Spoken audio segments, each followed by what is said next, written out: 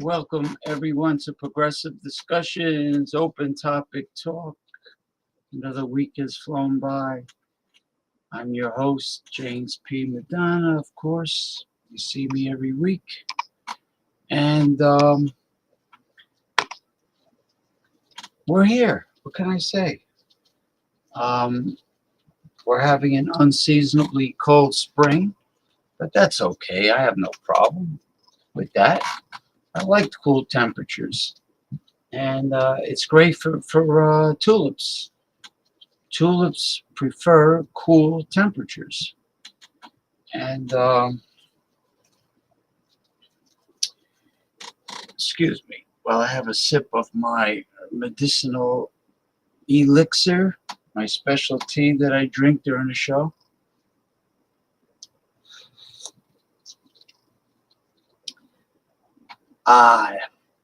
Not only is it an elixir, it tastes like an elixir.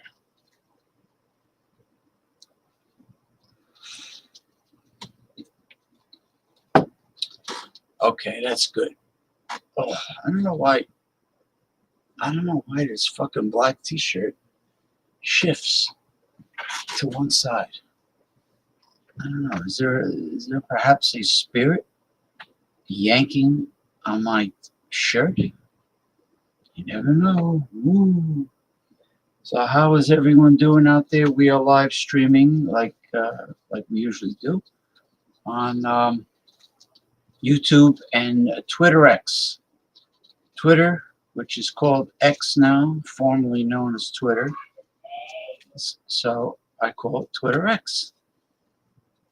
If you hear any strange sounds in the background, that is, those are the maniacs and dysfunctional imbeciles that live next door to me. So it is, let's see. Hmm, yeah. How about that? It's the middle of the merry month of May, 2024, and the weather is messed up. I mean, for this time of year, but that's okay. That's okay.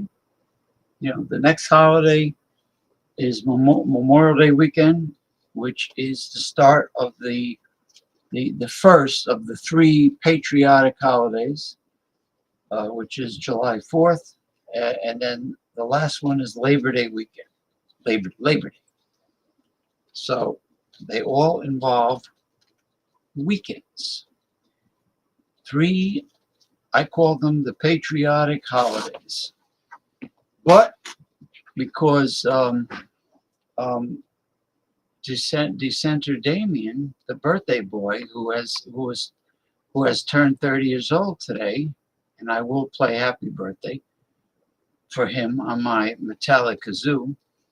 He turned me on to a part of history which I find fascinating, which is the America's peacetime flag, the flag that people always see,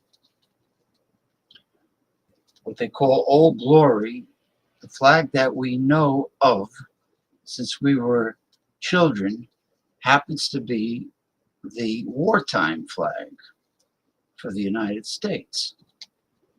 And I don't know, what did I do with it? Did I put, I wonder if, let me see if I have it here. I might just have it on my phone. Ugh. Yeah, I think I have it on my phone. Well, that's not good. You know what? Let me check something out here. Oof.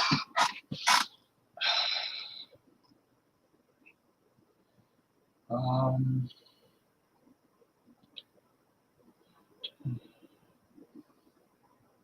I could get it up. I know that didn't sound right. That I can get it up, right? Oh, that's not good. Oh boy.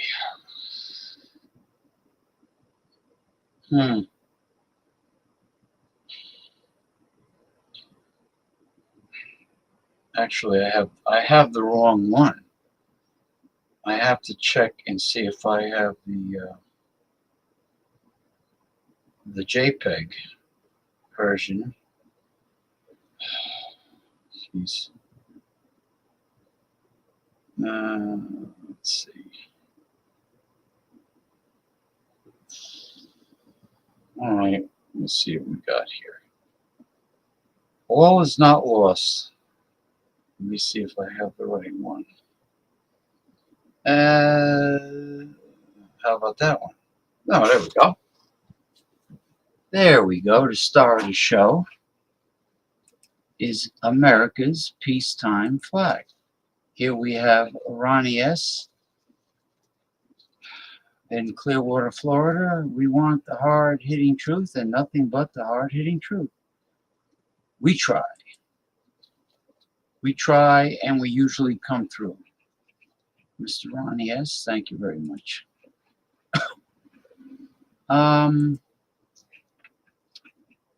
Okay. Now,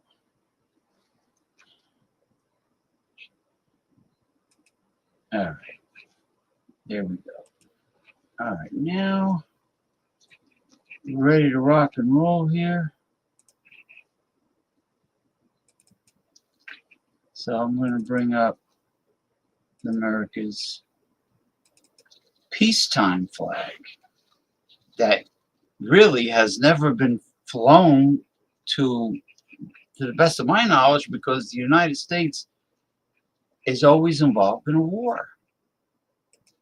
I mean, it's pretty sad, but when you think about it, you know, the military-industrial complex, I mean, it's big business. War is big business, and they don't care if it's at the expense of poor and middle-class American families, sons and daughters that put their lives on the line, and they don't care.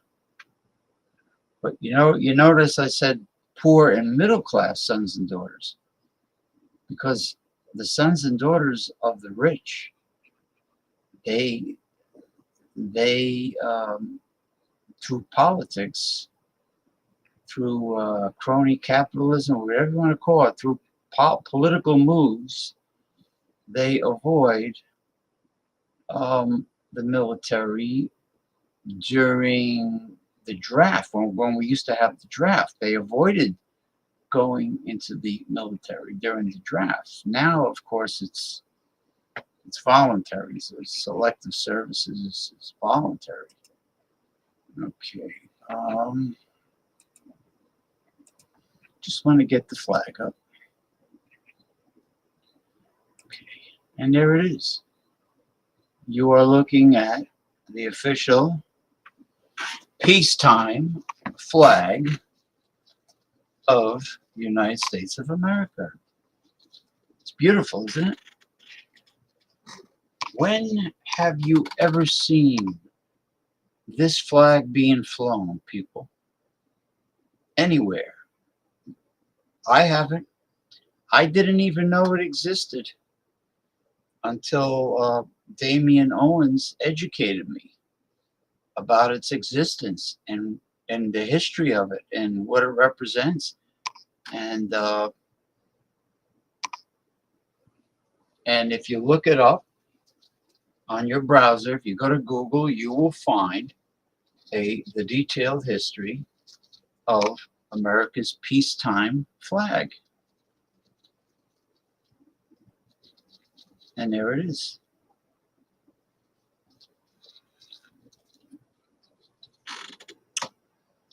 And I just want to say to all you progressives out there who are really the only intelligent, knowledgeable Americans with the proven hard-hitting facts to back up their opinions and ideologies,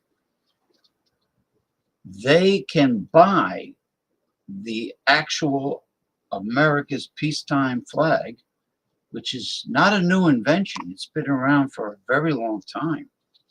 You know, it's not something new. Okay, it's in history, but they don't tell you about it. But you can find all different sizes, including full-size versions of America's peacetime flag at Amazon with free shipping, and it's not expensive. So for the 3 upcoming patriotic holidays for 2024, I recommend that you order a peacetime flag and fly it either above your front porch if you're a homeowner. If you live in a condominium, or an apartment or something with a terrace, if you have a terrace or balcony, you can fly it off of your terrace or balcony for Memorial Day weekend, July 4th weekend, and Labor Day weekend. And just let it fly all summer. Okay? And this is the real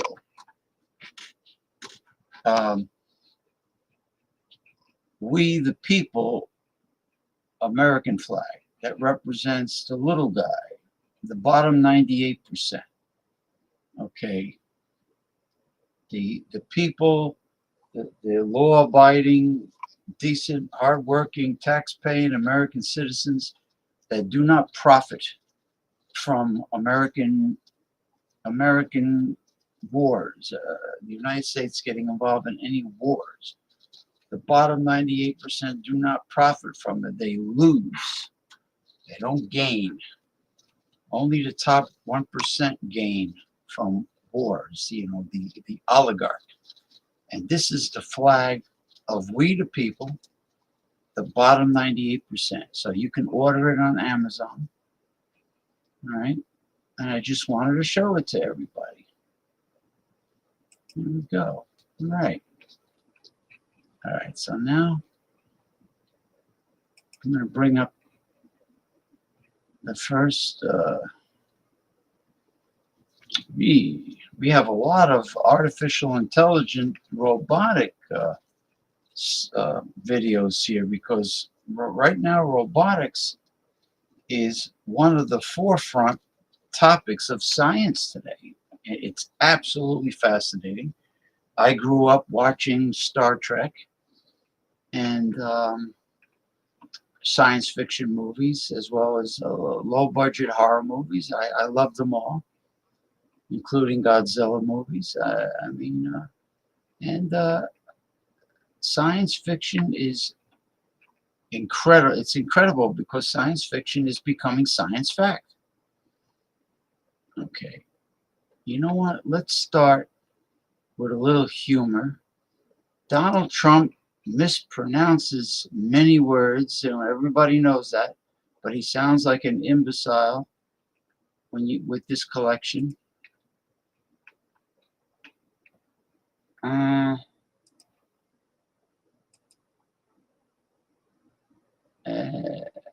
Well, I'm going to play it twice because for some reason, and I say it every week, with Instagram videos, there's no way of selecting what part of the video you want to see or to backtrack. Okay, so what we'll do is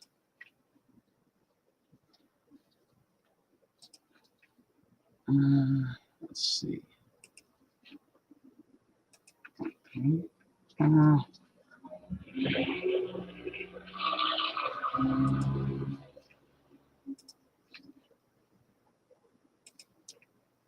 Okay.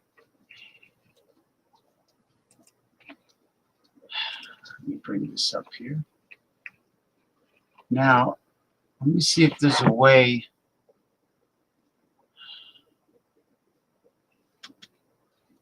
to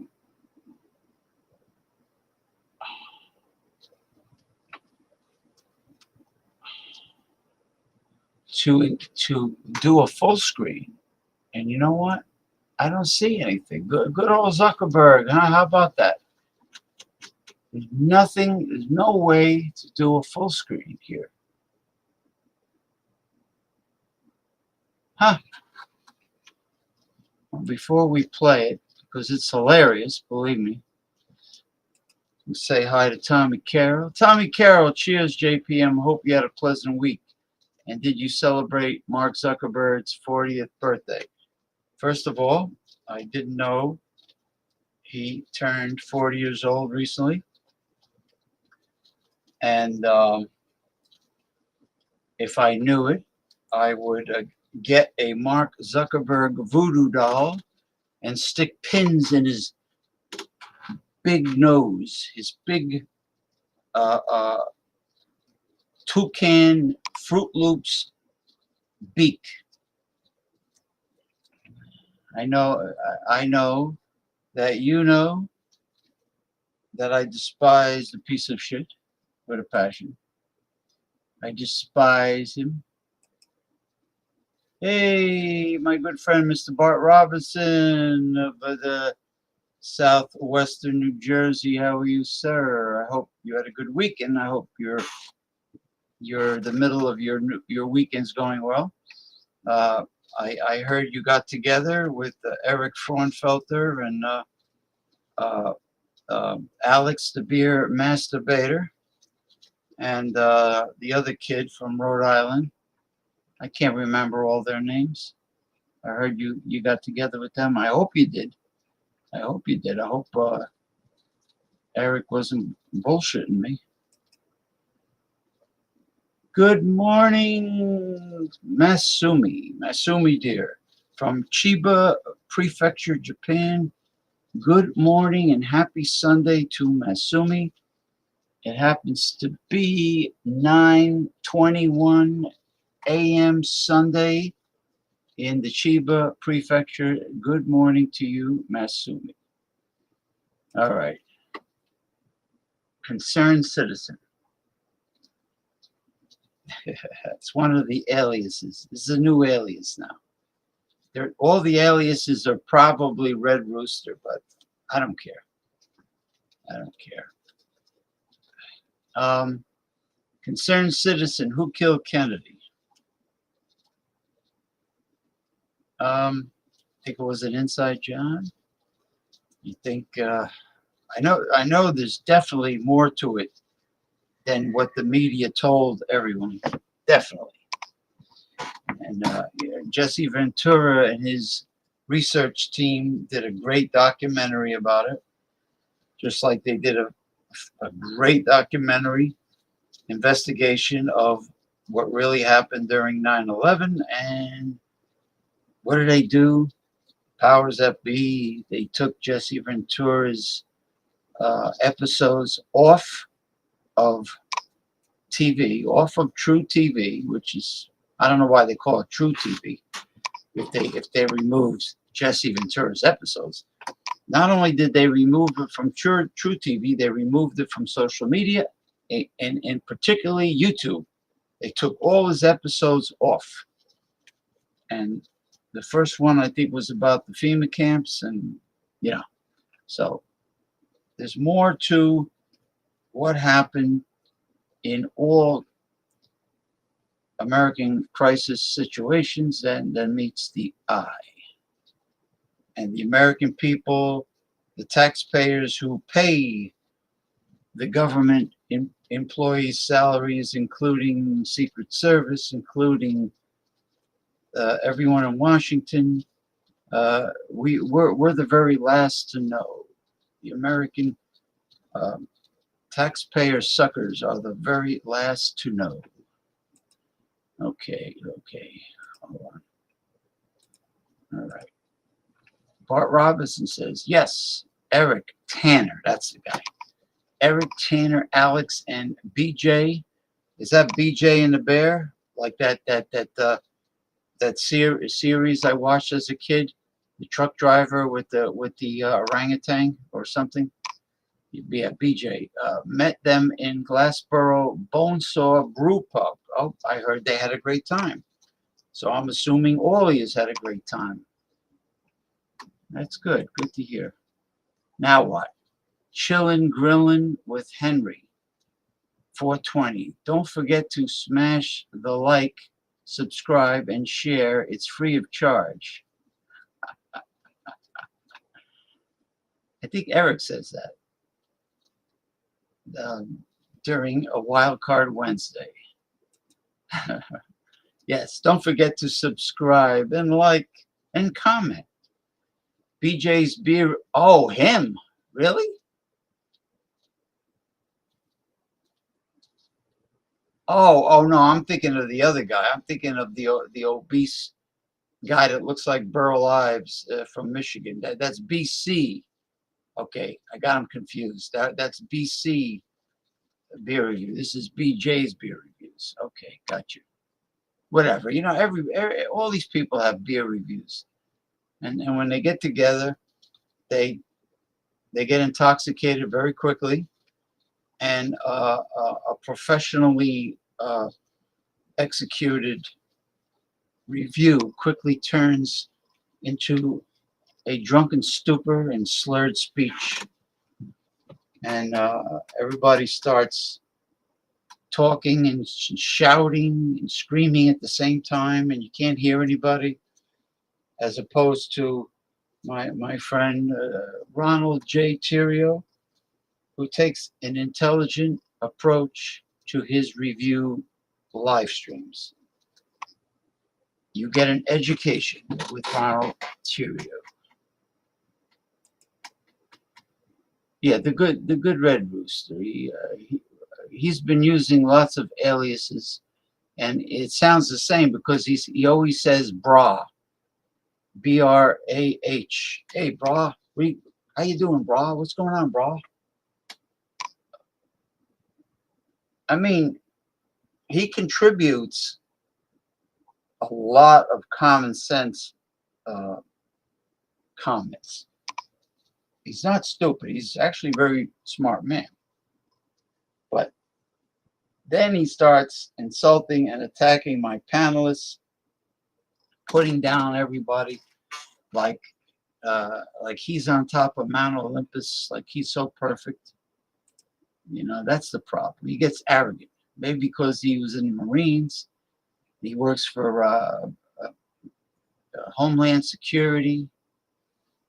He works for Homeland Security, and the authority and the power goes to their head. You know that.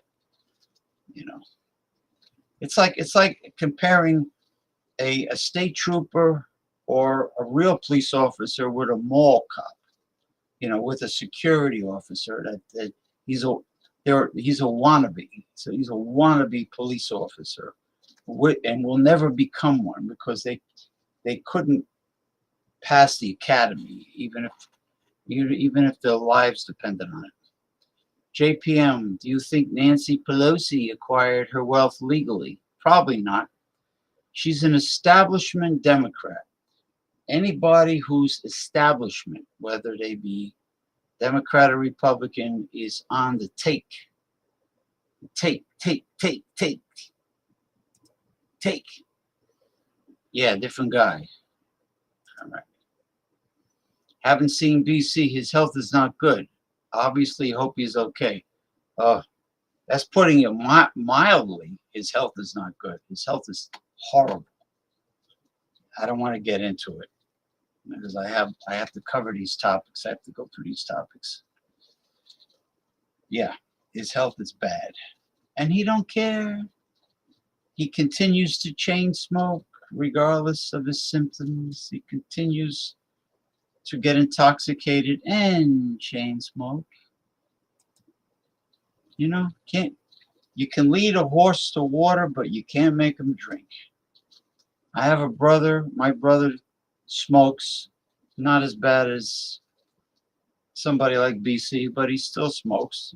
He's been doing it for decades, and I tell him to quit, and he says, yeah, you're right, yeah, I should. I might go to the doctor and get the nicotine patch. You know how long he's been saying he's going to go get the nicotine patch? Forget it. Don't. I decided not to hold my breath. You're subscribed to my X page. X page. Oh, you're from X. Oh, I didn't know that. Oh, okay. You're from X. You're not from the beer review community, and you're not coming off of YouTube. You're coming off of X. Oh, yeah. That's right. Concerned citizen. Now it rings a bell. I'm sorry I didn't recognize you at first. I've got so many things going through my head. BC is he see, there's this community that they get together and they do a live stream about craft beer. Sometimes they bring macro beer, like Miller or Michelob or Budweiser products or whatever, but it's mostly craft beer. And they do reviews, except the most of them don't really do reviews. They make up stuff off the top of their head. They come up with all these words, all these flavors that don't exist. But the one I mentioned, um, Ronald J. Theriot from Southeast Louisiana, he does a real serious educational craft beer and hard liquor too, whiskey review. That's where BC comes from. I used to be.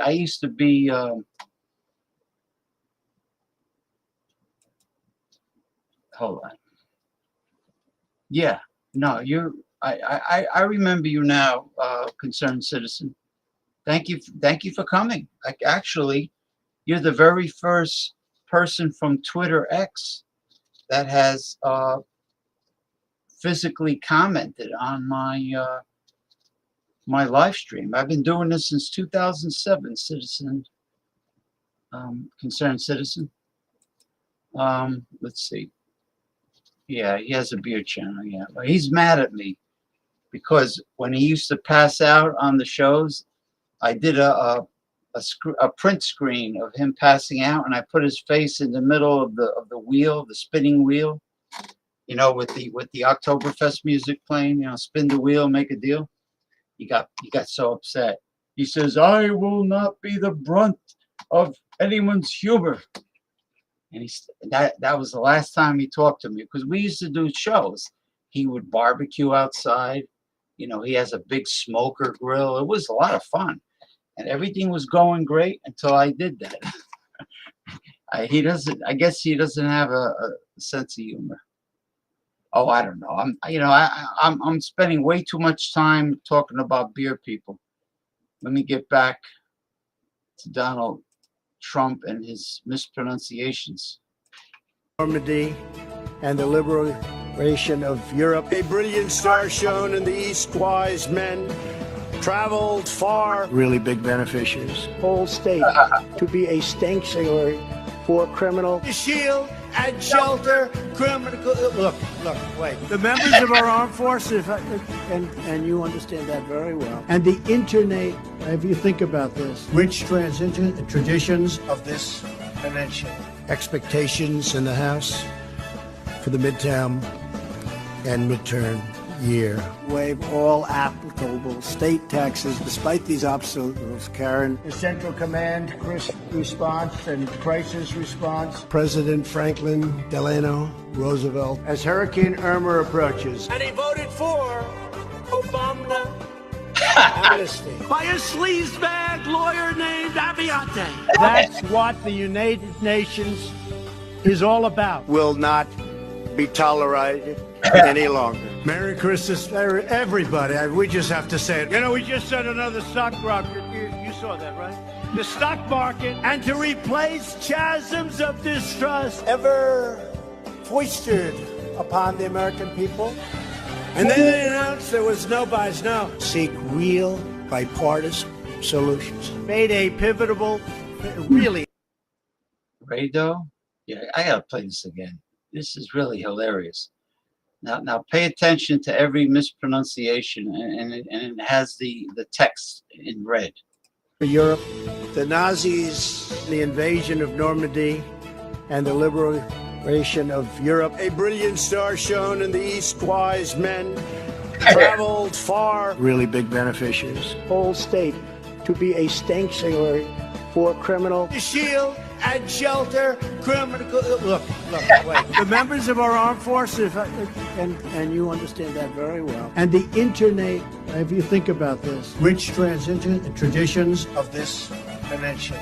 Expectations in the House for the midterm and midterm year. Waive all applicable state taxes despite these obstacles, Karen. The Central Command response and crisis response. President Franklin Delano Roosevelt. As Hurricane Irma approaches. And he voted for Obama amnesty. By a sleazebag lawyer named Abiante. That's what the United Nations is all about. Will not be tolerated any longer. Merry Christmas, everybody. We just have to say it. You know, we just said another stock market.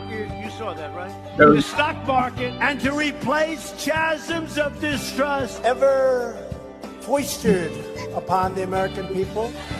And then they announced there was no buys now. Seek real bipartisan solutions. Made a pivotal, really. Oh my gosh, that was good. That was really refreshing.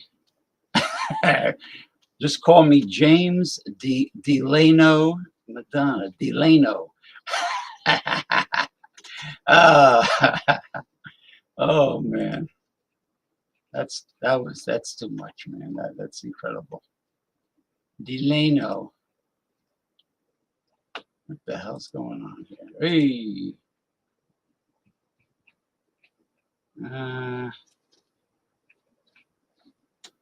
Here's another.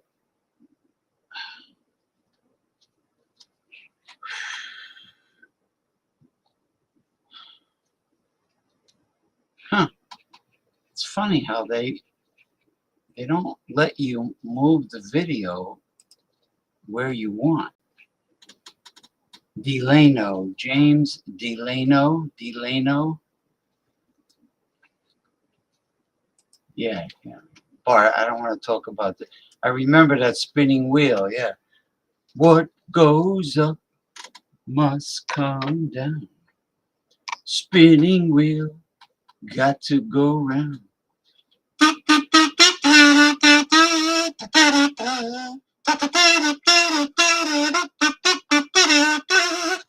Spinning wheel. That was Blood, Sweat, and Tears, wasn't it? Tommy Carroll says, JPM, I'll try this once more. Are you a globalist? How do you believe in open borders? I never said I did. I mentioned it last week. I don't, as in do not believe in open borders because when you have open borders, the riffraff just come pouring in. And I think that, I'm not saying that the wall is perfect. I'm not saying that the wall will work 100% of the time, but I do believe that the wall will significantly help slow down the influx, the overwhelming influx, migration of the illegal immigrants. Got that? Okay, don't ask me the same thing again, because I'm gonna blow my stack. Bart Robinson says, our presidential choices are sad. I'm not even sure if I'll vote. Well, Bart, unfortunately, you, me, Tommy Carroll, Concerned Citizen, we're all stuck, once again, settling for the lesser of two evils, which is still evil. I know it's still evil, but somebody's got to run the country. Excuse me. So we have to vote for who has our best interest. Now, if I was some greedy multi-billionaire scumbag, selfish and stingy, then I would cry. I would cry and bitch and moan and say, I don't want to pay any taxes because I'm a stingy fuck. Then I would vote for the Republican because Republicans are corporatists, 100% of crony capitalism, corporatists. They'll cut my taxes. They'll keep me on a tax vacation if I was part of the 1%. But since I'm not, I have to vote for whoever has my best interest, which is my bank account. I am loyal to my bank account and my wallet. And I will have to settle for the establishment, lesser of the two evils, Democrat. Until the progressive third party candidate or independents are on all the ballots in every state in the country, until the third party candidate or independent is invited to the televised debates, all of them, gubernatorial, whatever, senator, whatever, congressman, and presidential debates, until they get FaceTime along with the two corporate whore oligarch cocksuckers, Democrat and Republican. Until they're invited, we have to settle for the lesser of two evils. I'm sorry. I mean, we're in a very broken, corrupt system.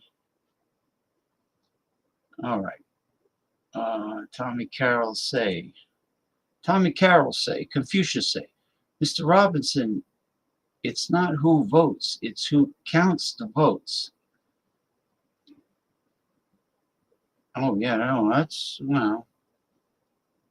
If you don't have a proven honest election, then I don't care if Bugs Bunny and Elmer Fudd and the Roadrunner vote. It doesn't matter. It's got to be an honest. Now Trump will will scream and cry that everything is rigged. If he doesn't win, everything is rigged to him because he has to get his own way. Otherwise, he takes a tantrum, like a petulant child, like a spoiled, coddled, uh, rich kid, which is what he is.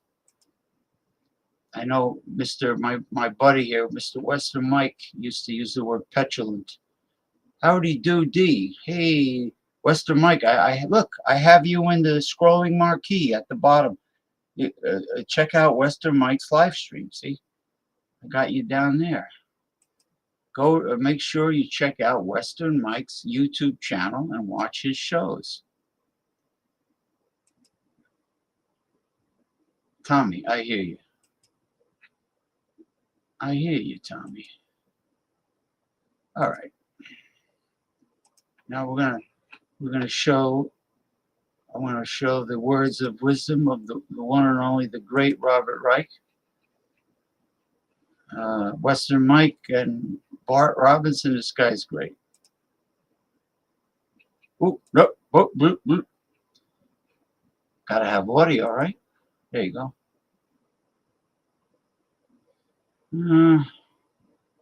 Shit. Arguing in court that the National Labor Relations Board is unconstitutional on the grounds that it combines judicial and executive functions. The National Labor Relations Board is the agency that supervises union organizing and collective bargaining, as established by the National Labor Relations Act of 1935, a cornerstone of FDR's New Deal that guarantees the right of workers to organize. It is, in effect, the referee of labor management relations. If Bezos and Musk get their way, two of the richest people in the world will have gutted the enforcement of labor laws designed to protect the right of average workers to unionize. Corporations could fire employees who try to organize without any repercussions. It could also be a death knell to unions that already exist. Musk's SpaceX and Bezos's Amazon are both arguing in court that the National Labor Relations Board is unconstitutional on the grounds that it combines judicial and executive functions. The National Labor Relations Board is the agency that supervises union organizing and collective bargaining, as established by the National Labor Relations Act of 1935, a cornerstone of FDR's New Deal that guarantees the right of workers to organize. It is, in effect, the referee of labor management relations. If Bezos and Musk get their way, two of the richest people in the world will have gutted the enforcement of labor laws designed to protect the right of average workers to unionize. Corporations could fire employees who try to organize without any repercussions. It could also be a death knell to unions that already exist. Musk's SpaceX and Bezos's Amazon are both arguing in court that the National Labor Relations Board is unconstitutional on the grounds that it combines judicial and executive functions. The National Labor Relations Board is the agency that supervises union organizing. Okay. All right. So this was a short one. Usually it's not.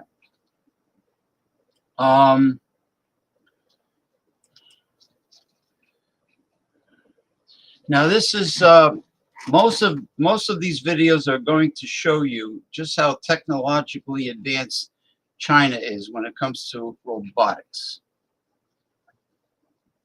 Their humanoid robot designed for all-purpose work blows away Elon Musk's Tesla robot, and even and definitely blows away Digit, the one that Amazon uses in their warehouse, and also blows away. I hate to say it, Boston Dynamics. So they're ahead of the game.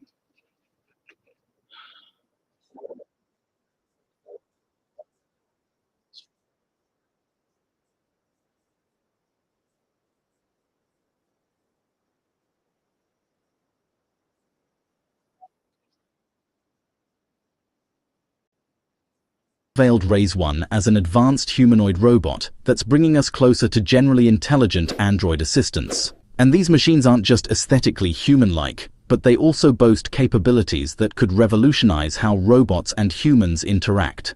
At 175 centimeters tall with a weight of 55 kilograms, Raise 1 cuts an impressively lifelike figure, but even more impressive is its robotic musculature. With an incredible 49 degrees of freedom, it can potentially mimic the fluidity of human movement better than any android before it. And it's not slow either, as the Raise 1 can walk bipedally at over 7 kilometers per hour while lifting 5-kilogram loads. What truly separates this robot from the pack, however, is its next-generation artificial intelligence. While remaining tight-lipped on specifics, AGI Bot has strongly hinted that Raise 1 leverages several massive language models with tens of billions of parameters. This cutting-edge AI allows it to understand and communicate with human-level eloquence while tackling cognitive tasks with ease. The researchers say they've unified the latest advances in robotics and AI to create an android that's markedly closer to the intelligent machines of science fiction, including innovative hardware like the liquid-cooled power flow actuators, enabling the robot's impressive agility. But Raise 1's true potential may also lie in its modular design, as this versatile android can hot-swap components like hands, wheels, or legs for totally different use cases, including assembling other robots, aiding the elderly, or even babysitting. And with this kind of modular flexibility, it could finally make human-robot interaction affordable and ubiquitous. Furthermore, AGI Bot has bold plans to commercialize Raise 1 by the end of this year, first in industrial manufacturing, before potentially introducing it as a home assistant or robot valet. And if they deliver, it could be the turning point that brings humanoid robots out of scientific labs or test settings and into our everyday lives. Another key innovation allowing an even wider array of versatile use cases is Raise 1's modular skill hand system. This dexterous robotic hand packs 12 active degrees of freedom and 5 passive ones, with built-in vision sensors for precision manipulation. Yet it costs less than $10,000, making it affordable enough to be a standard accessory across AGI Bot's robot lineup. But Skillhand's modularity is its true game-changer, with Raise 1 being able to autonomously swap out its hand for specialized tools like screwdrivers on the fly. This customizability epitomizes AGI Bot's modular design philosophy, allowing their robots to morph between bipedal, wheeled, and other forms seamlessly.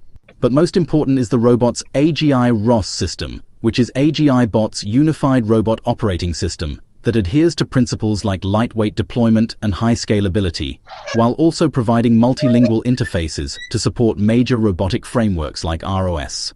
And even more exciting is its soon-to-be open sourcing for community development. However, AGI Bot understands that advanced hardware and software are just one piece of the puzzle, as the true key to unlocking a robotic revolution lies in its other artificial intelligence models. To this end, AGI Bot is betting big on enormous language models, with job listings for engineers specializing in systems with tens of billions of parameters. Their aim: fusing this cutting-edge natural language AI with robotics to create intelligent, communicative machines that can understand and interact with humans more intuitively. The company sees this union of language models and robotics as an inflection point that will finally allow robots to break free of their industrial shackles and integrate into everyday life. And as other big players also invest in android intelligence, the race is on to birth the world's first truly intelligent robot assistant. Furthermore, there's another breakthrough that's underpinning Raise 1's unprecedented capabilities called the WorkGPT AI system. By combining breakthroughs in large language models and visual language models, WorkGPT allows Raise 1 to perceive its environment, comprehend instructions, and autonomously plan actions, allowing it to serve as much more in the near future And WorkGPT itself is a towering achievement as a language model with tens of billions of parameters that's trained on a vast knowledge base. But unlike typical AI, WorkGPT leverages its capabilities for more of a general kind of intelligence. In fact, it can even identify objects and concepts without explicit training data by reasoning through complex multi-step operations via what's known as chain of thought. Simply put, WorkGPT gives Raise 1 powerful comprehension and problem-solving skills that are nearing human cognition. And orchestrating these abilities is AGI Bot's innovative architecture, which is referred to as EI Brain. In terms of its most important duties, it provides robotic intelligence in a cloud-based approach for abstract reasoning, an on-device inside brain for skills and decisions, a sort of cerebellum for choreographing motor commands, and a kind of brainstem tasked with handling low-level hardware control. Altogether, this hierarchical approach allows Raise 1 to dynamically allocate tasks between local and cloud processing for optimal performance. Furthermore, EI Brain defines a library of meta-skills that allow the robot to autonomously plan and schedule operations within certain domains. As that skill repository grows, the robot's capabilities will expand exponentially across thousands of industries. Complementing that adaptable AI is Raise 1's reconfigurable hardware design. Its upper limbs can hot-swap tailored end effectors for different tasks, while lower configurations switch between bipedal, wheeled, and hybrid modes. This versatility optimizes Raise 1 for any scenario, from manufacturing duties to home assistance and more. AGI Bot is already collaborating with major industrial partners to deploy Raise 1 robots. By opening development tools, cloud platforms, and collaboration models, AGI Bot aims to cultivate an ecosystem where creators can expand Raise 1's skills and push it into new frontiers. For decades, the AI and robotics communities have pursued integrating general intelligence with embodied physical systems. And if AGI Bot's moonshot technologies live up to their promise, Raise 1 might be the beginning of a pivotal breakthrough that helps to finally unleash intelligent, adaptive robots into the real world at scale. More importantly, though, while Raise 1 represents the cutting edge of AI and robotics, AGI Bot understands the real challenge lies in proliferating their revolutionary android across industries and homes. Their strategy? An ambitious ecosystem play catalyzing a community-driven robotic renaissance. The groundwork has already begun through strategic partnerships with leading manufacturers.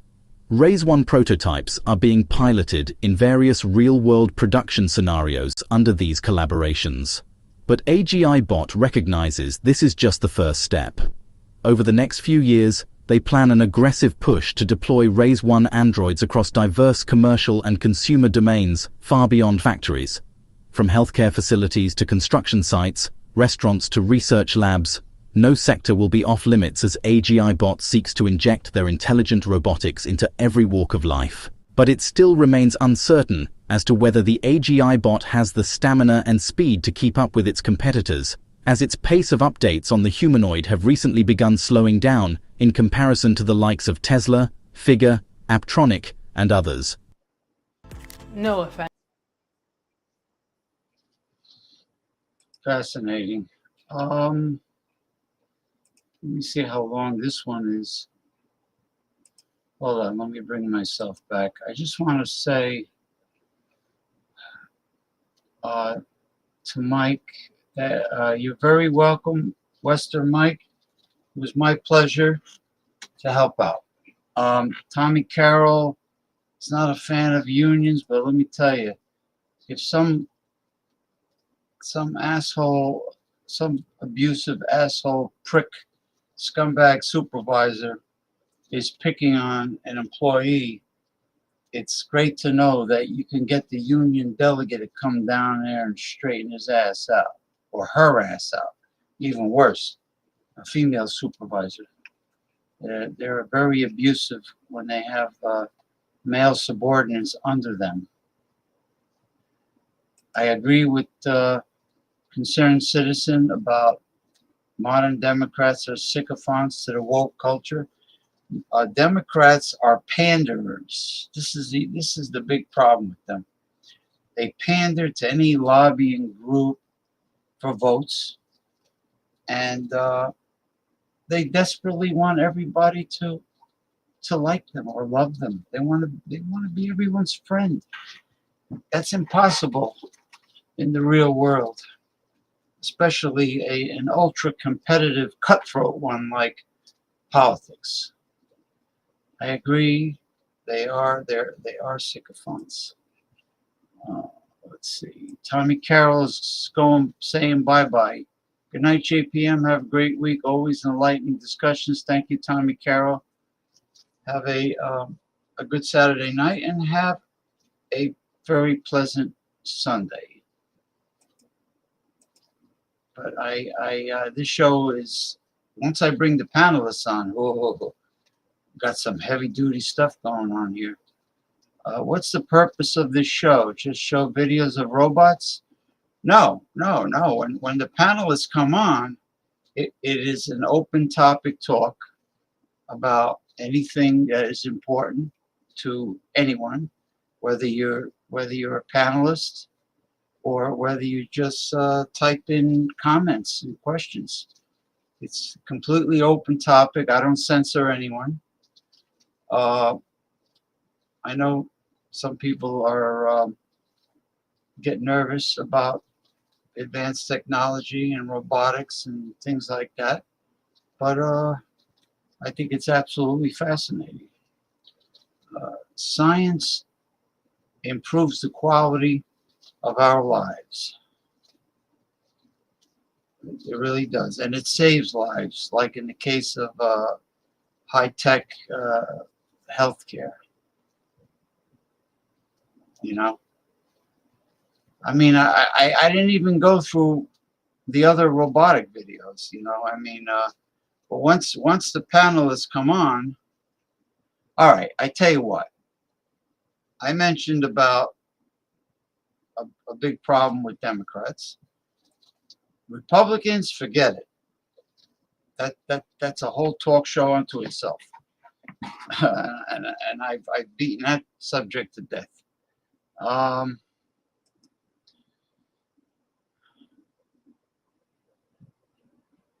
Well, yeah, they're supposed to help workers, like perform tasks that are redundant and boring, and very repetitive, jobs that people really eventually hate.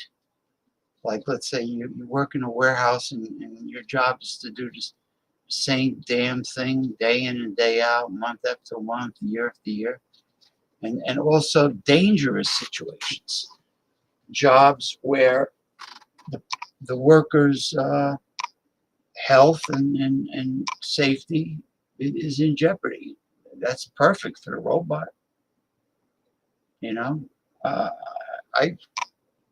Years ago when I was younger, I've had jobs that were very redundant and boring, and I used to despise the job. I said, there's no future in it. It's not glamorous. It doesn't give me an exciting vibe, and the paycheck was just to keep your nostrils above water. That's all. But robotics should be a supplement to help humans. There'll be plenty of time on this show to bring up anything your heart desires. Believe me.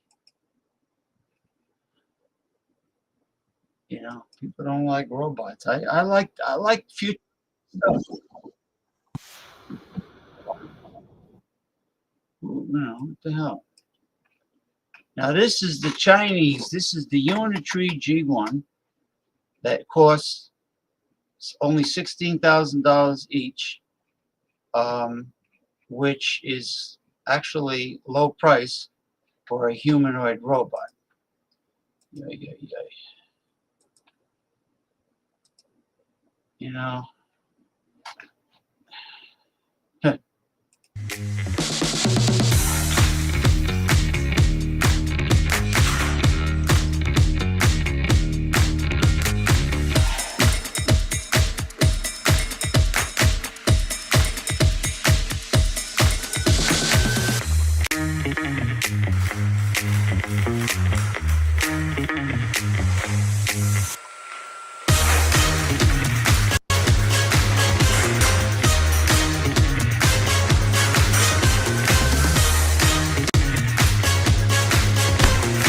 This is my favorite, or one of my favorite robotics videos. Plus, I love the music. This is a Chinese robot that is so advanced. I may just bring the panelists on earlier because this shows it. This shows. I mean, there's another one where you can see the dexterity of the robot performing duties at a table that normally humans would perform.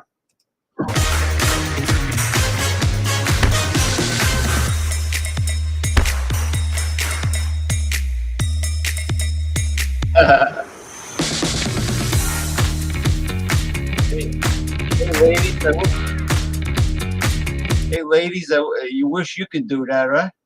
Look at that. Look at that.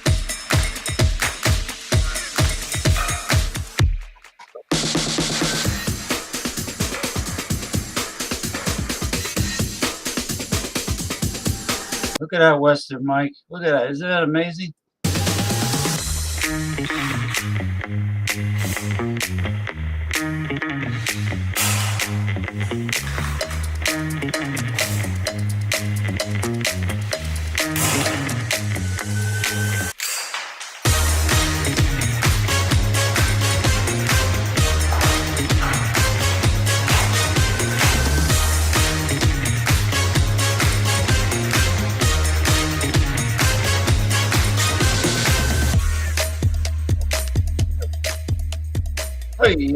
Hey, you know what? Screw those boring, repetitive, dirty, stinking jabs that humans usually hate. Fuck it. Let the robot do it.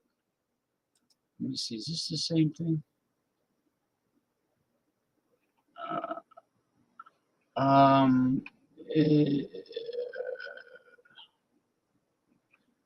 me see.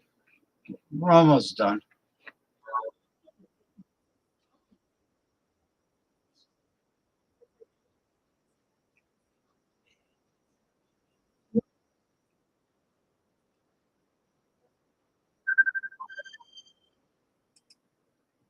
People calling me, and I'm on live stream. You believe that shit?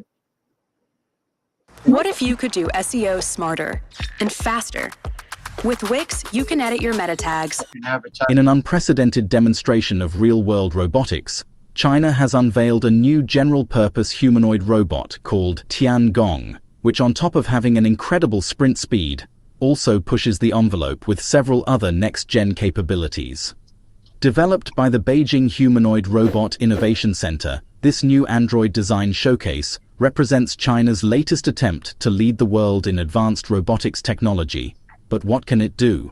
Tiangong, which translates to Celestial Palace, is billed as the world's first full-sized humanoid capable of running solely on electric power. At 163 centimeters tall and weighing 43 kilograms, it cuts an imposing figure that runs on a 48-volt battery pack with 15 amp-hours of power. However, the robot's advanced mobility is what's really turning heads, as this kind of performance breakthrough wasn't generally expected to occur this soon. It manages this through its use of what it calls state memory-based predictive reinforcement imitation learning algorithms, which Tiangong uses to achieve a remarkable steady running speed of 6 kilometers per hour. But it's more than just speed that equates to this breakthrough, but also the robot's ability to nimbly navigate slopes, stairs, and uneven terrain, all while operating in blind mode without relying on 3D vision sensors like most other humanoids currently. Furthermore, the robot's team of researchers say it also dynamically adapts its gait and balance in real time by using predictive force modeling from its advanced inertial and 6-axis force sensors. And while all of this allows it to physically tackle dynamic environments effortlessly, it's really Tiangong's core computing power that takes the tech to the next level. Boasting a staggering 550 trillion operations per second of processing capability being combined with its open Wi-Fi connectivity, its designers envision a host of potential applications. These range from manufacturing to logistics, construction to search and rescue, and potentially covers anything else that involves dexterity or danger, with this affordable, smart, general-purpose android serving as a turnkey automation solution. But what's particularly revolutionary is that Tiangong is being developed as a completely open-source platform. This is because the belief is that by open-sourcing the robot's design, Beijing Humanoid Robot Innovation Center can hopefully use Tiangong as a catalyst for collaborative innovation worldwide, creating a brand new ecosystem on top. This makes Tiangong one of the world's first advanced humanoid robots that is fully democratized in its development moving forward. This means that programmers, researchers, companies, and even you can now freely study, modify, and build upon Tiangong's architecture to create endless customized versions that are targeted towards industry-specific use cases that have yet to be implemented. And the implications surrounding this kind of open and free robotics ecosystem point towards a drastically accelerated timeline of developing this technology, as entrepreneurs worldwide can now leverage the Tiangong platform to rapidly prototype their new robotic solutions. This could be like the internet boom, but for robots this time, and China is attempting to kickstart the entire thing by commoditizing the hardware around it, thus unleashing an endless trove of data and labor as a result. What's more, though, if they're successful, is that this humanoid could end up pushing other closed-source competitors like Tesla and Boston Dynamics to the side. But Tiangong is only getting started, as its current model lacks integrated arm grippers. Okay. Let's see. This one is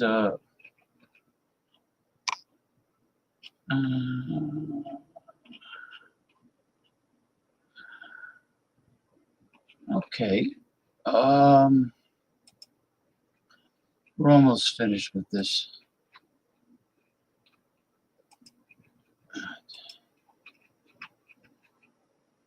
All right.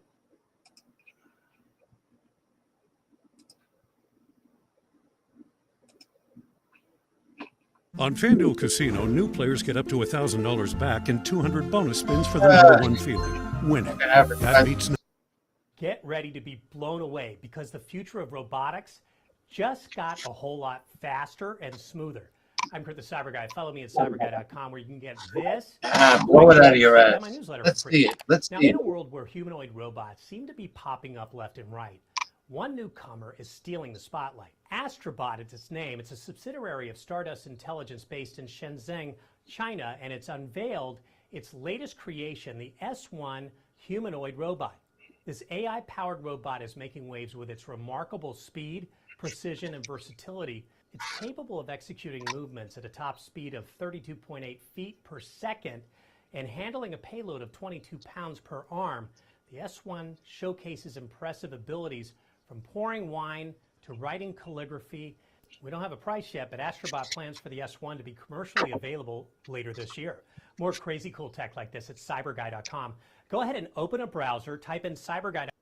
Cyber my balls. Cyber my balls. All right, here's the last one. All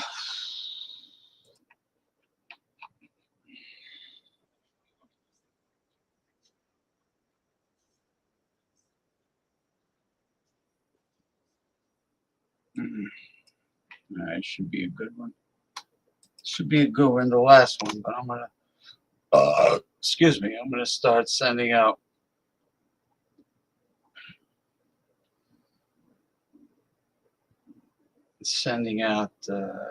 some what do you call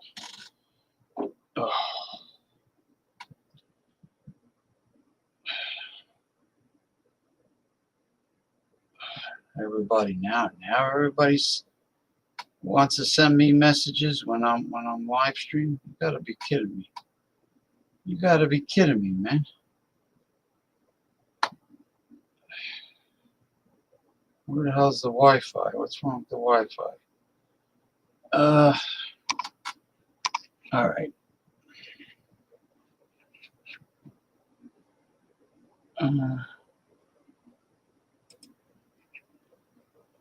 Okay, let me get this going because this is the last one before we invite the panelists on. All right.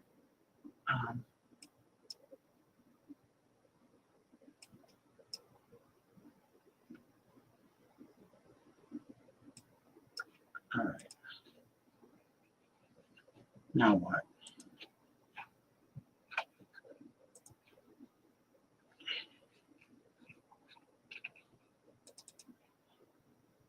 China's Unitree Robotics just unveiled its newest G1 humanoid agent with a targeted $16,000 price tag for commercial availability. But what can it actually do?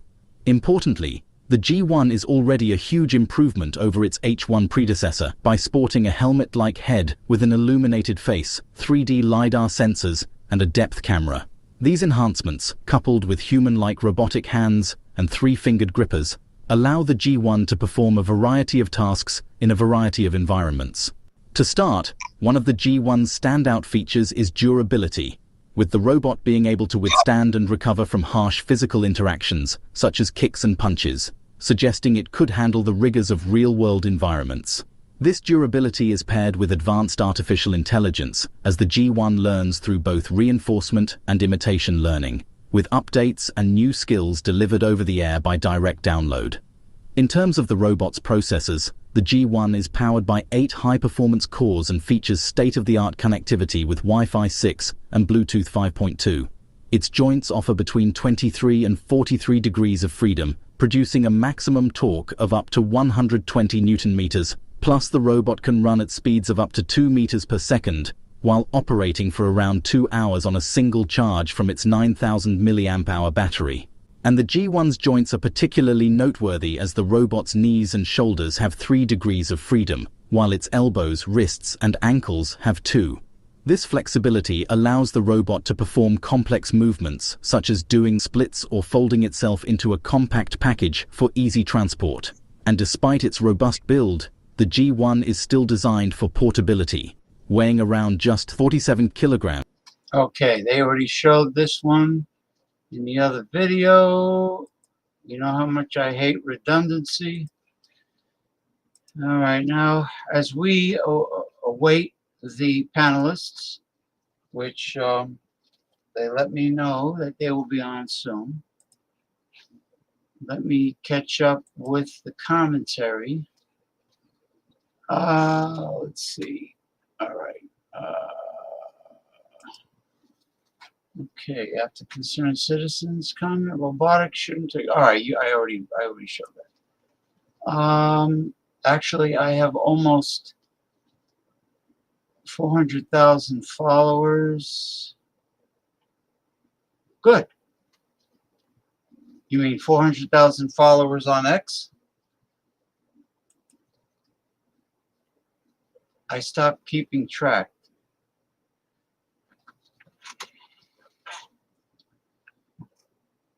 Yeah, my most of my activity seems to be on TikTok, but TikTok is really horrible when it comes to censorship. They're very anal, you know. But it's you know, it's hard to apply logic with why and how certain individuals on the internet attract such a huge following. Like some of it makes sense. Some of it you could apply logic to, and then others, like other goofballs like Logan Paul. You know, I mean, there's one thing to have pizzazz and charisma, but if nobody learns anything from your shows, if nobody walks away with more knowledge than what they came in with, and there's no practical advice, and you know, there's nothing tangible that you can use in your everyday life, and it's just a bunch of goofballs, you know, like the show Impractical Jokers, or that other show that used to be on, and maybe it's still on, Jackass, you know. Imbeciles. Imbeciles attract imbecilic followers. Do I want that? Not really. But it's good. You know, it's good that you seem like a highly intelligent man, a matured, serious guy. And, that's great. Congratulations to your following on X. I call it Twitter X. Why are robots taking over like this, though? It's terrible. It's terrible. It's progress, my friend. Science, blinded with science. I hate that. You may not feel comfortable with it, but it's part of progress. Yeah, well, they have robotics that lay bricks, cinder blocks, bricks, that do masonry much faster and more accurate than humans doing masonry, laying bricks. I saw it. I saw it in action. Actually, I played the video a long time ago, and it was like amazing. I'm telling you. But in the case of healthcare, like performing surgery, it's a godsend. Saving lives. Performing surgery using robotics, high-tech equipment, pinpoint accuracy lasers, or whatever they happen to be using, sound waves. Yeah, it'll cause that, because even though companies will say, well, we want to use robotics to help our employees. No, they're lying. What they want is to replace their employees, because they only care about the big mammoo. The bottom line: greed, greed, greed. So the CEO, so the whore, the actually, at least with a prostitute, you know what you're getting for the money.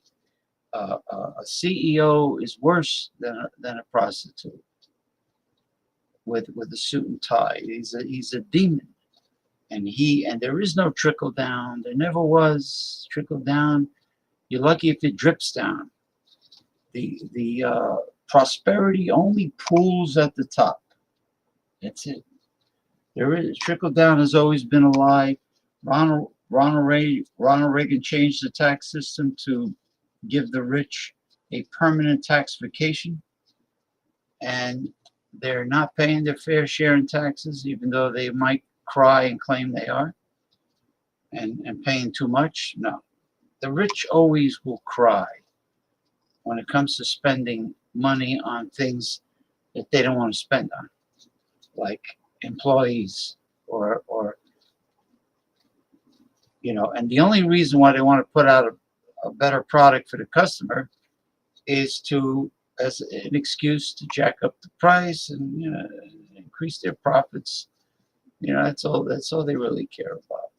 That's why when you have a family-owned business that's been doing fantastic for decades, and let's say it's a restaurant and they serve really great quality, let's say seafood, at a reasonable price. All of a sudden, the family-owned business, they start opening other locations up, and then all of a sudden they get an offer. A company comes around, a corporation wants to buy them out. As soon as the corporation buys them out, what do? They start cutting corners, and the customers get the short end of the stick, and they ruin it. Like a perfect example, a Miami-based company called Pollo Tropical. It was opened up by a Cuban man, and it was privately owned, and it did very well in Florida, in South Florida. Then a corporation waved enough money in front of him and bought it out. And when I went back to get food, it sucked. Whatever food I was used to getting from the family-owned company, it did a complete turnaround. It was horrible. The quality was horrible in several ways.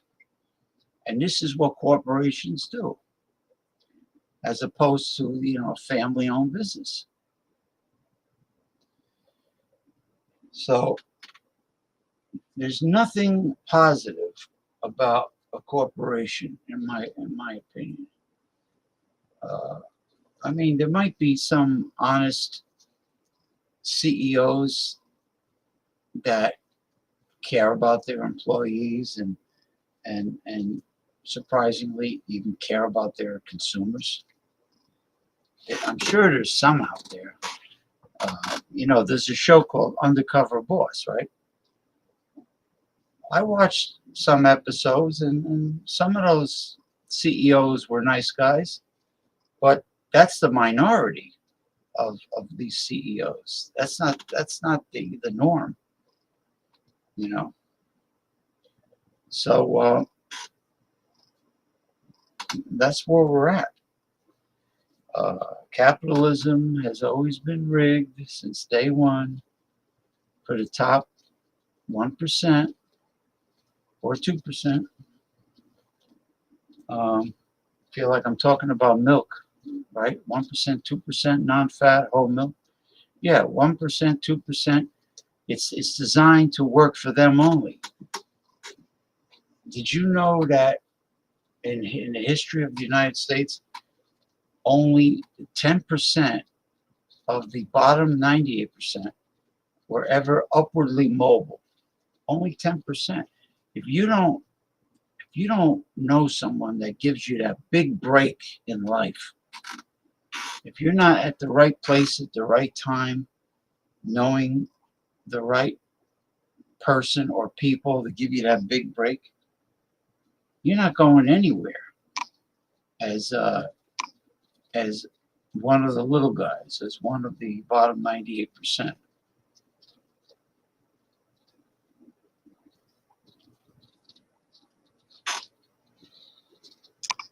But anyway, we are streaming on YouTube and Twitter. Waiting for the birthday boy and Ronnie S. Let's see, where's Ronnie S? Is he anywhere?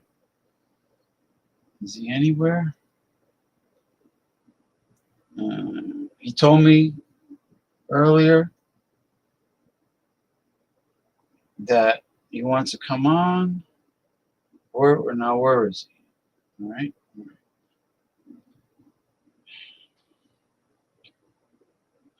Damien is helping his son out first before he comes on.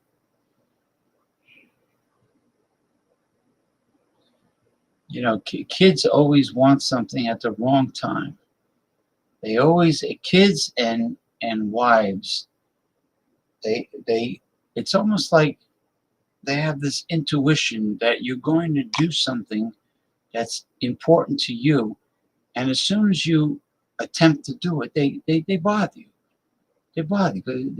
They I don't know, like an entitled personality, like they have to be the center of your universe. Like with the women, just because they're giving you a vagina, they're giving you sex, they think they own you. After you lay pipe, they think they own you.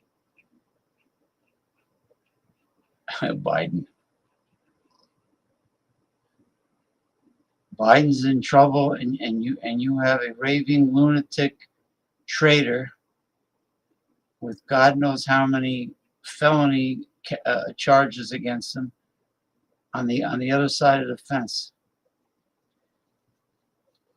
Now, how is Biden so much in trouble and desperate if he has done more for the mainstream population in 4 years than any of the Republicans in Washington have done for decades? What the fuck has the Republicans really done besides give tax breaks to their rich buddies?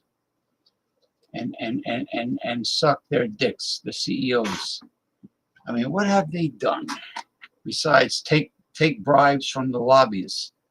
Really? I mean, look, I'm not a fan of Joe Biden. When he ran, I was with Bernie Sanders. I'm a democratic socialist. Fuck Democrats, fuck Republicans, fuck capitalism. I was with Bernie Sanders. So don't think that like I think that Joe Biden's fantastic. No, Joe Biden admitted when he ran that he's a capitalist. He said it. He's always been a moderate. He's always had political skeletons in his closet, Joe Biden. He was no angel, believe me. And just like Hillary Clinton was no angel. Hey, I haven't seen Brian in a long time. Brian Sook, don't ever quit on yourself.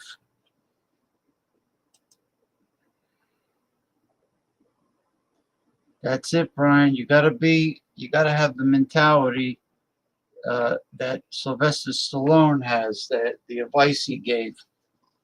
It's not about how hard you get hit. It's how many times you are able to get back up again and keep fighting and keep going forward. Resiliency. I know you fell on some tough times, Brian. I know that.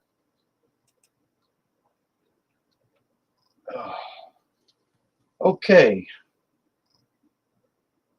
Now, when the dynamic, mystical Damian Owen says he'll be on. You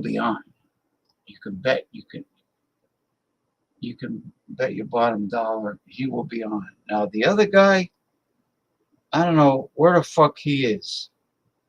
Hold on for a second. Yeah, of course he's pro-Trump because he's in a high income bracket, and you know, he forgot where he came from. He forgot his roots when he grew up in a apartment in Hell's Kitchen, New York. You know, they forget so quickly. You know, The Rock, Dwayne Johnson, him and his mom and his father, Rocky Johnson, the pro wrestler, they lived in a small apartment in Florida. They struggled because the promoters were racist. They used to, his dad was screwed over, especially by Vince McMahon. Yeah, Stallone is pro-Trump because Stallone is not struggling anymore. He's rich, and he doesn't want to pay any taxes. And I guess money changes people's minds. Not everybody's mind, but you never hear about Trump supporting celebrities and rich people talking about how much they give to charity. They're not philanthropists. They don't. Republicans. When's the last time you heard Republicans actually show and prove that they give to charity? So it doesn't surprise me that Stallone is pro-Trump. You know, but I'm saying Stallone started out destitute, really. And he was lucky to sell his screenplays, you know, his idea for the movie Rocky, which he wrote, you know, but when he got rich, he soon forgot his background, where he came from. But Trump is an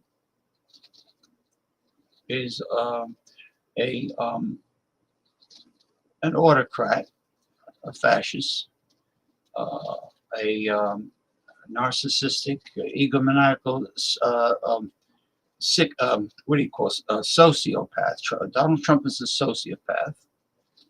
He feels no remorse for what he does. He's a complete, total crook. He has no integrity, and he's a traitor. And how he's been getting away with everything he got away with? People are getting paid off, evidently. And the Democrats have raisins for balls. Democrats are pussies. They're pussies when it comes to fighting Republicans. They're pussies when it comes to dealing with Donald Trump. They have this hipster, I don't know, quirk in their head. This hipster obsession where they can't offend anyone. They're so obsessed with not offending people, getting everyone to like them. I don't really give a flying fuck who disagrees with me or gets offended. I tell it like it is, you know. But these Democrats.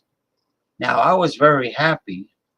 I don't know what happened. I thought I had the video. I was very happy to see a couple of members of the squad yelling almost at the top of their lungs with Marjorie Taylor Greene, who had the nerve to criticize someone else's physical appearance. Meanwhile, she looks like a cave woman. She looks like a product of incest from the deep south. Okay, let's see what we got here. Concerned Citizen says, Trump is going to win. The Democrats are too desperate. RFK Jr. may be an option over Biden. RFK Jr. is like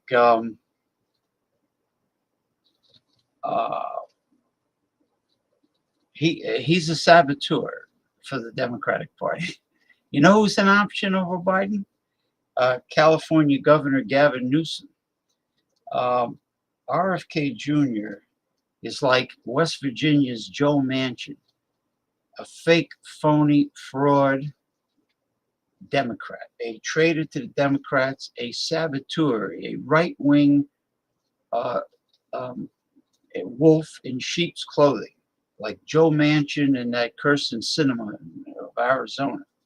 But Joe Manchin's the worst. And RFK Jr., that has a very annoying, nails across the chalkboard voice. Okay, he is a saboteur. He's a right-wing skooma, like my grandfather used to say, a skooma, scum. A right-wing scumbag. All right? Okay. Now I got to do something that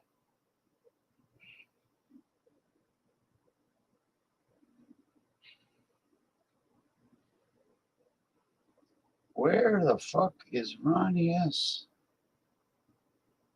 Question mark.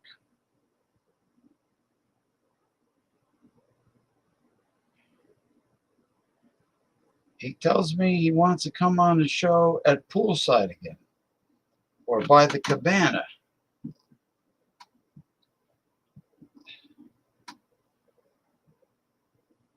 I hope his wife is not yelling at him about this.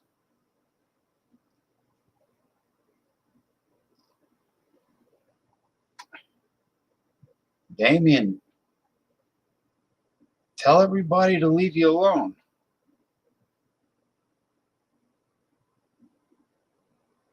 You know, it's like, okay. What I'm going to do is, I left a message on my Facebook chat group, private chat group, called Open Topic Talk. Let's see. Other people can join. It's usually us, me and the panelists. Open Topic Talk, hard-hitting truth. All right. I left the message there. I do a show on Sundays starting at 4 p.m. Eastern Time. It's the Sunday edition, but I do it with the Commodore Jeff Zambello. And we talk about holistic health, physical fitness, nutrition, sports. We do a lot of sports talk. and dating, relationships, marriage, love, problems in relationships and dating. It's a very red pill MGTOW show, men going their own way. It's a very, very suitable for alpha or sigma men. And I do that every Sunday, unless I'm away, unless I'm not around, at 4 p.m. Eastern Time. So anyone who is interested in those topics, feel free to join me, myself, and the Commodore Jeff Zambello. He is a competitive athlete, drug-free competitive athlete, mostly in powerlifting.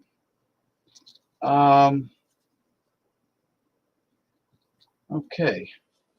Well,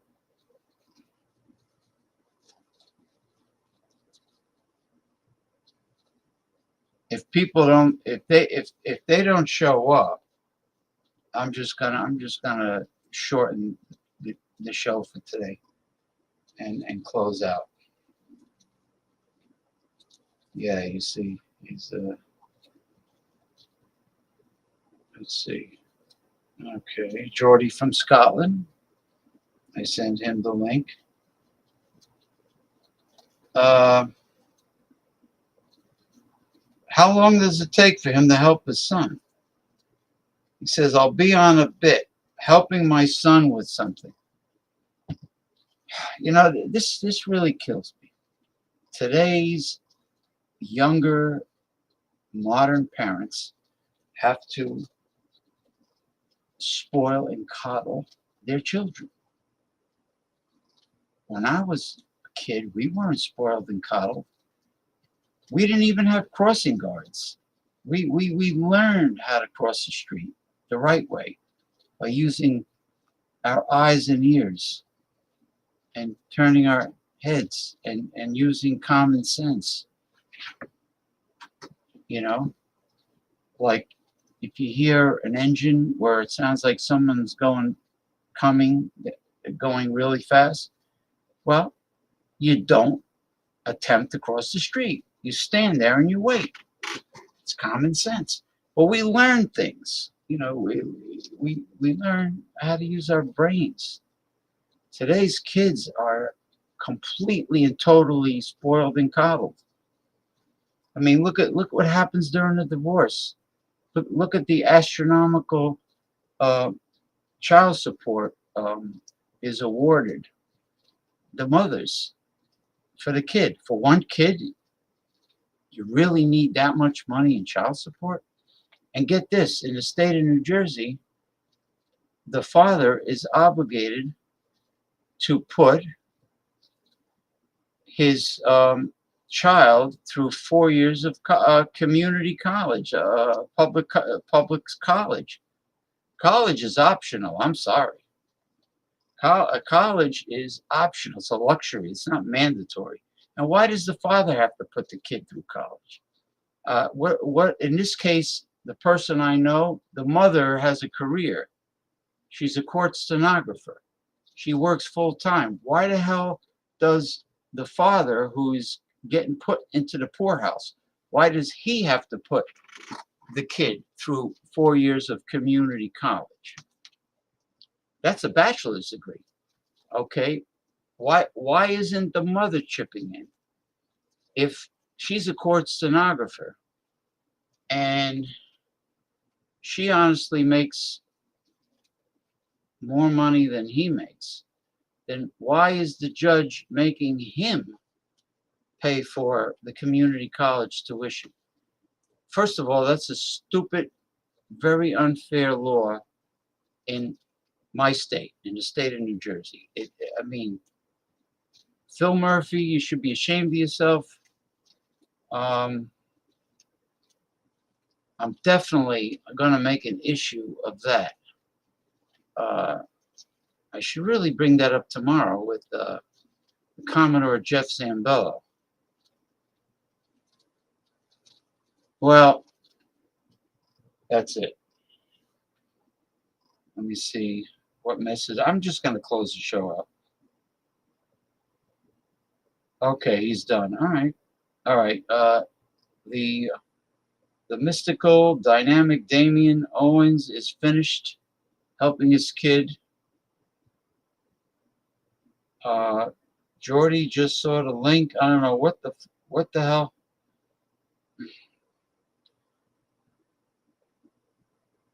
Let me just.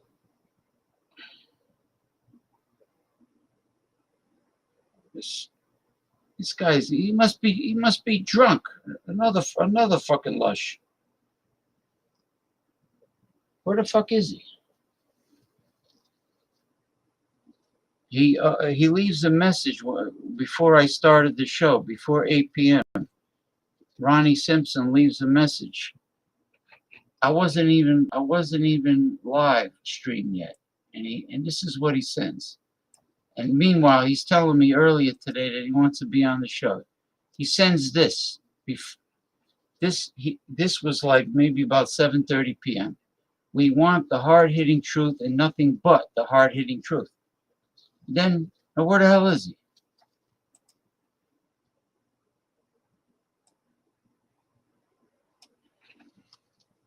Now, it's funny, people get nervous when I discuss science and high technology. But when I ask, well, what's on your mind, people? What do you want to talk about? Right away, they want to campaign for Donald Trump and for the Republicans.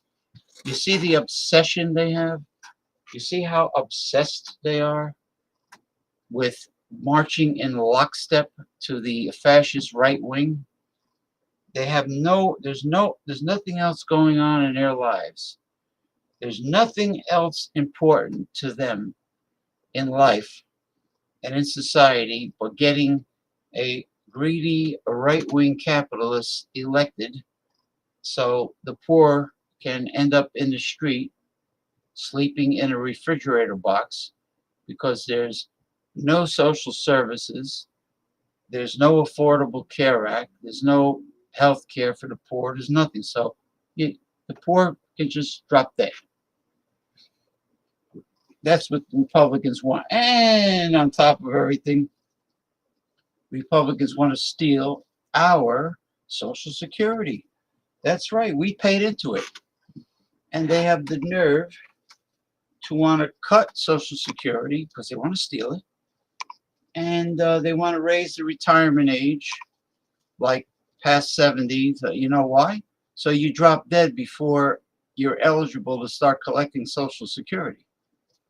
So you drop dead. You see how sneaky they are? You raise the retirement age, make people work longer, have them drop dead.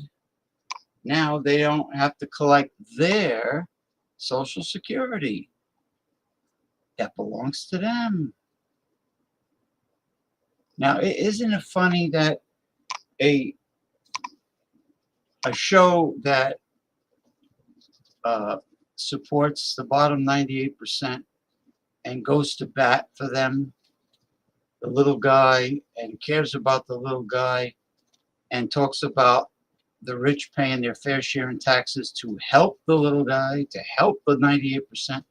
Isn't it funny how I attract all the right-wing trolls that don't like democratic socialism? Because why?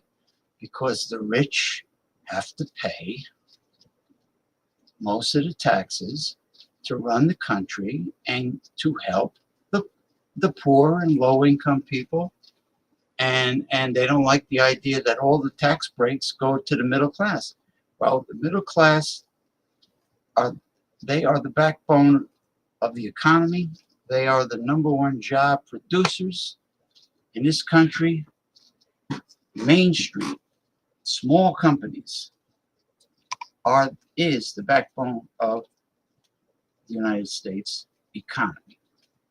Okay. And that's what it comes down to. They're the number one consumers, by the way. Middle class, number one consumers, number one job producers, and backbone of the economy, generating competition, more companies in every industry competing with each other instead of having a corporation buy up everything and have monopolies.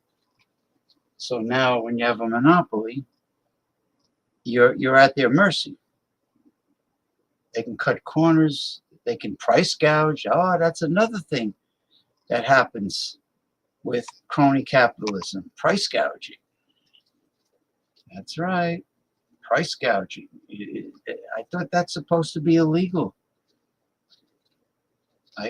And creating monopolies, I thought that used to be illegal too back in the day. But now it's funny how it's all allowed. You see how sleazy, underhanded, and corrupt the capitalist system is. Crony capitalism. You see how worse it got. It's more wicked than it ever was before. And hey, maybe Paul Anthony Manthey is correct. Maybe we are living in the end times. Come to think of it, all the signs point to it. Yeah, this guy's a piece of shit. Now he's gonna give me some excuse. Watch tomorrow. He's gonna say, I don't know. He's gonna say, "Oh, me and my wife, we went out." Like he does things like on a whim, at the spur of the moment. Hold on. Let me see if Paul Anthony Manthey is around. Now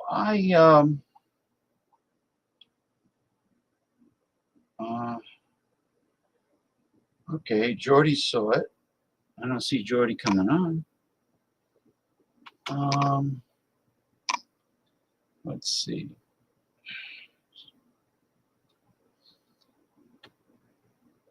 Now Paul, he's a very exciting guy. I've done many shows with him. He owns Northern Lights tie-dye company, makes tie-dye clothing, the best in the business. He's a songwriter, a musician. He's a journalist now. Yeah, Mike. I mean, I tell you, Ronnie Simpson really pisses me the fuck off. Yeah, I hate when somebody tells you something, makes a commitment, and then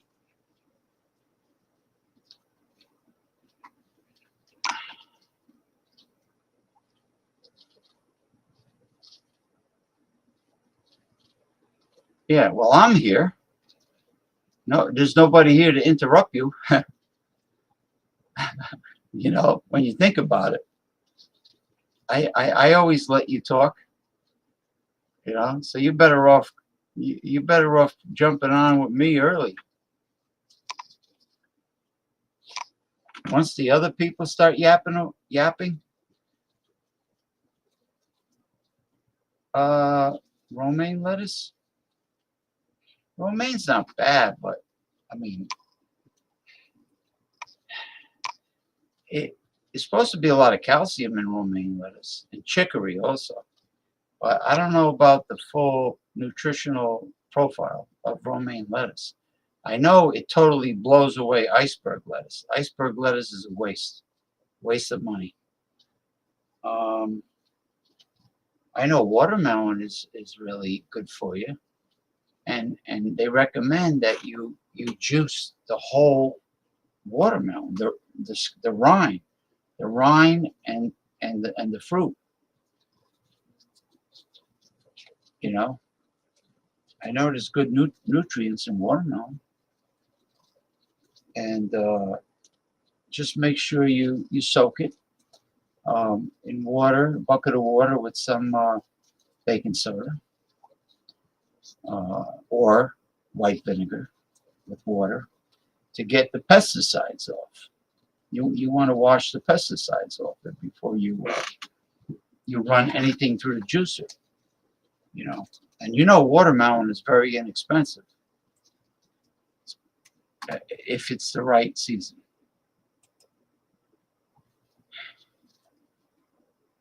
One button soup. Yeah, iceberg lettuce has hardly any, if any, nutritional value in it. It's terrible.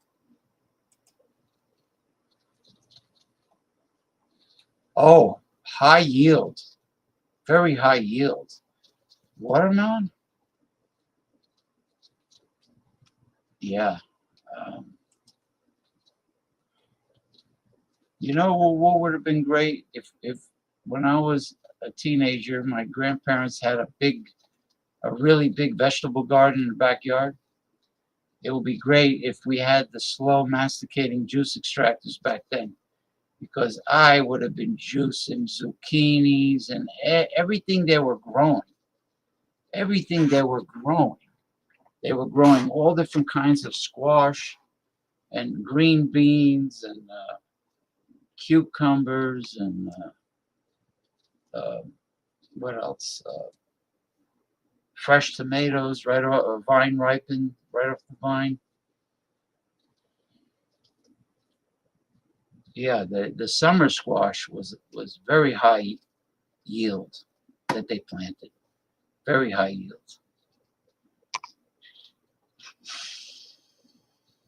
That's why, I mentioned, like, if you want to save money on fruits and vegetables, you know, go to a farmer's market. The prices are cheaper and they run sales. You know how you go to Trader Joe's and there's really there's a lot of things that they don't have. They might be out of certain things, in the produce department.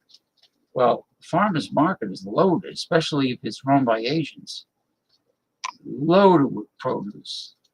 You'll see more greens that you've never seen before, and the names of the greens, you're like, what the hell is this? I never heard of this. I never seen these greens before. And they're all like different dark green leafy vegetables, and you're gonna get a powerhouse of nutrition if you juice that.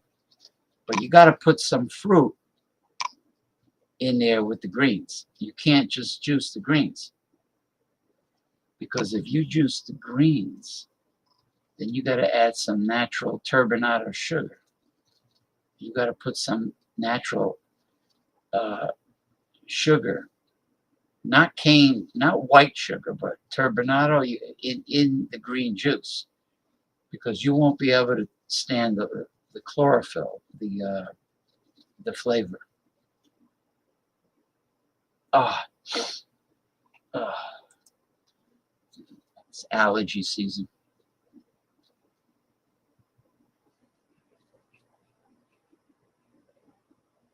Oh, you mean you think there's a lot of tourists in it, or you think they're just very crowded in general? Crowded with people, with the customers? Yeah, you know why? If they're crowded, because the prices are low. Well,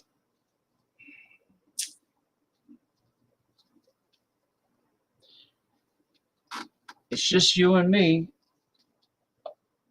because I have a feeling these two gentlemen are being sideswiped by their wives. I can just predict the women right now screaming, "It's Saturday night. You're supposed to spend quality time with me, your wife. I'm your wife. You're supposed to spend quality time with me." And then if they have a kid, oh my God. Daddy, daddy, daddy, daddy, daddy, daddy, daddy, daddy, daddy, daddy. So far, it's you and me, buddy. So, come on. Like I came on your show.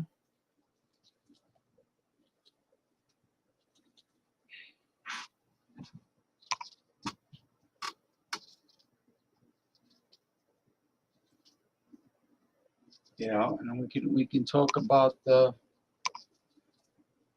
We do a little red pill talk, a little men going their own way talk. The pitfalls of dating, or whatever you want to talk about.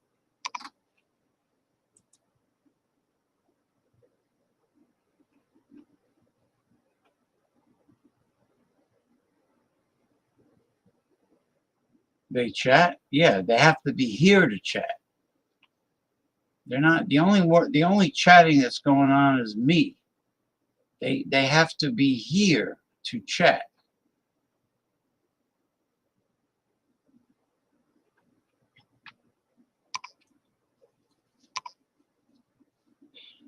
You know what I'm thinking of doing?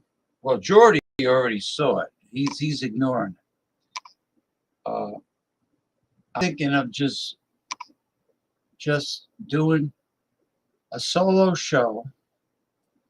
Do a much shorter show, and then put most of my effort into Sunday show with the Commodore, because the Commodore is with me like clockwork, on time. And when he's late, he apologizes and he lets me know ahead of time. But he's very reliable. I'll just focus on the Sunday show and make the Saturday show supplementary. I'll do a short program. I'll go through the topics by myself. I won't send out any links. I won't expect anybody to come on. And then I'll just close. I'll go off the air, and that's it. And then I'll do a solo like the late great Gordon Soley, who was the announcer for the National Wrestling Alliance and Florida Championship Wrestling. You know, he went solo. He didn't have anybody with him, and he was a legend. You know, I'm perfectly fine with that. You know, I mean, and then I just won't go on anybody else's show. I won't. I won't. I won't. I'll stop doing it. Hannah will come, then we'll be there too. Saturday is less. Why? You can't be with me. I'm on your show. Saturday is less than do less. Yeah, listen. Stop. Mike, cut the bullshit.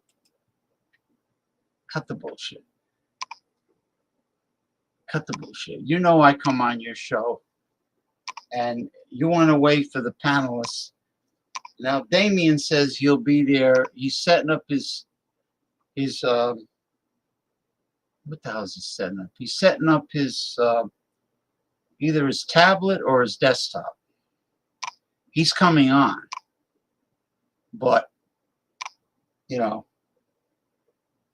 what I'm going to do is I'm going to let him talk, and then I'm just going to relax in the background, and because I need a break.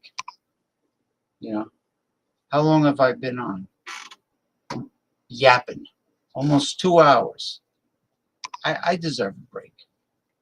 I've been talking for almost 2 hours with none of these jabronis coming on to help me. No panelists. So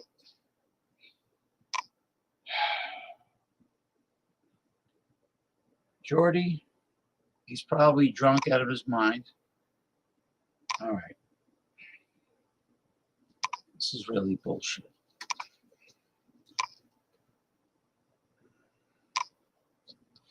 Hey, you always have to have a plan B. You always have to be very adaptive, like a chameleon. Always have to have a plan B. Plan B.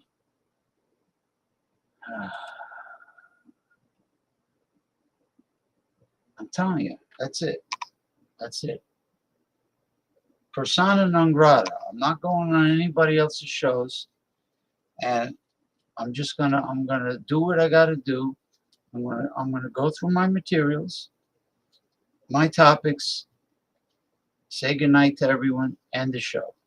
Then Sunday, when my reliable uh, buddy, the Commodore Jeff Zambello, I'll do the Sunday show with him with no problem. Okay, I got him for a solid hour, and then what's gonna happen? What after that? I play like red pill, like dating uh, um, videos or nutrition videos. Mostly, I mix nutrition with the dating scene, and I do a few of the videos, and then I stop the Sunday show. I end it, and then I go and I order some Chinese food to be delivered, and that's that's it. I'm happy about that. But for me to like to pull teeth, to get these fucking panelists. Now, if I was an alcoholic, the fucking beer reviewer, or whiskey reviewer, I would have six people on my panel, and others waiting in the wings, waiting in the background. Yeah, it's really fucked up, man. There's Western Mike with the pretty little boat on the water. Yeah, I know George. Well, George Bruno, I used to watch his videos all the time, but then I realized he's right wing. He's another fucking right wing capitalist. What the hell is with all these people in this country? Don't worry, James. I'm here. Sorry you're getting antsy. So I'm here. What? So what's up? I'm gonna make sure. What's up? What's up? Well, Yeah. I was watching some other videos of females that were brainwashed by the feminist movement. Yeah. And they were they acted very, very entitled, and they're very bitter towards men and this and that and the other thing, and they think that they deserve a high value man that's also rich at the same time and good looking. In other words, they want it all, but they themselves do not bring much to the table. They bring very little to the table. Nobody pays attention to them because don't worry because they annoy everybody. Everybody gets annoyed by them. So yeah, they're you know what? They're like Karens. The only difference is Karens don't try to say that they deserve the best men in the world. Karens don't do that, but these girls they're like, oh, he's got to be tall, he's got to have a lot of money, he's got to drive a certain car, he's got this, he's got that. Well, what do you bring to the table? What does not you? I mean, what does the girl bring to the table? You can't demand a high value man unless you are a high value woman. yeah, it's it's annoying whenever somebody requests a lot, but they don't do it themselves. So whenever somebody's like that, I'm just like, you just have to take that for what it is, and then just not, kind of play it any further. And that could be your checklist. So what? How about a lady who doesn't?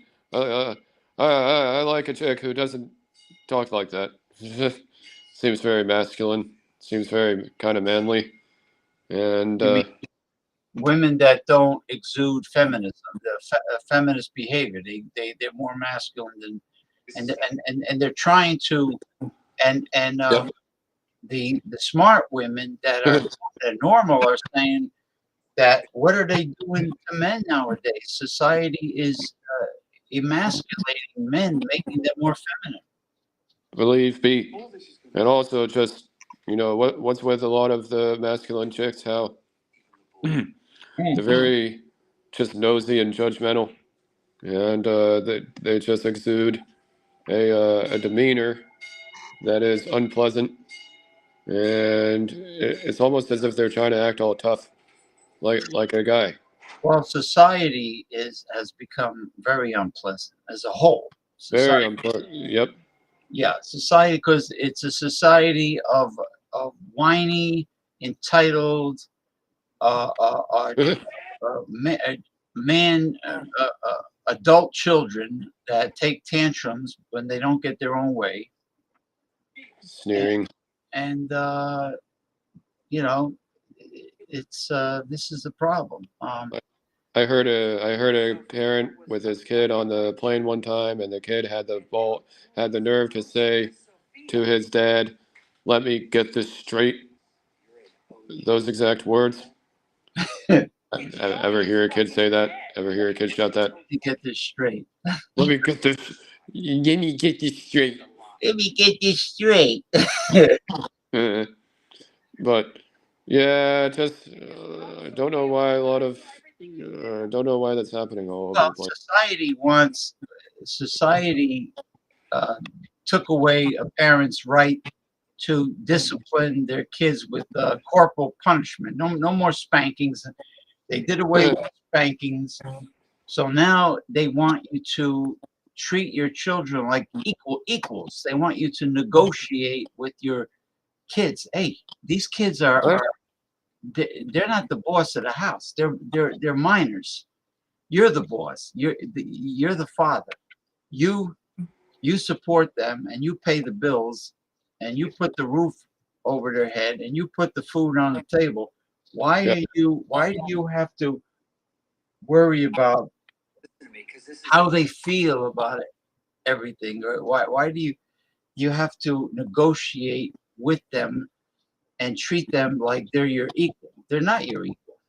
Well, when somebody's fraternizing soccer dad is trying to be my freaking friend, we'll go ahead and say, sorry, don't hang out with minors. So Free Gaza. Free Gaza. Make sure the Palestinians have their own country called Palestine, and even though it'll be small, it'll still be a country. It'll be. I mean, there are other small countries. Like what is it, Luxembourg, and so on and so forth. Let them have their Palestine, and that's it. But to for Netanyahu to murder all these innocent civilian children and babies and women and old people, and kids are getting bombed while they're sleeping, for God's sakes. could have not used the army, could have used the Central Intelligence Apparatus instead. Yeah. Fund Israel, but don't fund the army. Fund the apparatus that can kill all the heads like Sin War and all those guys, and then cut off the body. Why does everything have to be army this, army that? Why do you have to have collateral damage by bombing the hell out of like every building that's standing? I mean, Yeah, because now Gaza is a total. Gaza wasn't relatively, you know, it looked okay for a while there. Okay, Ronnie's coming on, so then I'll Ronnie, pop off. This is Ronnie, I was talking to Western Mike about not having any panelists anymore, just flying solo, and that's it. because it's ridiculous. Yeah, fashionably late. You're wise ass. No, no, Not you. Not he's, you. He's a wise ass. yeah, but still, no, yeah, but still, no, no. I'm sure he's probably just on his way. See, all good. What's going on? What's going on, Ronnie? Yes, it's good to see you. What's crack-a-lacking? But yeah, Gaza was still relatively, okay looking for a while, and now it looks like a total shit show. And it's gonna take like a century to rebuild it. So Yeah. didn't Well, have to do that. you can't undo the damage that was already done. Even if Palestinians did end up with a Palestine to call their own, the damage is already done. Netanyahu is guilty of war crimes, and my buddy, he's wicked. He's a fascist despot, autocrat. Netanyahu is kind of like the Trump of Israel in a way. I think maybe that's why people are getting upset about it, because it's just who's in charge. So Yeah, fashionably late. You said you were going to come on the show at the Cabana. I was going to honestly, if Western Mike didn't jump on, I was just going to close the show before. oh no, you came on my show, so it's gonna come on. I usually wait for the panel to come on first, and then I just come on last. I like to come on last. Well, So I mean, if you come on last, that's providing that there's a panel. yeah, If there's no panel and you come on, then it's just you and I, like when I was on your show. That's all. yeah, Anyway, yeah. Dissenter Damian Owens turned 30 years old today. Today's his Hey, happy birthday.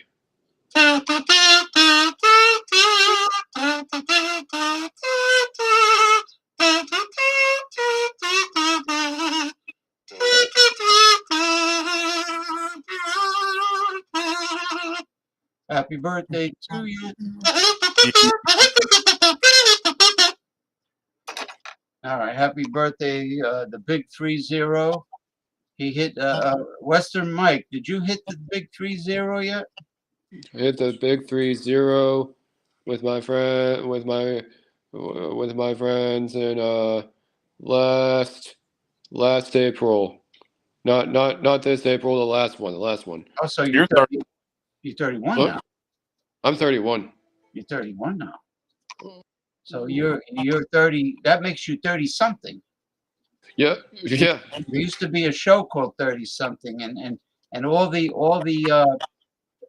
teenagers and the people in their early 20s would go, "Oh, you when you're 30, you're 30 something. He's 30 something. Yeah, he's old. He's old." They used to say that, really. So if 30 something is old, then I must be a fucking sarcophagus. I must be a mummy in the pyramid. Just hey, do mummies a favor, will you? Mummy's Day? Yeah, just kidding. Mummy's Day. I know it's a Mother's Day, but. Oh yeah. Yeah, just sorry I'm a bit late, but better late than never, I guess. Well, yeah, like Steve James, everybody's here now. I was going to close up shop, but I at least I wanted to celebrate your birthday with a song. I didn't know when you were coming. The other guy, he either had too much to drink, which he does often, and he mixed it with marijuana, which he does often, or his wife was yelling at him for coming out. She probably might have said, like what do women usually say? It's Saturday. It's Saturday night. You're supposed to spend quality time with your wife. Yeah, you remember me? your wife, you know, da da da da da da da da da da. You know, Yeah. that's what they usually do. You know, it's part of the guilt trip. You know, and then another day, if it's Sunday, you're supposed to spend quality time with the family. Right. Well, I definitely got some stuff to bring to the show this evening. Unfortunately, I couldn't really find a video to just briefly go over Nasara Jasara. So I'll send you this image to post on Progressive Discussions later. Because I tried to find a video, but it was just like a bunch of filler stuff that didn't really have any of the Well, you could. necessary Well, things I was looking for. well, So, you could post it. You're an editor. right. You can post So it. Right. Huh. So just to briefly go over it, I can briefly go over this in like 10 to 15 minutes because this is mostly just some PowerPoints that I was able to jot down for everyone. Hold on, let me get the. Oh, no, that's not it. I'm trying to find. No, that's not it either. What the hell's going on here, man? I'm trying to get it where you're. Hold on. Wait a minute. Okay, now let me see if it works. There we go. Ring around the rosy. Yeah, ring around the rosy with the settings. Okay. Okay. So just to paint a brief picture for everyone as to where it is that we are going next. So I know we've talked about quite extensively, and I've listed a lot of links to the last show as to what's going on, where all we've come from. But now, ultimately, where are we going? Like, what is the end goal of all of this when all is said and done? So it's like when we look back, let's say maybe even this time next year, or a couple of years from now, or 5, 10 years from now, we can look back and say, so this is what Dissenter Damien was talking about, because we'll have long since been past what we're going through now. And once I get done talking about this, then this will tie into the mysticism, because these two work hand in hand together. You can't really separate one from the other and expect it to really make sense. So, first of all, for the United States, our new system, once the fiat Federal Reserve System crashes, is going to be called NASARA. And for the world, it's going to be called just SARA. So, what does NASARA stand for? Well, it is called the National Economic Securities and Reformation Act. And it was actually signed into law. You can check back on the congressional record that it was actually signed into law back in March of 2000. Well, I take that back. It was passed as a law in March of 2000, but it was signed into law in October of 2000. But it was actually supposed to roll out on September 11th, 2001. But since we saw what happened with 9/11 and everything that's happened since then, NASARA has never rolled out, at least publicly. Now we're starting to see that we're seeing the implementation of it now with the crash and collapse of the Federal Reserve System. So here are the major bullet points to what to look out for to know that we are under NASARA for the United States. So I briefly talked about this first point in the last show about a debt jubilee. So what this is, it forgives all credit card debt, all mortgages, and other bank debt due to illegal banking and government activities. So since the whole fiat currency is a debt note, you cannot pay debt with more debt. That's not how that works. And then if you really look to see how a lot of major loans and mortgages were put in place, saying that you were the borrower and the bank was the lender.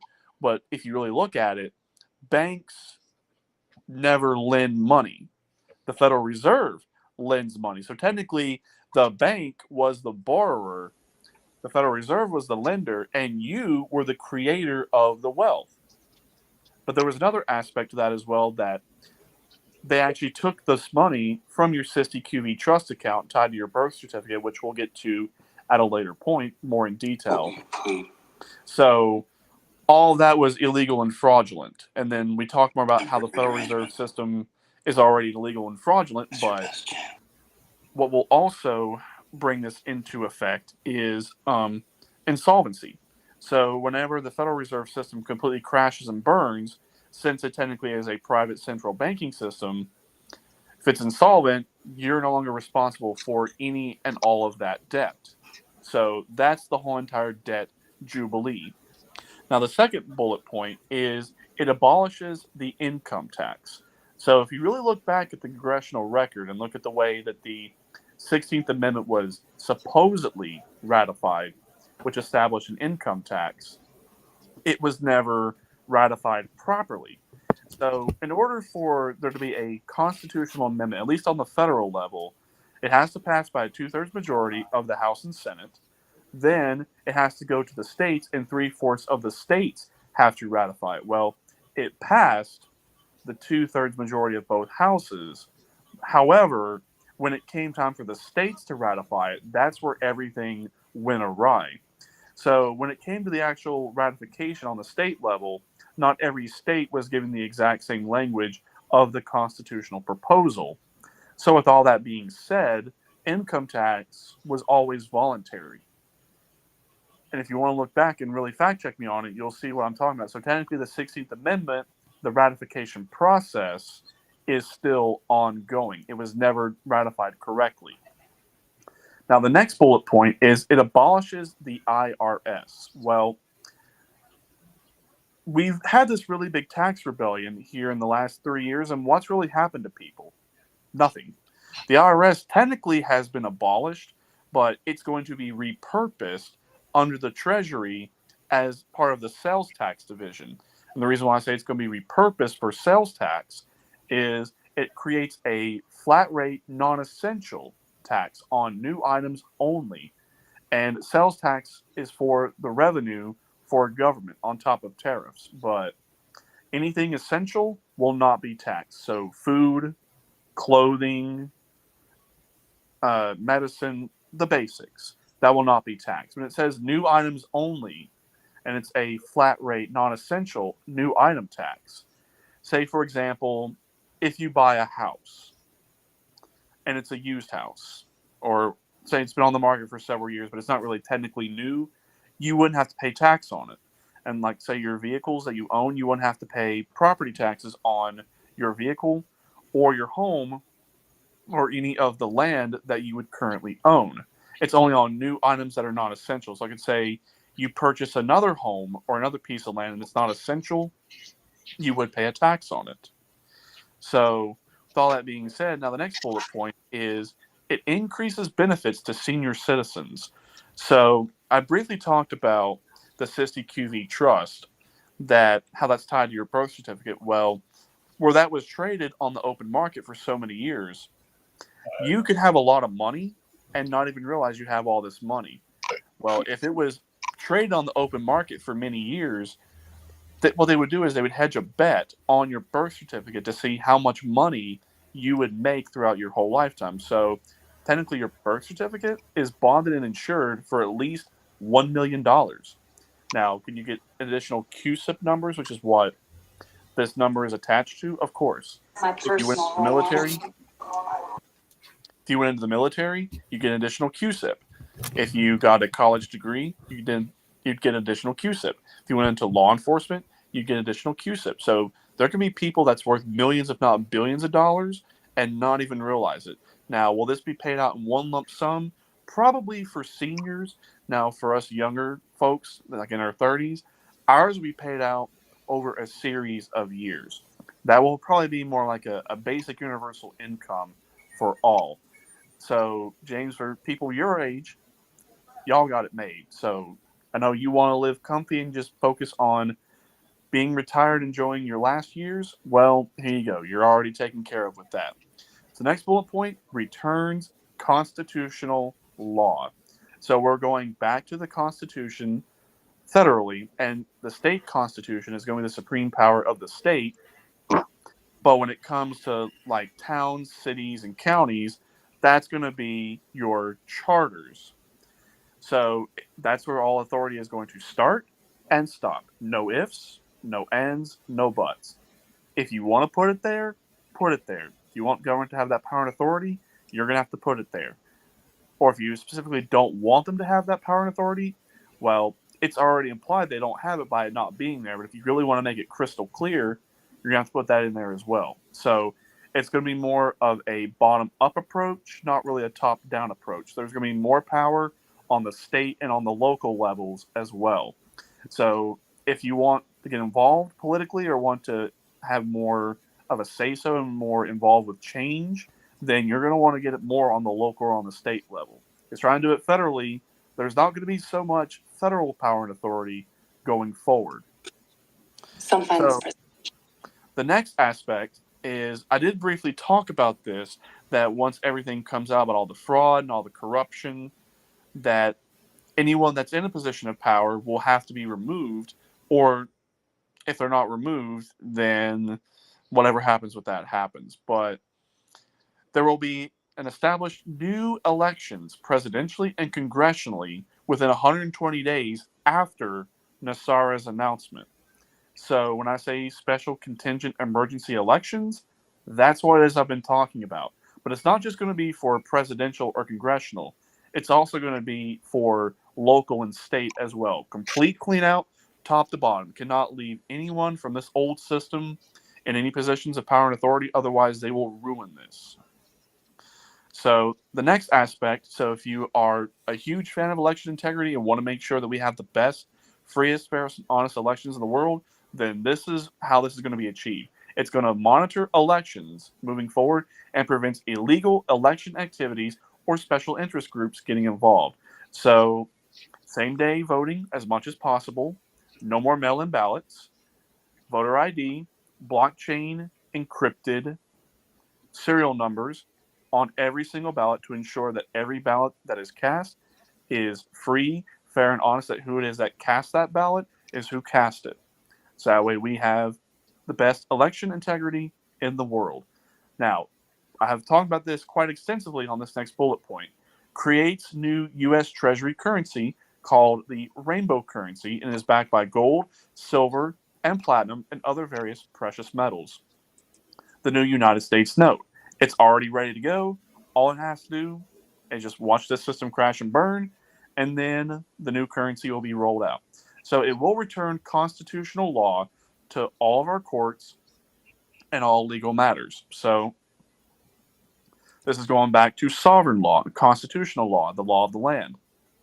No more maritime law in any capacity. So we're not going to have to worry about that anymore. So it initiates a new U.S. Treasury bank system in alignment with constitutional law. So there will be no Federal Reserve.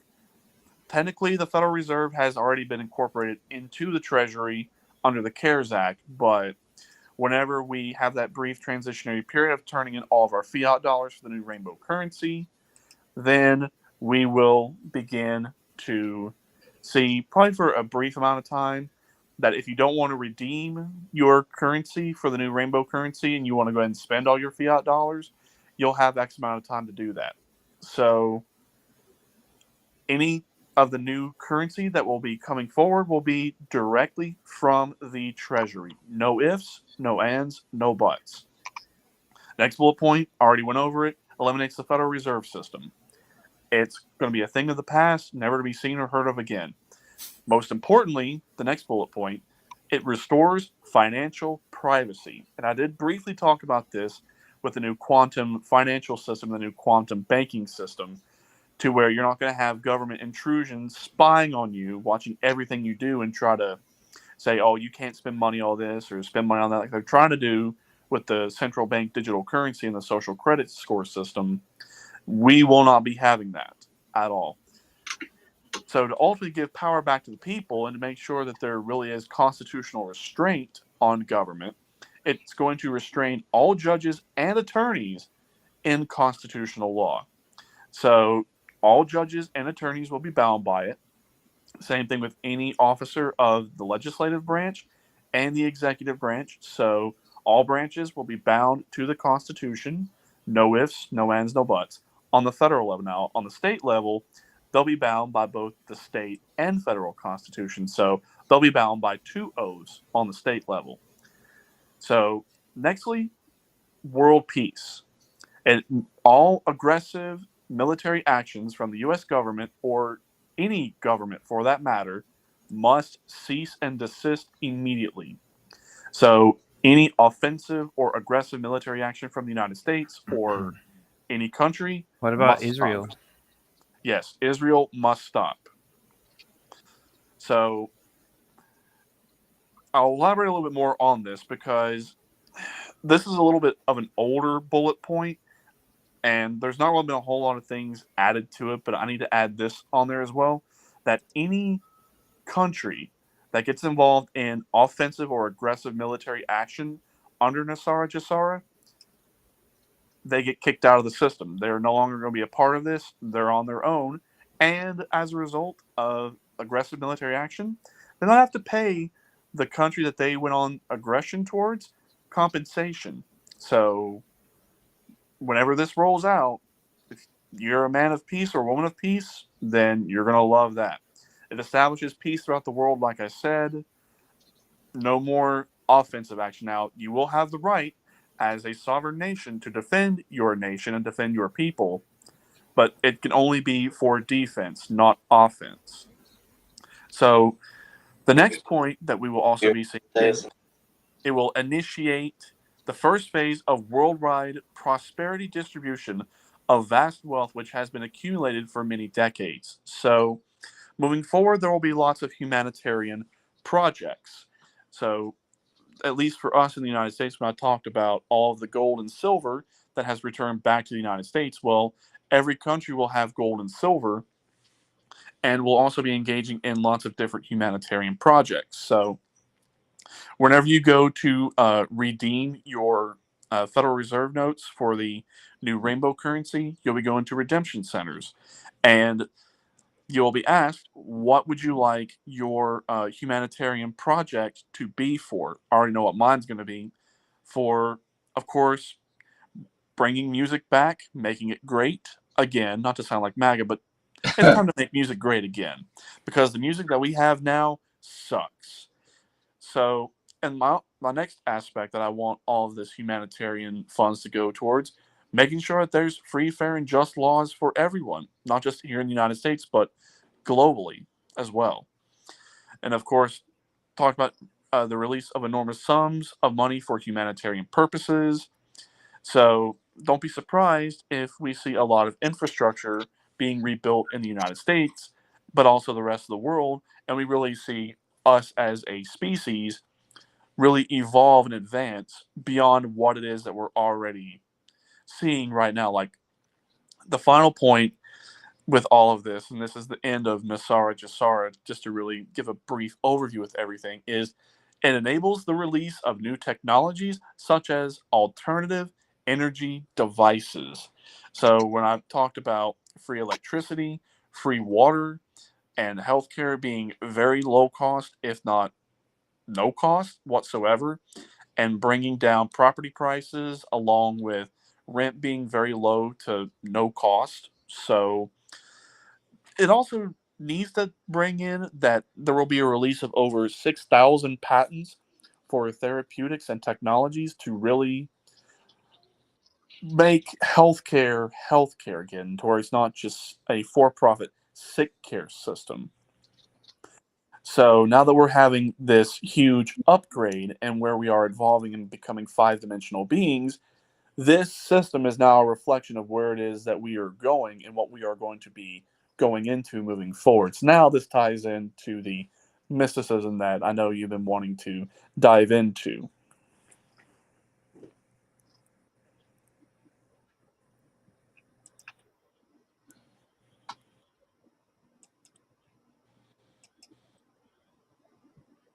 Yeah, there we go. Yeah, that's all my points on Nasara Jassara. So Q&A. Anyone got any questions? Well, you mentioned about doing away with the IRS and the tax system. How do you run a large country without the revenue of taxes? Well, what this is talking about is this is on the federal level. So there's not going to really be a whole lot of federal government going forward. That it's going to be more on the state level. So there's going to be more involvement in terms of state involvement. So Okay. More taxes to pay for government is going to be more on the local and the state level, not so much the federal level going forward. When I said more of a bottom-up approach rather than a top-down approach, since the size of the federal government is going to be shrinking and is going to be confined to constitutional restraints, we're not going to have to pay a whole lot of taxes to the federal government. Most of our taxes are going to be spent more on the local and on the state level. You I think you told me once that, and it was pertaining to a question that you said that we were talking about Fort Knox, and you said that the United States has amassed a tremendous amount of precious metals. They just don't tell anybody Right. what they have. So, in other words, even though the currency is not backed by precious metals right now, that doesn't mean that they don't have it in stockpiles somewhere. Oh, they do. Yeah, they most definitely do. All right. So if they chose to go back to the old system, who changed it? Richard Nixon. So the early Federal Reserve notes from 1913 till about 1933, 34 were gold and silver certificates. 1933 is when FDR confiscated all of the gold. So from about 33 to about the early 70s, we were on a quasi-fiat system that we didn't have gold certificates anymore.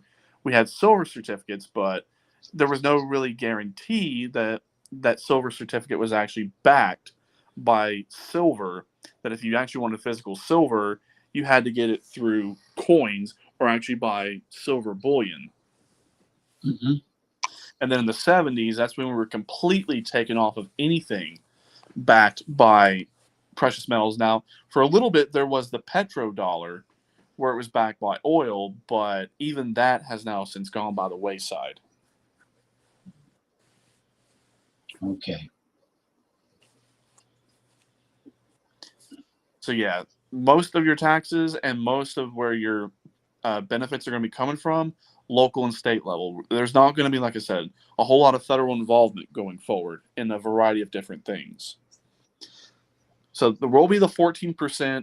From what I've heard, it's 14% on the flat rate, non-essential new items tax. But of course, there still will be tariffs and other means, but it won't require a whole lot. It's going to be more for whatever it is you want on the local and state level. That's where your taxes are going to be going towards. So I could say if that's what you were talking about, that you want these social benefits up there in New Jersey, well, that can be done. It's just it will be coming out of your taxes. And then how would, like I say, rent be very low cost? Well, if there's the free energy devices, well, we've already talked about that electricity can be free. So there's your electric bill to nothing, to where you don't have to pay for electricity. For water, since they will be taking out fluoride and other toxic metals and chemicals out of the water, and there will be new ways of treating and sanitizing water, that'll be very low cost, if not no cost at all, since they'll be able to either treat and sanitize it with UV light, or whenever they inject certain frequencies into the water or have the water vibrate a certain frequency, that cleanses it and purifies it that way. So yeah, sound waves. Yeah, sound waves. So that eliminates the need to pay for water. Internet, well, since we're going to quantum internet with the quantum banking, then with it being a public utility, if the internet is also powered by free energy and it's a public utility, same thing as electricity and water, then even internet would be free, where you wouldn't have to pay for internet. Yeah. Well, when you were talking about electricity from natural source, up here in north central New Jersey, actually in Paterson, New Jersey, where I was born, there is the second largest waterfall in the United States, second to Niagara. Right. And, they made it a national park, the Great Falls National Park. And I've been there many times. It's very impressive. But There's an old hydroelectric plant that was closed many years ago. Why isn't that open today is a mystery. I have no idea, but it should be open. And if you saw the force of this waterfall, you would like say, man, that this would power probably a good part of the state. I mean, that's how big this waterfall is. Right. So there will be different energy sources. Of course, there will be the free energy devices, but to, I guess, power like backup energy just in case we were to need it, that if the free energy devices were to stop working, Right. that there would be, of course, wind and solar and hydroelectric. So, Yeah. yeah, we will be energy independent for the United States, and the world will be energy independent. So we won't have to be running to other countries for like oil or gas or natural gas or anything like that. Every country will be able to be energy independent. So that puts an end to big oil. Now, will fossil fuels go by the wayside? Probably not right away, because even under the United States ground, we have a lot of oil and gas run under our land as well. Same thing with natural gas. And what most people don't realize is that oil and gas and natural gas, they're not fossil fuels. They are naturally occurring, and they are renewable resources. Yeah, yeah. Well, it's definitely more efficient than, let's say, methane or ethanol, because it takes too much produce to produce ethanol. Mm-hmm. Ethanol. And methane would be like they were thinking of taking all the feces from the pig farms, and yeah, you can make methane with feces, but I mean, how much could you manufacture with livestock feces? Now there's a hydroelectric buoy that, as it bobs up and down in the surf, as the ocean gets choppy offshore, produces electricity. I mean, but you never hear the media like talk about these inventions that actually work. Mm-hmm. You only see it on the internet. You'll see articles on the internet about that, but the media all the media does is talk about what the illegal immigrants are doing, and then now it's the kids protesting against Netanyahu. They go on a tangent about certain subjects. They don't give people a balance of information. Right. Almost like they're trying to rabble rouse.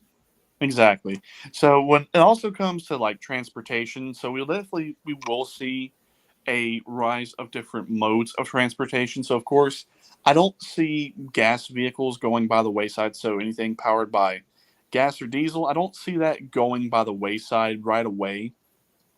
Those might stick around for some years, just because of how many years we've been so accustomed to using gas and diesel vehicles, that in order to phase them out, that's going to definitely take quite a few years to do.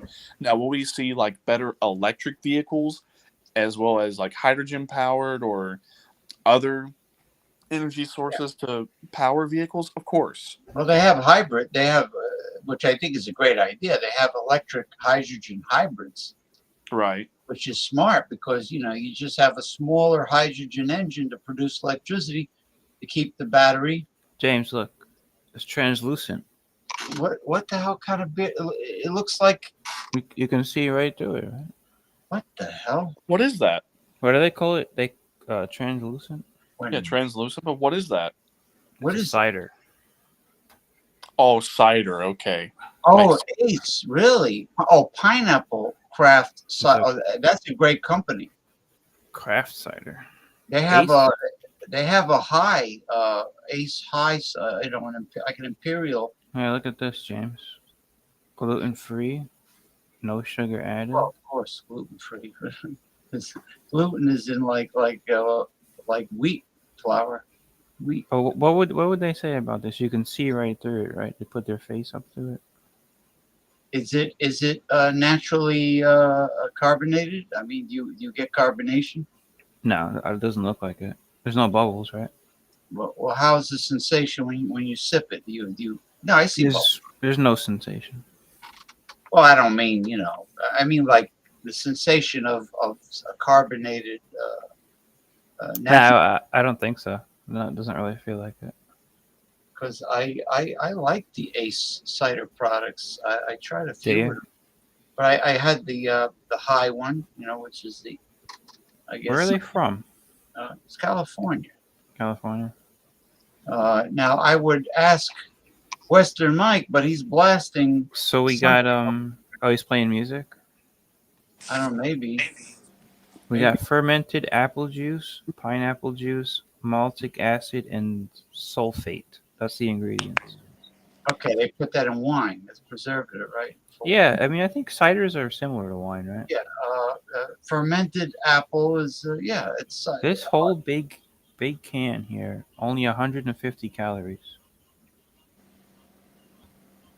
Not bad, right? very refreshing, especially when it's frosty cold. Like Especially when, in the Florida heat. Yeah, I'm not having an alcoholic beverage. I'm having this. Jarritos. I know Jarritos. Yep. grapefruit soda. There's a hell of a lot of sugar in that, Damien. Yeah, there is. There really is. Look at the There is. I'm sure you've seen it, but look at the label. Well, so this bottle it's a 1.5 liter bottle, but it says it's 4 servings. So here's what you get. Right, it's 4 servings, one little bottle. Yeah, but I've sipped on this for like several days now. So Drinking 4 bottles. No, this is 4 servings in this one big bottle. It's a 1.5 liter bottle. 1.5 liter. Okay. But here's what you Another, get per then serving. another. You get They probably don't. calories. They probably don't even sell Jarritos in California because they would say there's too much sugar in there. Southern Well, California. not really. Now the mango. How's the Jarritos mango soda? It's good. I don't think I have a bottle of it yet, but I will try it. But anyway, here's what you get with it. So per serving is 130 calories. It's got no fat. 137 times 4. Well, it's 130 times 4. So yeah, of course there's no fat. There's no animal product in it. So for sodium, it There's only no has peanuts 25 or milligrams of sodium. So it's very low sodium. You gotta mix that with some whiskey or something. I might do a mix up like what Jay Terry. wait a minute. It's your birthday too. The Jarritos. I played the happy birthday for. Don't drink it on your birthday. The Jarritos pineapple would be good with rum. Do I have a pineapple one? I think right. I bought one. I'll have to go over there and look. But anyway. Pina colada. Yeah, I've noticed that Ron Those are Terry's good. been doing some reviews of them lately, right? Yeah. So, but in terms of sugar, What's the sugar? I wouldn't consider this all that high sugar, but to each his one's own. Only 33 grams per serving. So that's That's a not lot. too bad. No, that's a lot. So that's right, James. Would you say it's a lot? 33 per serving. How much is a gram? I mean, a gram is a pretty decent amount. Mm-hmm.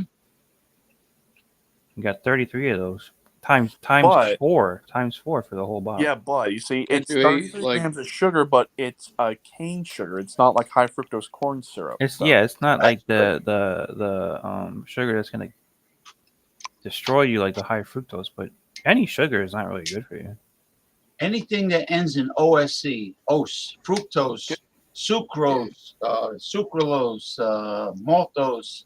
Think you could eat like Lactose. 30. Think you can have 30 grams of sugar a day.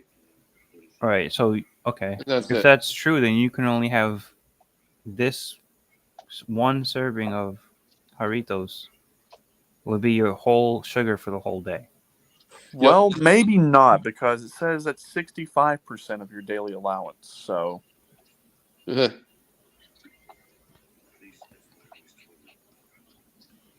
How much sugar do you intake, Mike, on a daily basis? Like 100. Oh, 100 grams? Like 100 grams of sugar a day. Yeah. Oh my Is God. that And what then you wonder shoot why for? people. Wait, what? Is that what you shoot for? Why do you think I'm always going like all the time? I don't know. I never noticed that. Uh-huh. No, you get How so much much sugar do you eat? You don't want to be diabetic. I don't eat any sugar. I keep it to No a sugar. bare minimum of my Yeah. Well, I eat sugar in bread or rice. Well, But you I've been guys don't eat any sugar, James. You guys don't eat any sugar at no, all. no, no. Yeah. No, I'm saying I do. I'm not saying not any. I eat a very low carb, but I don't eat candy. I don't drink soda. I use if I have to use sugar, I use a little bit of the I use something called Florida Crystals. It's the dehydrated sugarcane juice, and it's called Florida Crystals, and it's like it's got the molasses there's some nutritional value, but I use minimal, just enough, like maybe a level tablespoon. If I want to add it, like after I have the first mug of coffee, I put organic Do you moringa powder. put sugar in your coffee? No. Yeah, I don't either. When I put the organic moringa leaf powder, it tastes like horseradish. So I have to put a little natural sugar in it. Because, Now, a really well-made coffee it tastes good. A coffee that makes you all jittery and everything, that's bad. Nah. But the coffee that's really creamy and everything, that's really good. Don't get me wrong. I love the taste. Can't have the caffeine. Oh no, yeah. The caffeine is terrible. Start going like If this. you think I'm already high strung and have high energy as is anyway, give me caffeine. Oh hell. I'm just gonna leave it at that. I'm pretty low strung and low energy, I think. So I can have a cup or two of coffee. I've been drinking that organic dark roast Peruvian chachamayo or whatever. It's like an espresso. And The cha-cha? the chanchamayo, yeah, I think it's chanchamayo. It's like an espresso, but it's organic. And let me tell you, it's like the only other one I had that is actually equal to this is Sumatra dark roast. What is? So the island of Sumatra. And what is the little picture he has there? It's like a boat. It's a little. Yeah, that's a boat. Yeah. It's like a little dinghy on the ocean. It's his kinda little dinghies out It's there. kind of cool. Yeah. Thanks, man. It's a dirigible. What was I think it's a dirigible. A dirigible, yeah. Dirigible. Dirigible, right? No, that's not a dirigible. A dirigible's a blimp. Really? So yeah, I only drink soda that has cane sugar in it. Damien, do you drink soda in the morning? Nah, but I drink any soda that has cane sugar and is caffeine free. That's good. Like I said, can't have caffeine. But high fructose corn syrup, when all of it comes out, I wouldn't be surprised if they find that high fructose corn syrup is just as toxic, if not more toxic, than aspartame. Isn't it the same thing? No, it's horrible. They use genetically modified corn. Aspartame and high fructose, it's not the same thing? No, aspartame is a synthetic. Aspartame is what's in Splenda. Yeah, right? It's an artificial sweetener. I thought that was the same thing as high fructose. No. High fructose corn syrup is made with genetically modified. What is aspartame made? Is it genetically modified as well? Yeah, probably fructose and shit.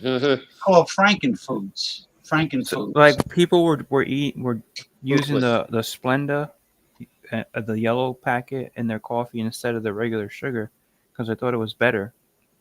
But it's probably worse, right? You know what that does when it's out in the hot sun? They discovered that the diet soda that they were selling at gas stations, where they had cases out in the hot sun. Why do they leave it out in the sun?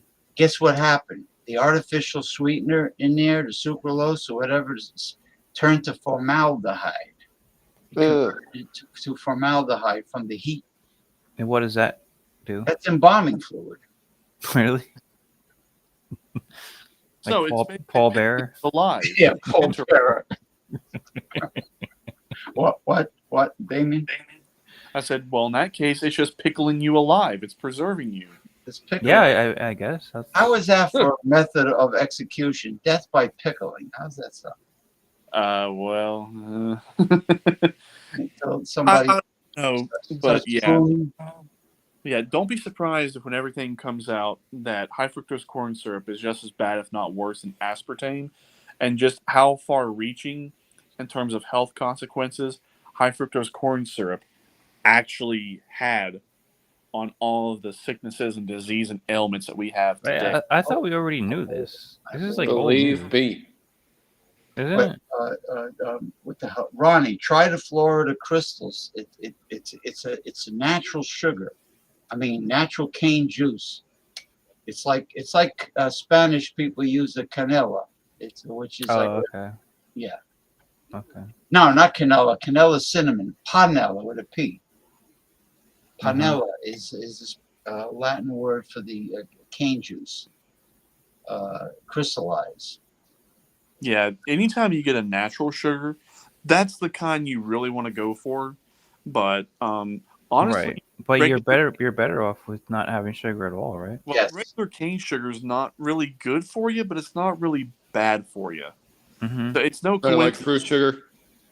Well, it's no coincidence that when we started seeing high fructose corn syrup come on the scene, when they started adding in all these natural and artificial sugars on top of regular sugar, that all of a sudden now we have a diabetes epidemic and how it causes all sorts of sicknesses and diseases and ailments. But on the flip side, look at how many years we have been consuming cane sugar, and there was no such thing as diabetes back then.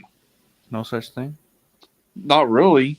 Or if it was, maybe they just didn't know what it was. But did you ever really hear about people back in when cane sugar was more of what they would put in drinks, especially with tea, that where did you see people needing insulin or they couldn't have sugar or things like that? So like I said, regular cane sugar is not good for you, but it's not really bad for you. It's just kind of like when I was when I was a kid, you very rarely heard about any epidemic of diabetes.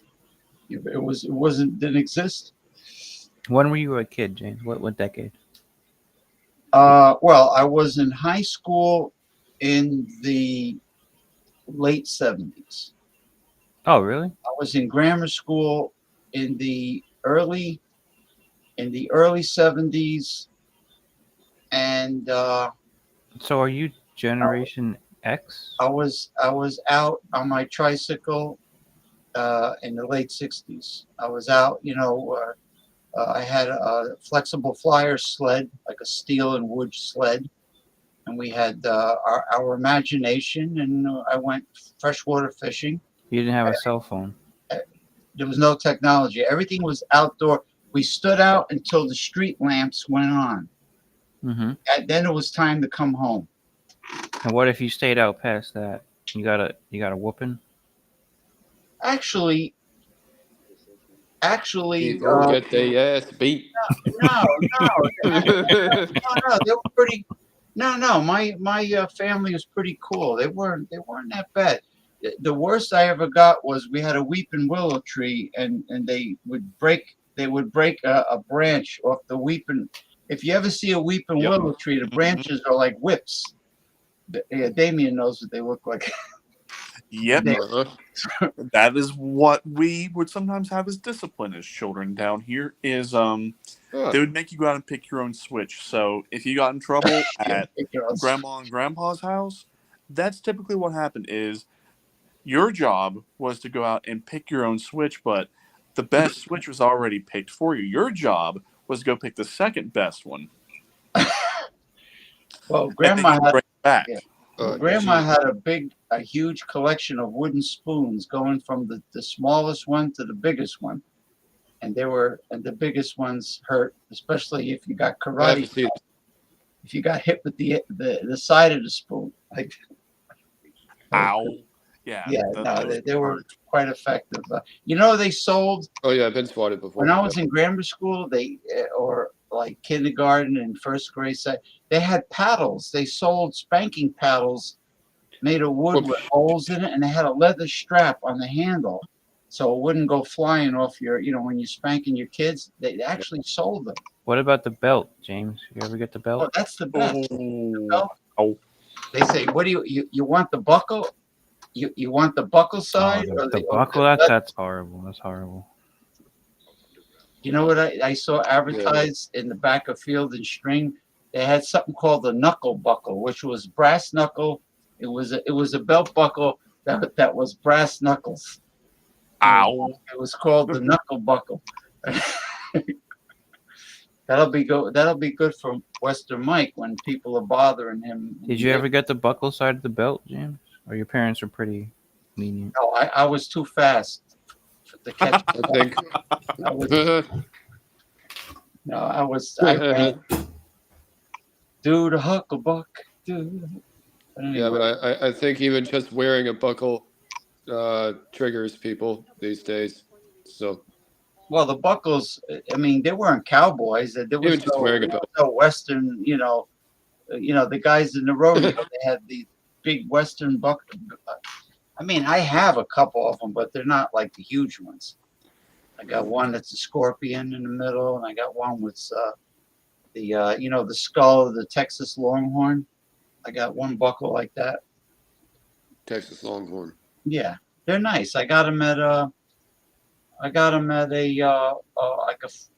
like a flea market store at the Hot Air Balloon Festival in Western New Jersey. They had in the farm country. They had a Hot Air Balloon Festival once a year, and of course there'll be balloons everywhere. People would be going on balloon rides, and there was like a lot of Western stuff, a lot of good shit. George Carlin hates balloons, I think. George Carlin didn't like. You mean like a clown, like a balloon animals? No, George Carlin, like the balloons you described. George Carlin. You mean transportation balloons? He hated balloons. Didn't George Carlin not like baseball? I didn't know that. Really? Yep. He didn't like baseball. He liked football better, I think. He made like a whole skit about it. You know what I'm saying? I don't think he. Don't remember that one, but that makes sense. Well, in those days, pitchers can take forever to pitch. They scratch their crotch and their this and that. And there was a guy named Gaylord Perry. Yeah. And he was famous for contraband. He would hide like Vaseline, like he would hide stuff under his cap and armpit. The tar. Yeah, he would grease up the ball, and he would do it in a sneaky way. And I always used to say, instead of the pitcher doing that and attracting suspicion, why doesn't the catcher have the contraband and slick the ball up? You know what? That's a good. I've never heard that before. Throw the spitter. Yeah, because everybody's looking at the pitcher. Crafty guy, you, James. Yeah, well, remember when you don't know, Mr. Fuji used to throw salt in the guy's eyes. I know, I've seen it. Mr. Fuji, when the referee. A lot of people did that, though. It wasn't just Mr. Fuji. The referee, Jesse Ventura, said if the referee didn't see it, it never happened. That's right. Jesse Ventura had a lot of good lines when he was an announcer. Yeah, he said he was, I don't know if it was true, he said he was the bodyguard for the Rolling Stones. Yeah, I think he was. When he was in the NWA. When he got out of the Navy. He was he became a bodyguard. Yeah, he was a Navy SEAL in the Vietnam War. Mm-hmm. And you like Jesse Ventura? You're a fan of Jesse Ventura? Yeah, I would say so. Yeah, he's entertaining, pretty entertaining. Yeah, he cool.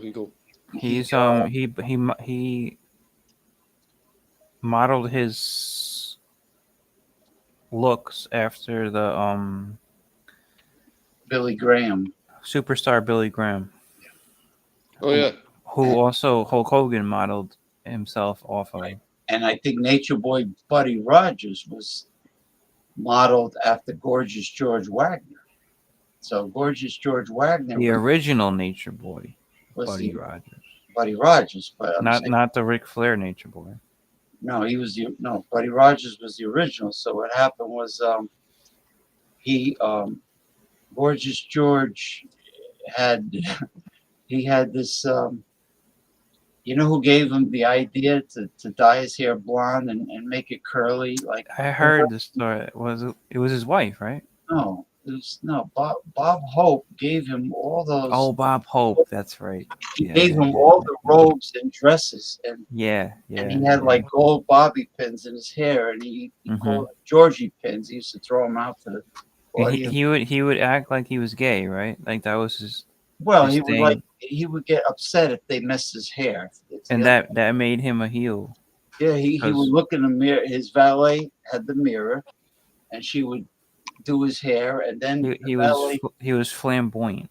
He was flamboyant, and the valet had this. It looked like a huge, old-fashioned bug spray. He had perfume. She would be spraying like a Pepe Le Pew thing.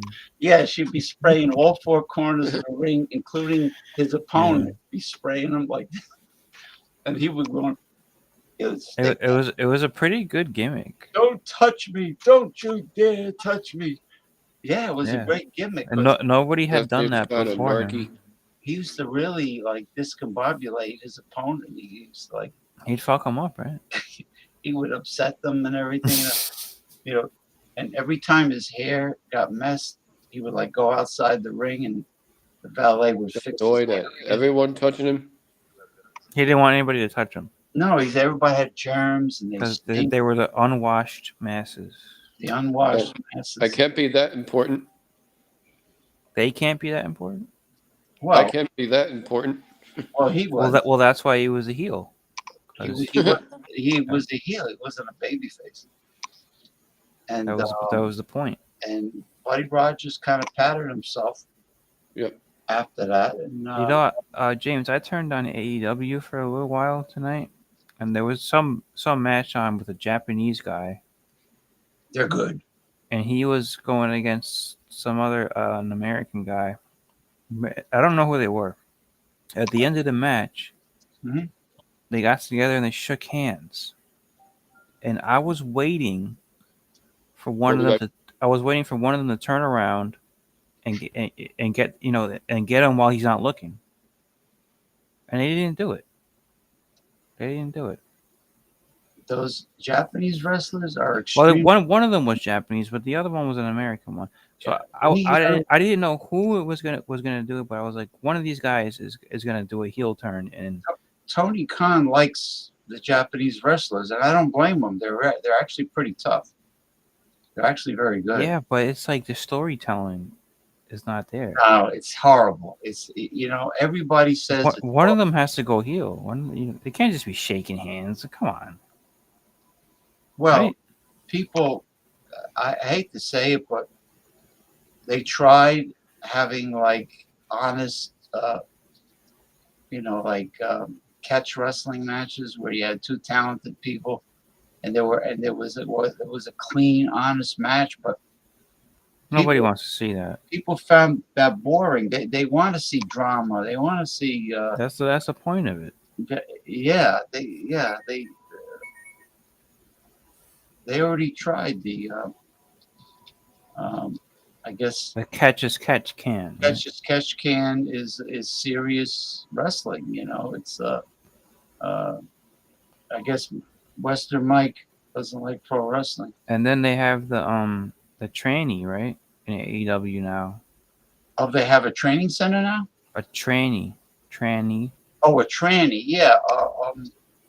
Yeah, she's like a heavy set. What the hell's her name? I told you her name one time. It looks like Nia Jax.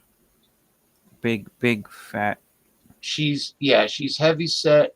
I didn't realize Nia Jax is like a few inches taller than Jade Cargill, because Jade Cargill looks real tall, and Nia Jax was like nose to nose with her, and Cargill's head like came right up to her nose.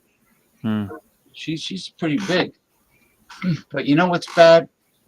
The Anoya family, the Samoan family is like taking over the whole federation.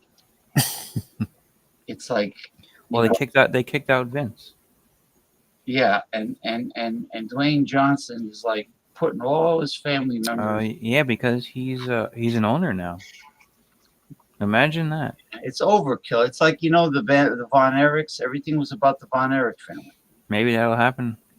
because the father was the promoter in Texas. Was it Dallas Fort Worth? Yeah. The sport. And he killed his kids.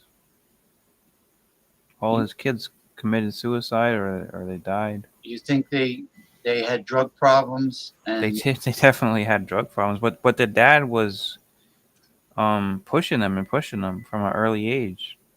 Oh, he was overbearing and he had. Yeah, you know the story, right? No, I never saw the documentary. Well, not. I mean, you just know it from being a fan.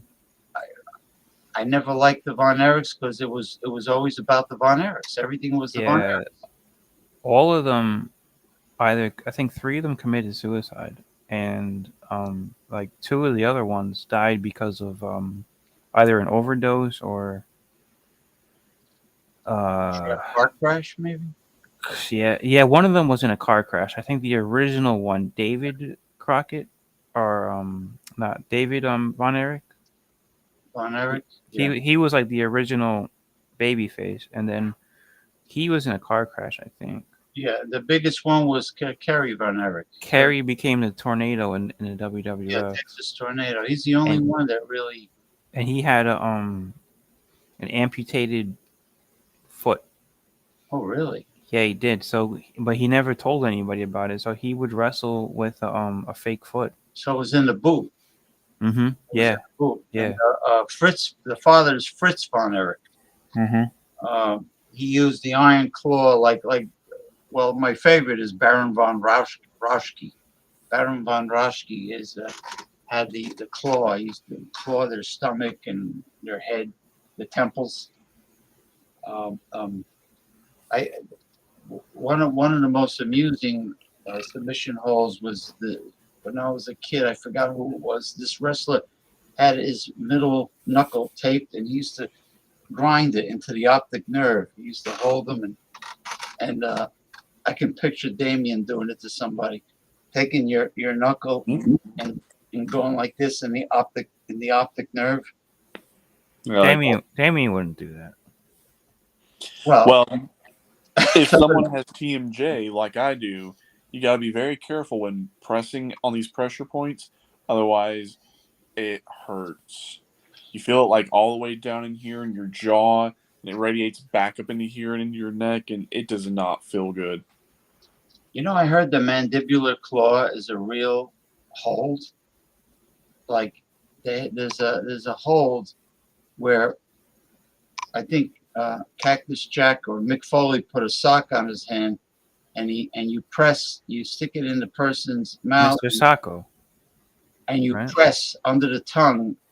You press down, and there's some kind of a pressure point there. It was a Mr. Sacco. And you passed out from it. Because you put a sock. Mm-hmm. Well, because he was sticking his fingers in somebody's mouth. So he would use a dirty sock. He would pull the sock out of his pants. Yeah, even worse. Now, Brian Suk wants to know. Is he back? If Damien uses he was Old Spice. Old Spice. What the fuck? Why would you ask that? Old Spice. That's such a weird question. All the smart commentary is early in the show, and where do you pull that one out of? I don't know. And I played the video where Donald Trump mispronounces like a million. Oh, you should play it again. I didn't see it. Oh, I got rid of it. I was talking to my wife about that today because we were saying that Joe Biden's really old and he's always fucking up and shit. And so I said, I think Donald Trump has been lately he's been fucking some stuff up, You right? When know he what he talks. you know what he called Franklin FDR Franklin Delano Roosevelt. Oh, that's not a big deal. So he said a But double. so he just pronounced it wrong. Yeah, but but he messed up on a lot of words. It was hilarious. He called Nancy Pelosi. He called her Hillary Clinton. Is that right? Honestly, what's the difference? Yeah. Well, that's the thing. So he sees them both as like his enemies. They're both women. So that's probably why he did it. Chuck Schumer. He wears his reading glasses all the way down to the tip. Yeah, like, because he's a Jew. Because he's got a big nose. He's got a long.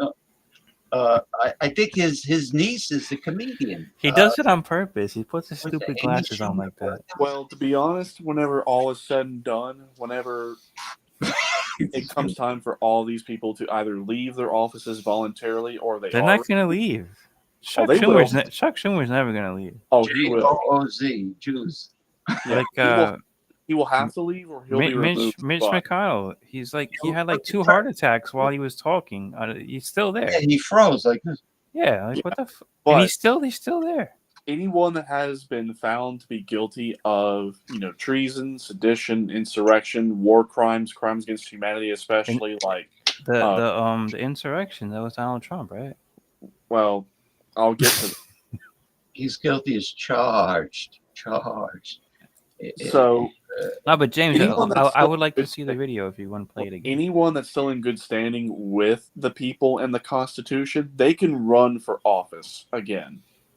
But if, for example, say they were involved in some of the activities I talked about, they will not be able to run for public office ever again. You remember Feinstein?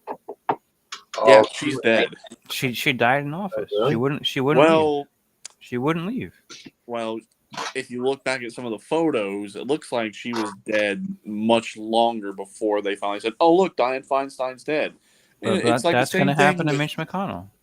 It's like the same thing they did with who was it that died before the Queen? Prince Edward. He died at 99.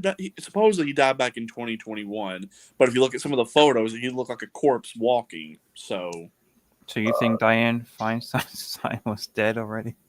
Yeah, she was already. Remember I told you that some of these people that you think are alive are dead? And look at the photos, especially look right here at the neck. So do you think Mitch McConnell's already dead? Yeah, he's already dead. Yeah. You really think so? Oh, man, yeah. People are not going to stand for it. Do you think Joe Biden is dead already? Yeah, of course Joe Biden was dead. In fact, he was one of the first ones that was When do you killed. think he died? I've been looking at conflicting reports. Some say that he was executed in Gitmo. Others say that he died of Joe Biden was executed in Gitmo. Some say that he died of a brain you hear aneurysm. Yeah, I know. Some say he died of a brain aneurysm. Who executed at a him? medical facility. By the way, he's dead. I mean, it's obvious who you see Who playing Joe executed Biden him? is not him. I mean, it's obvious it's not him. Who First of all, executed? the guys, Wait, Damien. Who executed Joe Biden? the military. He was guilty of a variety of different things. Hillary Clinton, along with Obama and the Bidens. They killed Hillary Clinton. Too? Yeah, she's already been killed. She was one of the first ones that was killed. Okay. If you want proof, look at the older photos and look at who you see now and compare the photos. They're not the same people. The people you think you see are not who you think you see. It's not them. It's obvious who you see is Joe Biden. It's obvious it's not him. Is Donald Trump still alive? Of course Donald Trump is still alive. What you're seeing is... Why is it of course? What you see is a body double. Like all these people that are supposedly still alive, it's their body double. Why is Donald Trump still alive? On their mask. How come they haven't killed him? Wait, what was that? How come they haven't killed Donald Trump? Because right now he's still technically commander-in-chief of the armed forces. But when this is all said and done, will they potentially go after him? Who knows? Mm-hmm. So it's a wait and see for him. What about Lloyd Austin? What's his deal? Lloyd Austin? Lloyd Austin supposedly when he was over in Ukraine, something happened. Yeah, I remember Because that. Yeah. yeah, because whenever he left Ukraine, He went to the hospital or something, right? yeah, and then when he went to the hospital, and then when he came back, it looked like a completely different person. So what they do It's a is good point. Yeah. they say that these people go away for a while, and then when they come back, it's obviously not the same person. Yeah. Do you think he looks different now? Yeah, he does. Another person that So what is it, like a mummy, or like how are they like showing the people walking around and stuff? ways they're showing people that these people are supposedly still alive, but in reality, okay. The first one, deep fakes. So what they do is they take old footage of certain. But what about the people who actually see them in person? I'll get to that. You're asking how these people are being shown, or how you're being shown that it's not who you think it is. Okay, the first thing we know about deep fakes. Deep fakes have been around for many years. What they do is they take footage of we know about it, and then they dub it over, or they alter it in a variety of different ways using AI technology. Yeah, they do a good job. Right. So deepfake is very hard to detect to see if it really is true or not. So that's the first way they're showing people. Okay, the second way is with a body double. So a body double has been around for many years. Back in the high chat, what does that mean? It's like a high chair. She said high chat? High chat. It's opposed to low chat. So that means he's high, so he's not going to comment. Probably. Was he high? Because he looked a little out of it. There you go. Okay. All right. I'm curious to see this. All right. Okay. All right. I'm going to listen to it, but I got to run to the bathroom. I'll be right back. Is that a British flag behind him? I think he was meeting with someone in the UK, but... All right. You ready? Well, you got to make it bigger. Invasion of Normandy and the liberal... Wait a minute. It's fucking Zuckerberg. There's no way to... You can't There's blow it no up? way to... No. I'm looking. All right. No, let me know if you see the mispronunciations are in red. Okay. But I'll just let it replay.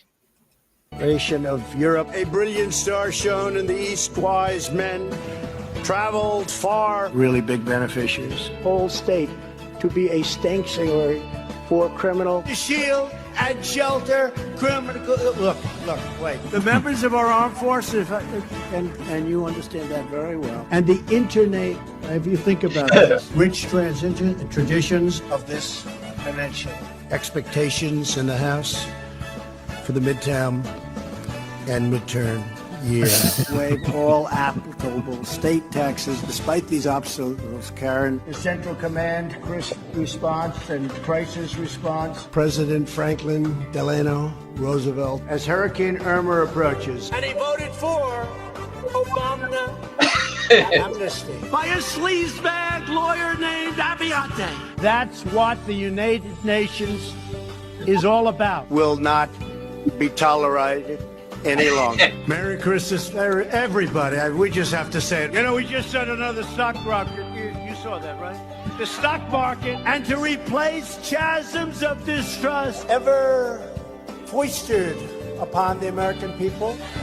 And then they announced there was no buys, no. Seek real bipartisan solutions. Made a pivotal, really. That wasn't as good as I thought it would be. Right. What do you think, Damien? I can go ahead and tell you right now, the real Donald Trump is still alive, but that's one of his body doubles. The accent That's his is body not double? the way that it should be. So maybe There's that's why something off he's his fucking voice. up the speech, because it's not the real guy. Yeah, so the voice might sound like him, but if you listen very closely, it's not quite him. That's when you know you're dealing with a body double. Is it might look like someone, How many body doubles does he have? but they don't look exactly the same, and they don't sound exactly the same. Wait, where did James go? I'm here.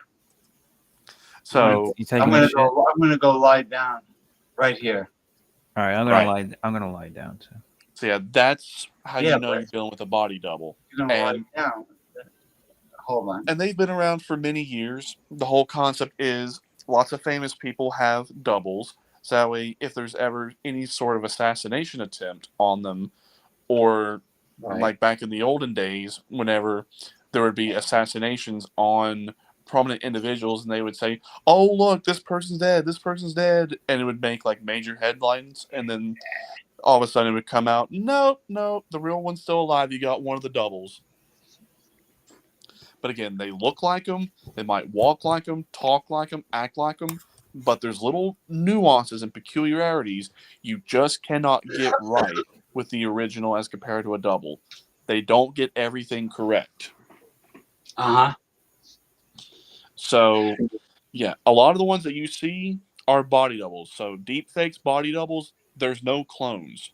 So, we're not going to go down the rabbit hole of clones because, well, the reason why they cannot use a clone is, well, yeah, you can take part of your DNA and make an exact clone of yourself.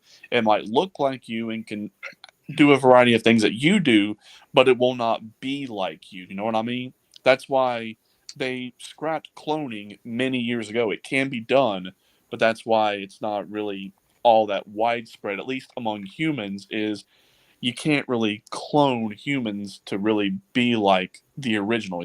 It can't be done. Well, what about now? I'm fascinated with the science of growing organs in laboratories where you do not need anti-rejection drug. Right. So that technology will be released with Nasara Jasara, along with medbeds. Doing it. No, they're doing it, but I think only the wealthy can afford it. Well, it's going to be more widespread. So we already have the technology. It's there. It's just not in widespread usage because it's not readily available at this time, but it will be. Like you don't need to go on a waiting list for a kidney anymore. I mean, in this situation, using DNA, growing the organ, and not putting a pig's organ in you, which has been done. I mean, because apparently pig organs are very similar to human organs, and it's great. I mean, stem cells. I mean, I was talking to one of my doctors, and he says, they've been experimenting with stem cells for decades. It doesn't work. It doesn't work. I go, what? That's not what the articles I read said. Oh, they work. And in fact, stem cell technology is going to be very prominent in the new healthcare system. So I didn't really touch upon it all that much, but health insurance will not be a thing going forward because health insurance has always been a scam. It's always been a for-profit motive. So, definitely. Yeah. So there will not be health insurance going forward because actual health care, it will be actual health care to where there will be more of a prioritization on preventative maintenance.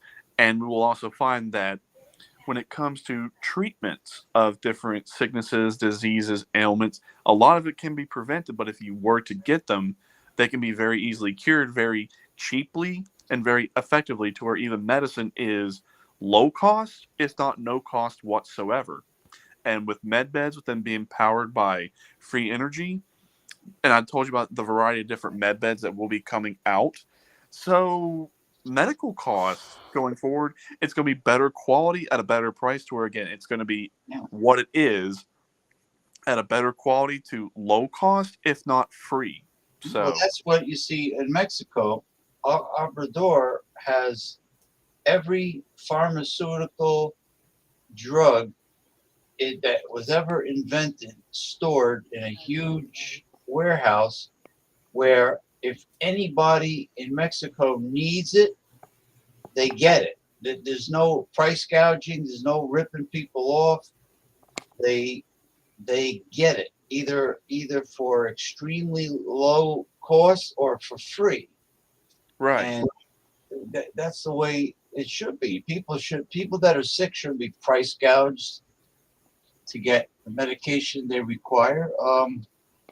Now, the other subject, which we talked about more than once, was the renewal of certificates and licenses, certification licenses. Okay, so under that, Racketeering.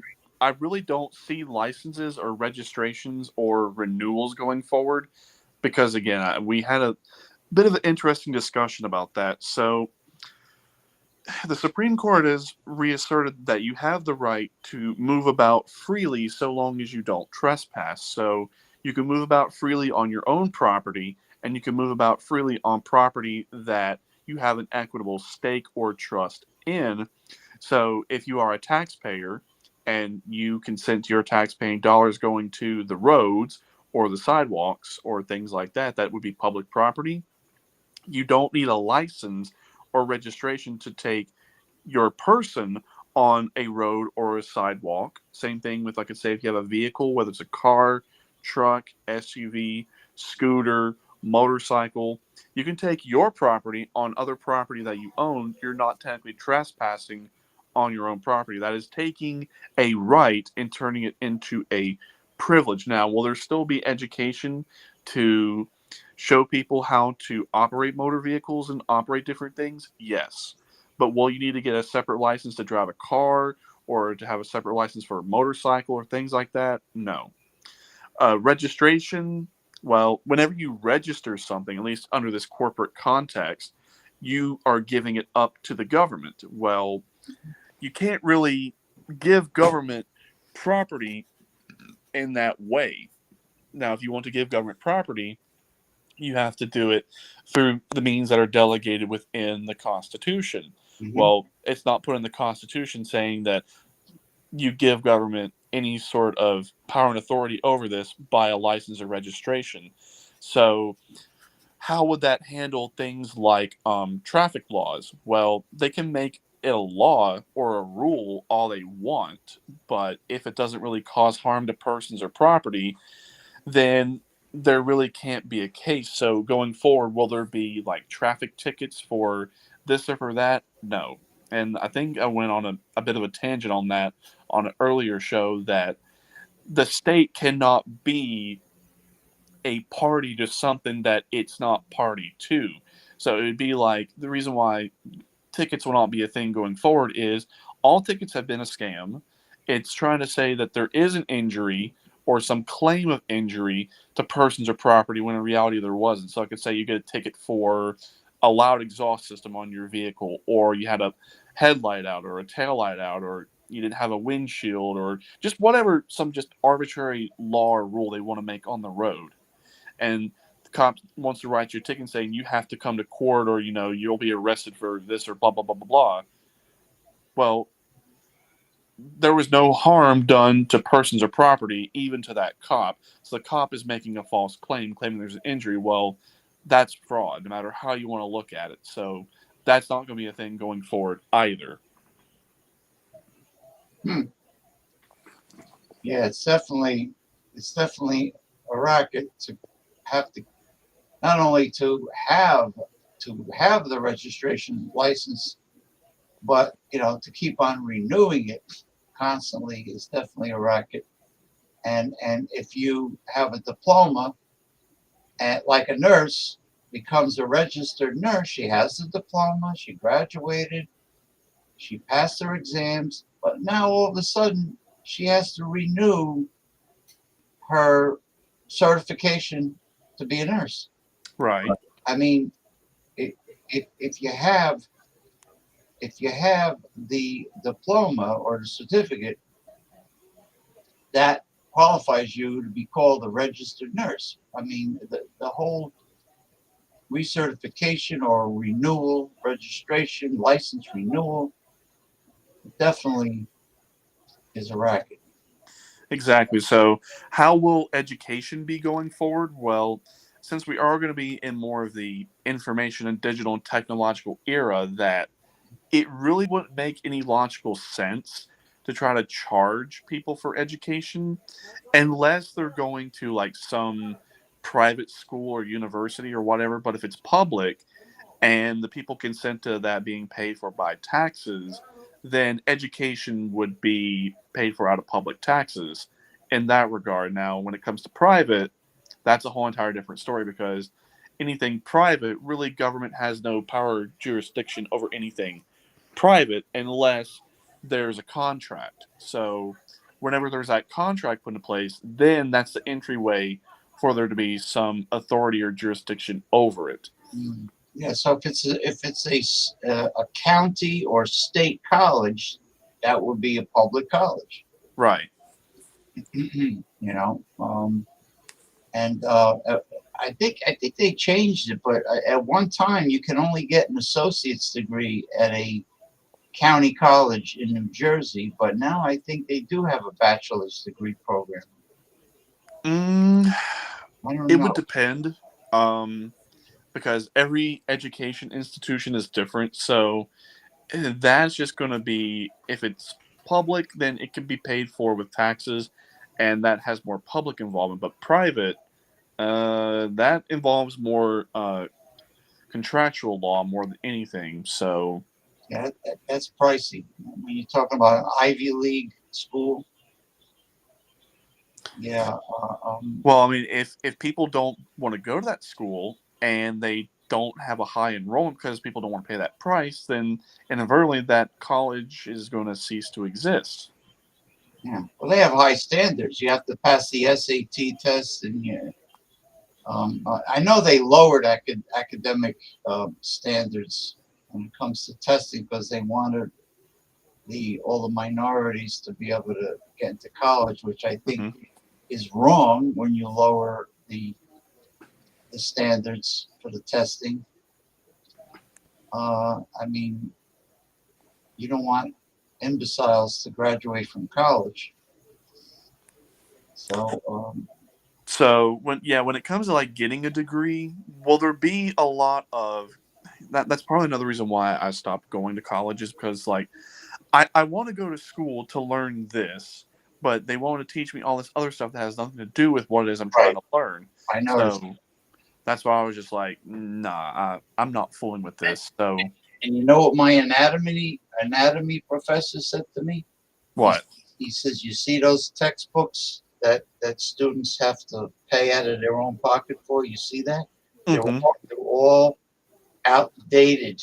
Every single one of them is outdated considerably, not just a little outdated. I go, wow, that doesn't seem right. People are paying for these textbooks. He says, yeah, they're really very outdated. So I said, well, isn't it better to just take your exams and study online where everything is updated instead of having books, and having books that are constantly being upgraded? Right. It would make much more sense to have a lot of it done online. And what also kind of irritates me, another reason why I dropped out of college, is the stuff that you learn in the classroom. When it comes to the hands-on and actually applying it to the real world, they tell you, forget what you learned in the classroom. That does not apply here. It's like, right. Well, what the hell? You're right. You're right. They even, that's what my sister always told me. When you get a job that required you to get a diploma or certificate from that school, what you learned in that school has nothing to do with what the job entails, and you have to learn something brand new. A new system that the company uses has nothing to do with what you learned. Nothing. And you're right. There's a lot of miscellaneous courses that they make you take that's attached to your diploma education or your degree, and it's ridiculous just to get credits. But they're things that have no connection with the reason why you're there, the reason why you're taking the course. Exactly. So there's going to be massive education reform to where you are actually not only taught the correct information in the classroom, but you're also given the practical hands-on that you'll need. So when you go to actually apply in the real world, what you learned in the classroom and what you learned with practical hands-on, all of it applies and matches. That way you're set. So will it take much shorter times to get degrees?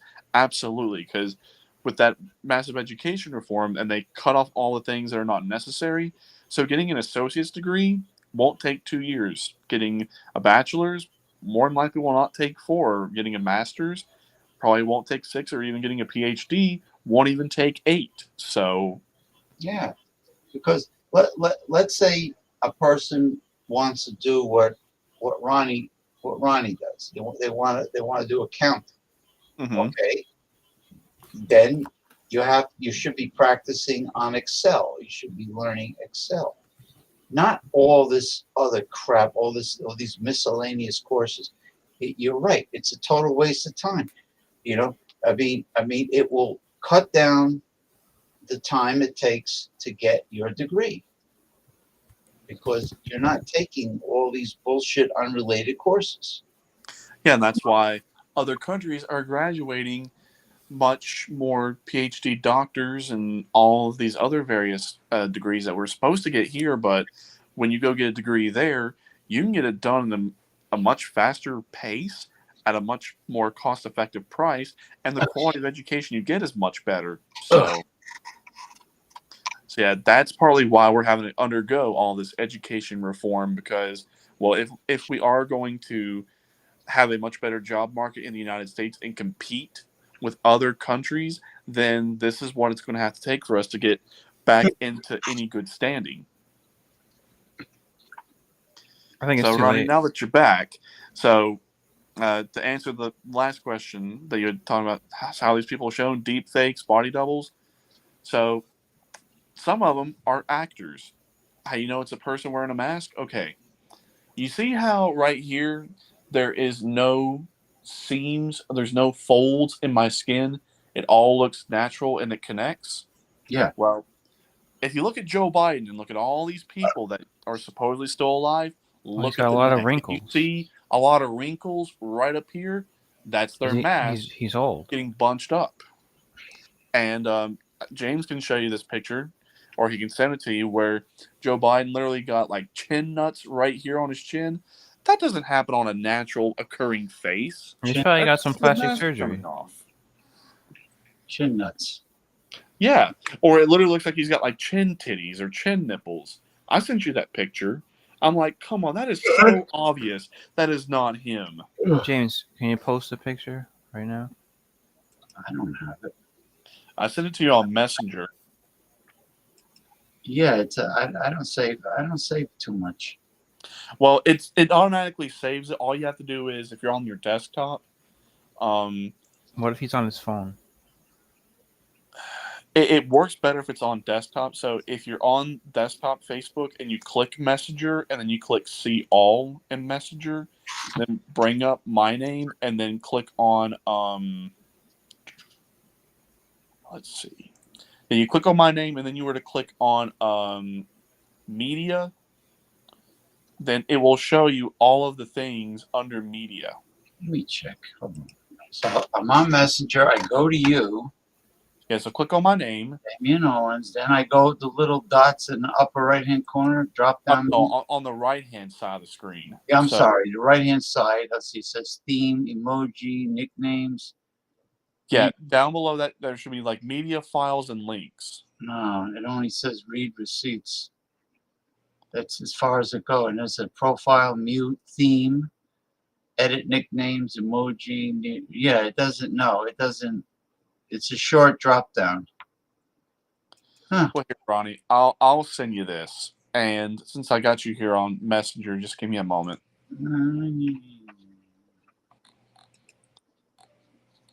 All right. Now, when I was telling you about Mr. Chin Nuts, let me just go ahead and attach that to you.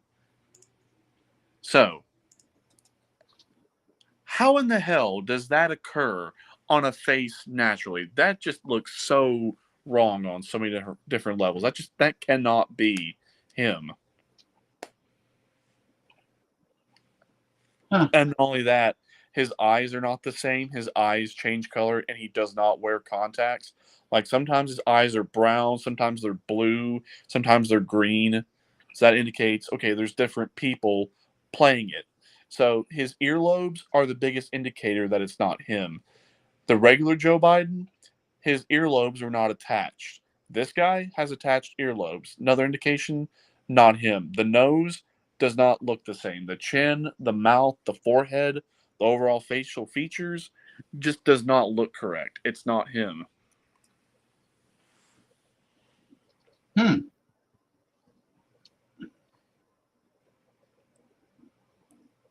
Smart. I mean, So I yeah, don't you know. see what I mean? Anything's possible. I mean, I have an open mind about it. I mean, But yeah, since I got you here on Messenger again, James, I'll go ahead and I'll send it to you since I sent it to Ronnie. well, Ronnie has it now. Yeah, Ronnie has it. Even he was like, "What the fuck?" Oh, See what I mean? How he literally has like chin nipples. See, it's obvious not him. He has chin nipples where he doesn't have it in other photos. Yeah, but if you look, that fold that's coming up off of his chin, that does not look natural. Like, no natural skin fold will do that. Not on the chin. I'll even try it. See, even on mine, it will not do that. It will not form any dimples like that. It can't be done on a natural face. That's why I say it's a guy in a mask playing a role. So the latex is creating folds. Exactly. And also what I was saying right here on the neck, how it all crinkles up and folds up right here. Yeah. Yep, that's another indication that you can tell that it's definitely not him. And since I got other media pulled up here, so who is the major person? Oh, hi Giggy. Hi buddy, what you doing? Oh, how's the kitten doing? Oh, he's doing great. Well, this one's one of the adult cats. You want to come up here, Giggy? Here, come on up here. Was it Gigabyte? Yep, Gigabyte, the tabby. Ugh. Hey, Giggy, your breath. Yeah, you definitely need a good brushing and a floss. Yeah, she got fish breath. Yep. I wonder how true it is that if somebody has a cat and the owner dies, the cat will start eating the owner, eating their face or something. If left to their own vices, more than likely it won't take all that long. All right, so Ronnie, I'm going to send you another one. So supposedly this is the guy that is playing the role of Joe Biden, that this is the guy in the mask. After really looking at side-by-side photos, that really looks like the best indicator that it's this guy who's playing it. Because the teeth look right, the chin looks right, the facial features and the attached earlobes, yeah. And with the way his eyes are, yeah, this is definitely him. Yeah, well, either one of you can bring it up by clicking on like screen share or share screen. Well, I'm on my phone. Let's see if I can do screen share. Oh, it's tricky on the phone. Yeah. And Ronnie won't be able to do it because I think he's on his phone. Maybe. Yeah, because he's having trouble with his laptop. Yeah, well, that should be it should be a project for next time. What, to do a side-by-side comparison to see who's still alive and who's dead? Oh, and another interesting one that happened here recently, John Fetterman. Oh, him. Yeah, he turned out to be like a semi-Joe Manchin, that fuck. Well, you notice how whenever he was debating Dr. Oz, back in 2022 how he was so severely incoherent, like Joe Biden. But then yet, when he's interviewed, he's completely coherent, and Yep. you can definitely tell he looks different. That it's not the same person. Yeah, Dr. Oz don't even live in Pennsylvania. That's the funny part of it.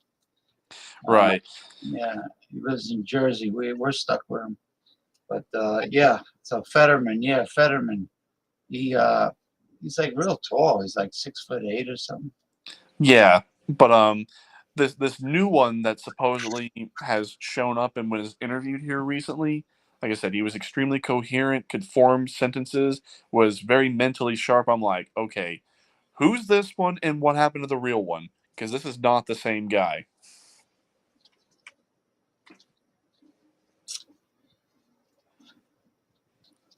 Well, photos don't lie, especially if you got a side by side. Yeah, and that'll be my my task for this week. So I'll look at all the different photos that I have in my collection because I got a shit ton that I can do for side by side comparisons. But yeah, I can definitely tell you just off the ones I can tell you right off the bat. Hillary Clinton, obviously she's gone. The one that you see is not her. Joe Biden's obviously gone. Um, Obama, that one is. I'm a little torn on Obama if he's still around or not. Bill Clinton, I'm not convinced that that's him. I did tell you about Michelle Obama is obviously a tranny. That her real name is Michael Robinson. Yeah, Joan Rivers said that shortly before she died from anesthesia. So yeah, and you can actually look this up. There is actual it's like workout footage from like the late 80s or early 90s of Michael Robinson before he became Michelle Obama. So the Sasha and Malia are not Obama's kids because, well, Michelle can't have kids. And they said Obama in his young years had some gay activities. True, but he's also not even a natural born American. He was born in Kenya, and he did spend some time in Hawaii, but he was born in Kenya. So when all that comes out, the whole Obama regime No wonder why Donald Trump wouldn't ease up on that. He was like relentless. So you're probably wondering, what is Barack Obama's real name? Well, I can also show you that with photos. His mother's Irish. His mother is Caucasian. Well, he is half white, half black, but he has a Kenyan name. His real name is Barry Satoro. Interesting. And again, he was born in Kenya. And how do we know that? Because some years later, his real birth certificate came forward. The one that he showed on Fox and all the major news networks. Yeah, that one was fake. Now, wouldn't Barry Soetoro be more like normal for a presidential candidate than Barack Obama? Well, he had to come up with a cover story to say that he was a native-born American, but there's even some old footage from like way, way back when. I think it was even before he was senator when he was talking with a group of people. He point blank admitted, "Yeah, I was born in Kenya." Yeah, he was the senator of Illinois. Well, I think even this footage was even pre-senator years. I mean, you could definitely tell it was definitely pre-presidency because he still looked pretty young and youthful. So Obama, I'm not sure if he's still around. John Fetterman's obviously gone. Mitch McConnell's obviously gone. Now this one you can go back and look at this, but Donald Rumsfeld is gone. So why that one was significant is back in 2021 he supposedly passed away, but he was the one back on September 10th of 2001. I think he was Secretary of Defense, but he was really prominent in the W. Bush administration when he said that $2.3 trillion went missing from the Pentagon, and then the next day we have the 9/11 attacks. and the computers that would have housed of all of that information where that $2.3 trillion was hit by a missile. I mean, come on. Queen Elizabeth is obviously gone. They say she died in 2022, but she was definitely gone much sooner than Why is 2020. Fetterman? Why is Fetterman gone? If that this was his first political victory?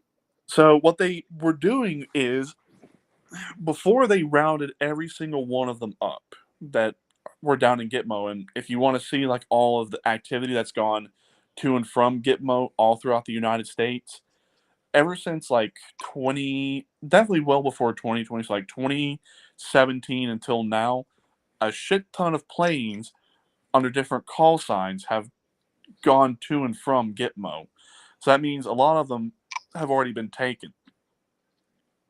So what they originally told him was, we know exactly what we have on you. We have all this evidence. And what you're going to do is you are going to expose everyone to what your plans and what your agendas were. And if you don't, we're going to remove you from the scene and put in one of your body doubles or put in an actor to show everyone the truth. So it's basically like you had all these people in the background pointing guns at him saying, okay, you have your chance to do whatever you want to do. Now, go ahead, show everyone the truth, show everyone your plans, show everyone your agendas, or either you do it or we will. And now that's why we're starting to see everything crack and unfold, because now everything that had to be shown has now been shown. Now we know the full scale of the problem. Now we need to start focusing on the solution. And Nasara is the solution going forward. That's like all the mysterious planes with no markings on them going to and from Area 51. Yeah. You know? So yeah, people want to fact check me on it, saying, oh, not everyone got rounded up in Gitmo. Well, back in 2021, there was a major news article by one of the major news sources that a second courthouse was built down in Gitmo. So there have been tribunals that have already happened down in Gitmo, but they've also happened in other different places throughout the world. So whenever all this becomes public, so we're not only going to see just the election fraud, we're going to see how Space Force captured the live data in real time. And of course, I talked about General Paul Nakasone in his tweet on November 3rd of 2020 when he said that the elections were being monitored. So the question is, okay, well, if there was all this fraud, who has the evidence? Space Force. Space Force has everything. They captured it in live time. Now, did they catch all the data with the machines? Of course, because the machines, the Dominion machines specifically, were third-party sources were coming in and deleting votes and flipping votes. That's how they were able to see all the infiltration that happened in the machines. Now, with the ballots, every single ballot that was cast had a watermarked ballot on it. It had a specific blockchain serial number encryption to where they knew exactly where every single one of them went. So whenever it all comes out, we'll see the true vote count on the machines, and we'll see all of the true ballot numbers cast. So we'll see the true vote. Okay. Woohoo! You got the planetarium on, Michael? Yeah, see, James, you're happy now, right? Planetarium. Yes, You're happy now, right? You have you see the planetarium, so wasn't gonna let you down. You So, know, there, eventually, and then there's the other one. we should go back to your divining rods, pendulum, and tarot card. What, I'm asking these questions to see if all these people really have been rounded up or if they really have been executed? I mean, I don't care to do it. That's just, are y'all really prepared to really accept the fact that the people you see are gone and that they've already been dealt with? And whenever you see the information come out publicly, those tribunals, those happened years ago. So what we're being shown what happened years ago. What charges were they brought up on to warrant execution? Was it treason? Was it treason? Treason, sedition, insurrection, war crimes, crimes against humanity, specifically human trafficking, child trafficking, sex trafficking. Oh boy. So and then if you would have actually went through anything all with the children, you gotta go. do what? Anything with children, you gotta go. And you know what? In my regime, if you did anything with children, I would probably execute that person. Well, And well, guess what, Soldier of Fortune? that's You all got right. exactly what you wished for. And even here in Tennessee, one of the good things that happened this past legislative session is we now have the death penalty for convicted pedophiles. Yes. And we also have the Pedophiles, death penalty for penalty. crimes against children now. Yes, there needs to be the death penalty for pedophiles, for the Jeffrey. Epstein was.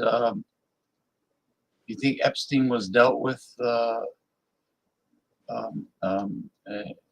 other words, it wasn't. He didn't die of an illness. In other words, do you think he was dealt with in some way? Epstein ended up spilling a lot of information on a lot of people early on. So when you see the Epstein blacklist that has finally been released and how all these prominent individuals are on there. So whenever his supposed death happened back in 2019, they had to disappear him in order for all this information to come out. What do you mean, supposed death? Still alive? Yeah, he cut a really big deal, and inadvertently when he cut that deal, he ended up having to spill the beans on everyone. So the deal was, you will get life in prison and solitary confinement, never to be seen or heard of again, and you will never see the outside world again. You will have no communication with the outside world. You will most definitely not ever have contact with a human being. That your life is now these four walls with no windows, no sunlight, no nothing, where he will get maybe a couple meals a day and maybe 1 hour of recreation. So basically like a maximum security solitary confinement cell. But in exchange for that, he had to turn over all the information on Ghislaine, and he had to turn over all the information on the people on his list. So he can't. He doesn't even have windows in his maximum security.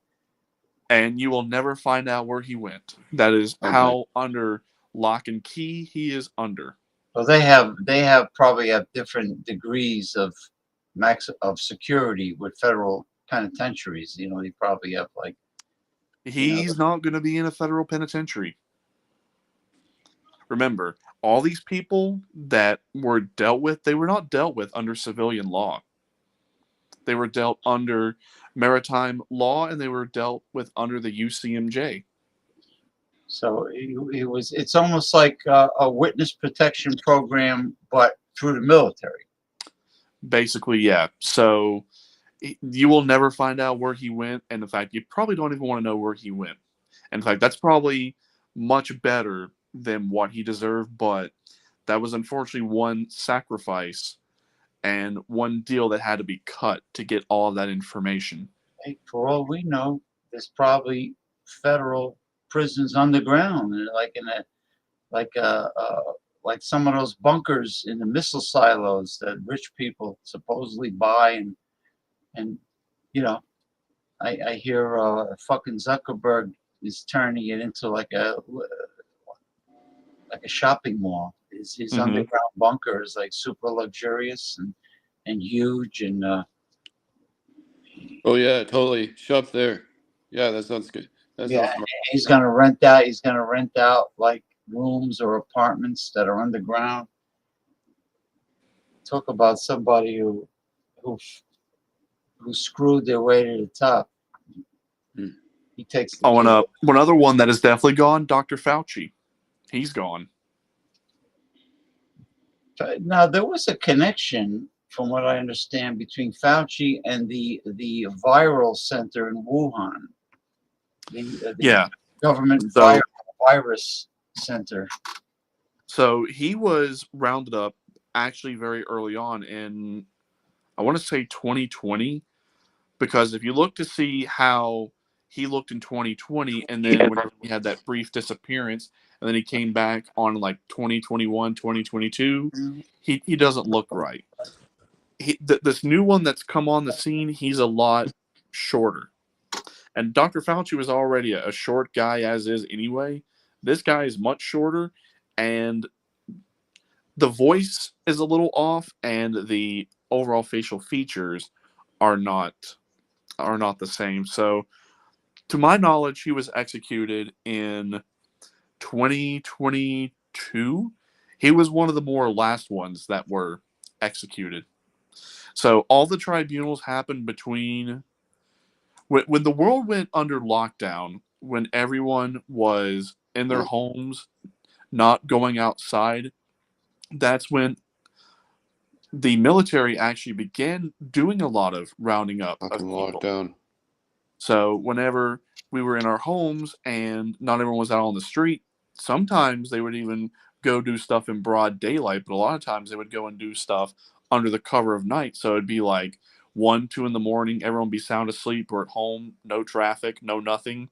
They'd go in, conduct their raid, pull them out, take them to Gitmo, and then whatever happened to them happened. You know, they interviewed Fauci, I remember, and they said, well, whatever happened with SARS-1? And Fauci says, as soon as we came up with a vaccine for SARS-1, it disappeared, it vanished.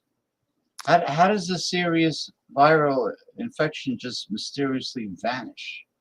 Well, it doesn't. So SARS-1, we knew all about SARS-1, but SARS-2 is where things got interesting. So where was the isolated and purified sample of SARS-CoV-2? Where did that evidence ever come out?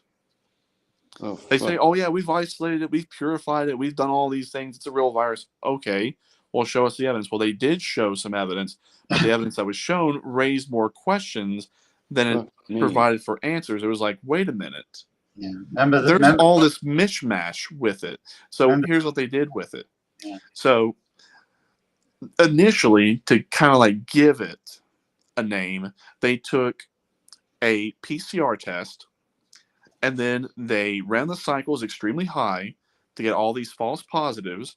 And then whenever they would actually look at all the data on the false positives, they saw that what they were looking for with COVID-19, that there's only like 30 strains or like 30 sequences here of this virus. Well, and it was under so much mishmash. So here's what ended up happening. Some lab techs out in California decided to get a hold of 1,500 samples of positive COVID-19 tests. And they ran it through all their different machines, and they ran it through a variety of different databases to see exactly what it was they were dealing with. And come to find out, SARS-CoV-2, known as COVID-19, is not a real virus. It doesn't exist. What it was, influenza A and influenza B. So, most importantly, they say, oh, it came from the Wuhan lab in China, which a lot of shady stuff did come out from there, and a lot of stuff did happen, but where's patient zero? Was patient zero ever confirmed to exist? Or where was the first known case of COVID-19? And then I was telling you about potentially there was something already out long before they said that it was in late 2019, early 2020, how some people were really sick, and whenever they would go get tested to see what kind of virus they had, and they couldn't find anything in their database. So they were just treated as virus of unknown origin. So we'll find out eventually all of the truth about it, but as far as it really is concerned, there never was a virus. It never existed. It was all Wasn't it a lab leak?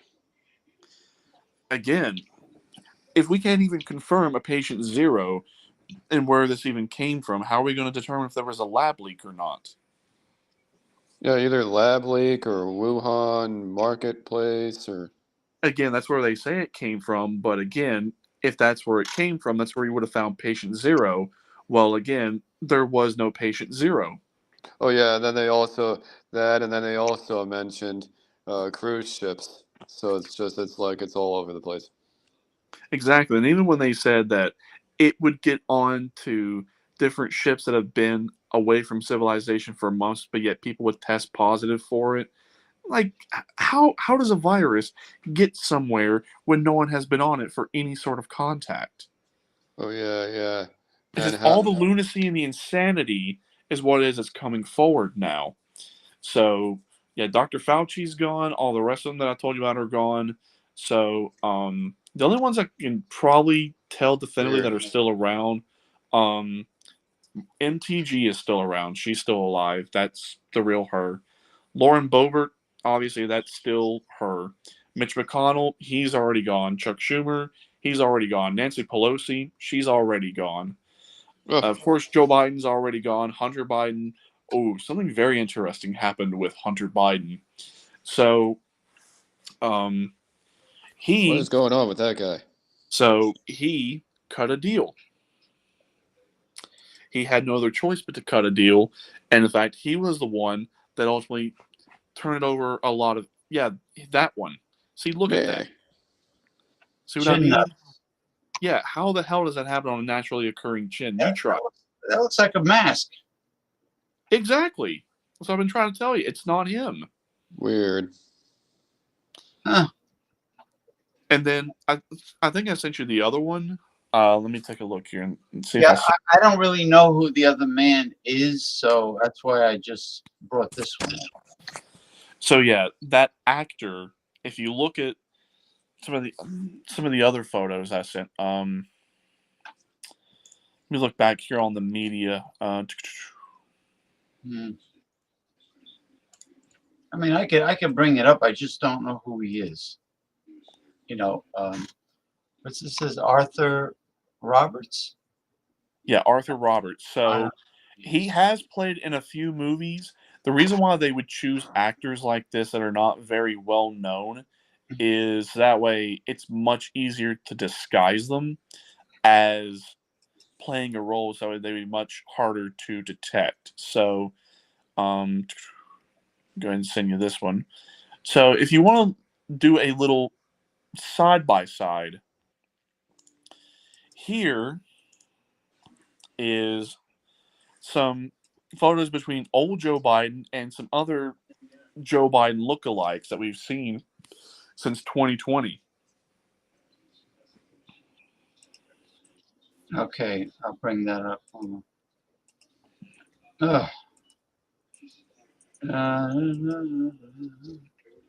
right. All right. So yeah, if you see the top left, that's the one that most people know about when they see and they look back at old photos of him or old footage of him. Yeah. That one I think was from I think that might have been like during one of the presidential debates of 2008, or that may have been one of his VP debates of 2013. So you can obviously tell that was him before all this started happening. Now, when you look at Robert L. Peters, what's the one thing you notice? Look what happened to the earlobe. The earlobe is all of a sudden magically attached. Oh, And then when you look at the forehead, yeah, the forehead looks somewhat correct, but it's a little off. And then when you look at the eyes, the regular Joe Biden, he has brown eyes. They're like a brownish hazel. This guy does not have brownish hazel eyes, and they do not look like they have contacts on. So that JRB Ware looks strange, man. That's he's got like an evil grimace on his face. yeah, that was always the point, is to show everyone that they have to bring in all these different ones just to show people the illusion. Now, if you look at the nose on Robert L. Peters, you'll notice that the nose is not correct. That even if you were to get some plastic surgery, the overall shape of the nose is not correct. That it's way too narrow and it's way too long. So that, even with the most amount of plastic surgery, you cannot get it to look like that. And then the Robert Ware, it looks like a potential younger version, but yet it's like taking a mix of like the old and the new and trying to put it into one. And same thing with here, attached earlobes. Same with JB Ware, attached earlobes. So even with plastic surgery, how all of a sudden do you magically attach earlobes? You can't do that. And then look at the teeth. The teeth is another big indicator that those look way too Unusual. perfect to be natural. Those look like dentures. Oh, So yeah, they look way different. yeah, and that's the point. And like I said, all this is what's been going on since 2021. And I was also telling you about Derek Johnson. So there's a lot of inconsistencies that happened with the Biden inauguration. So he was inaugurated at 11:47 a.m. So you can't do that. That means technically, as far as optics were concerned, we had two presidents for 13 minutes. So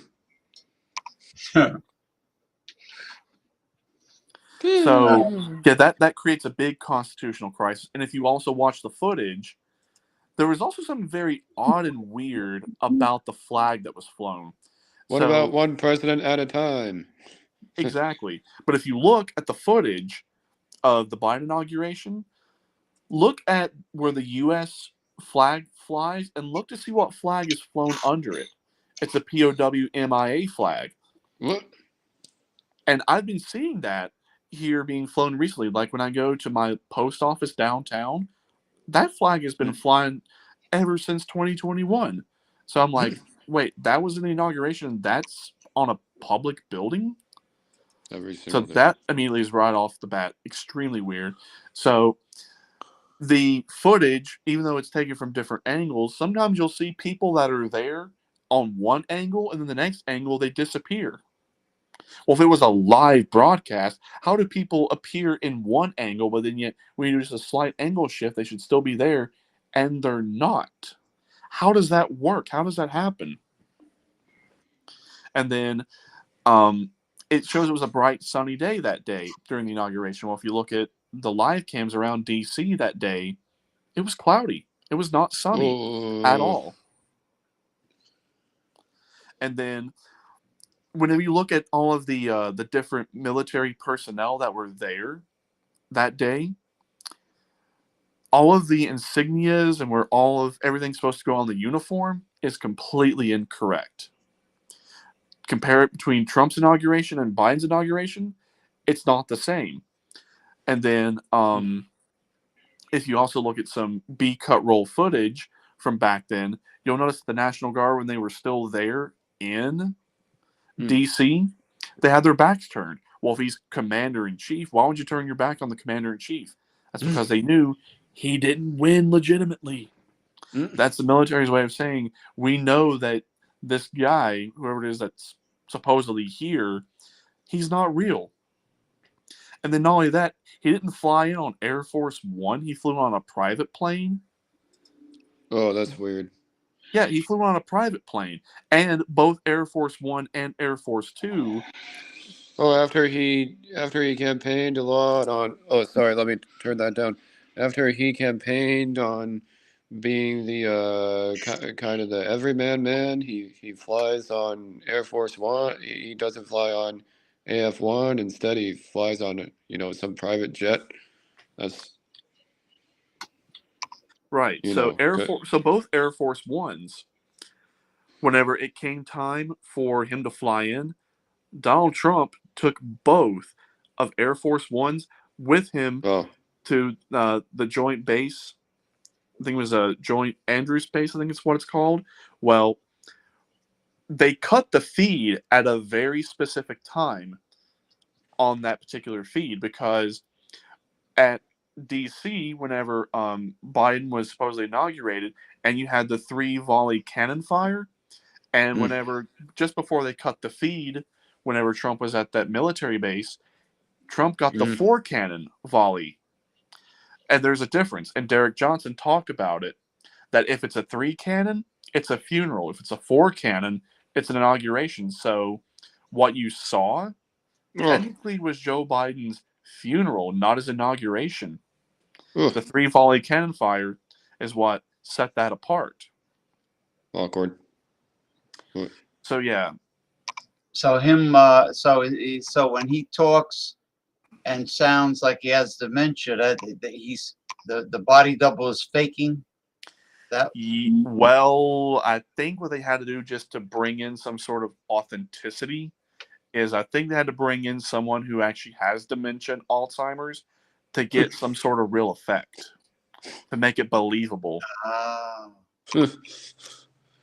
It's So weird that he won by 7 million votes, but didn't win by didn't win like 330 electoral votes.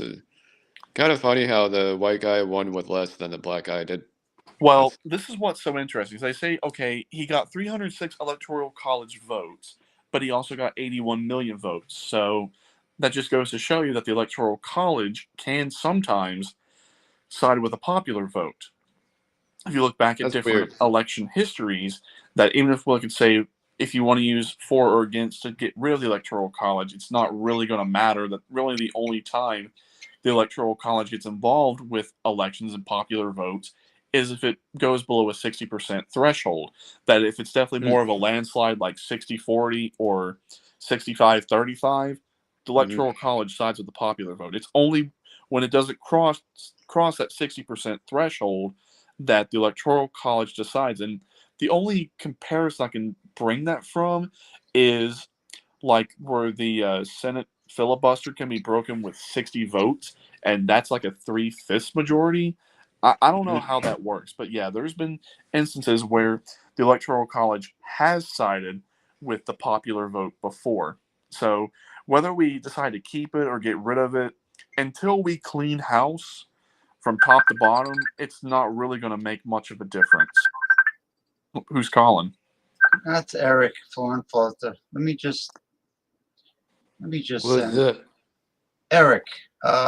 He's calling me on. He was calling me on. What do you call Facebook Messenger? But let me. Yeah, I can never tell we're running over, so I'll finish it with this last point. So yes, he might have got 81 million ballots, but he did not get 81 million votes. He got more ballots than what there were votes, and now we're starting to see more evidence come out about that.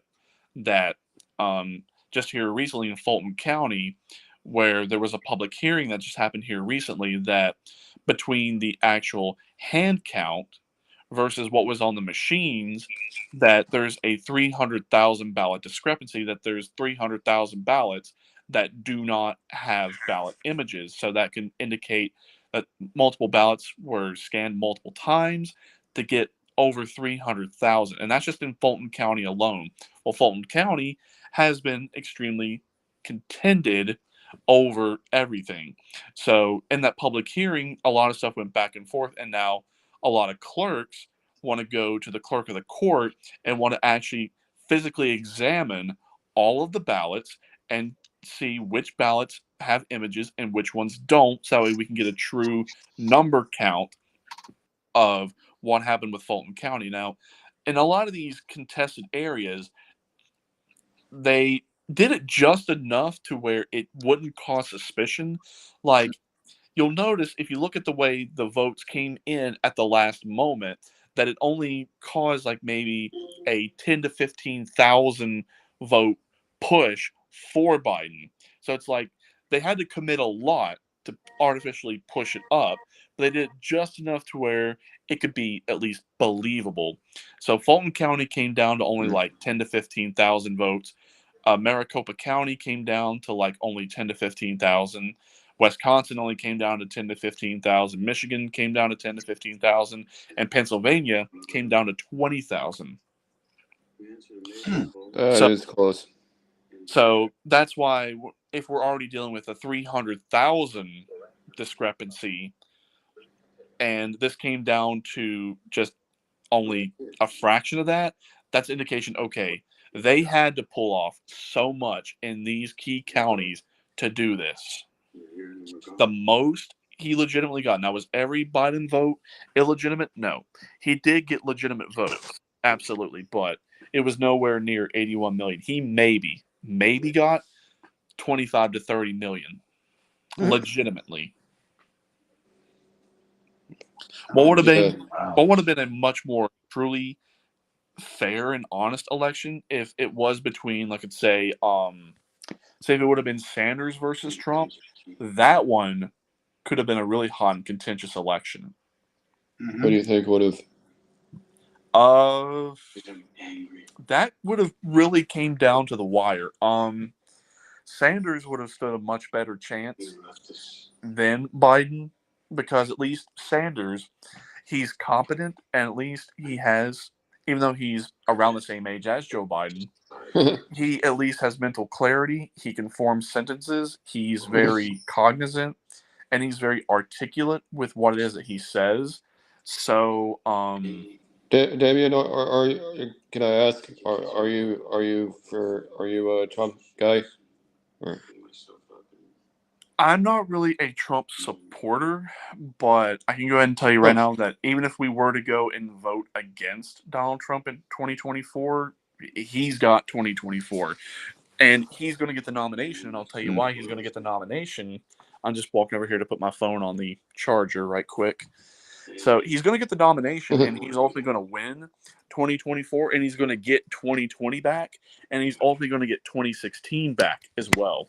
Because whenever that evidence comes out with the Brunson case and Lindell case with election interference and how he technically did not get a true and fair first term, that he will get 3 terms. Now, how can you get 3 terms? Well, if we go back to constitutional law and we go back to what things were, I think probably I would say,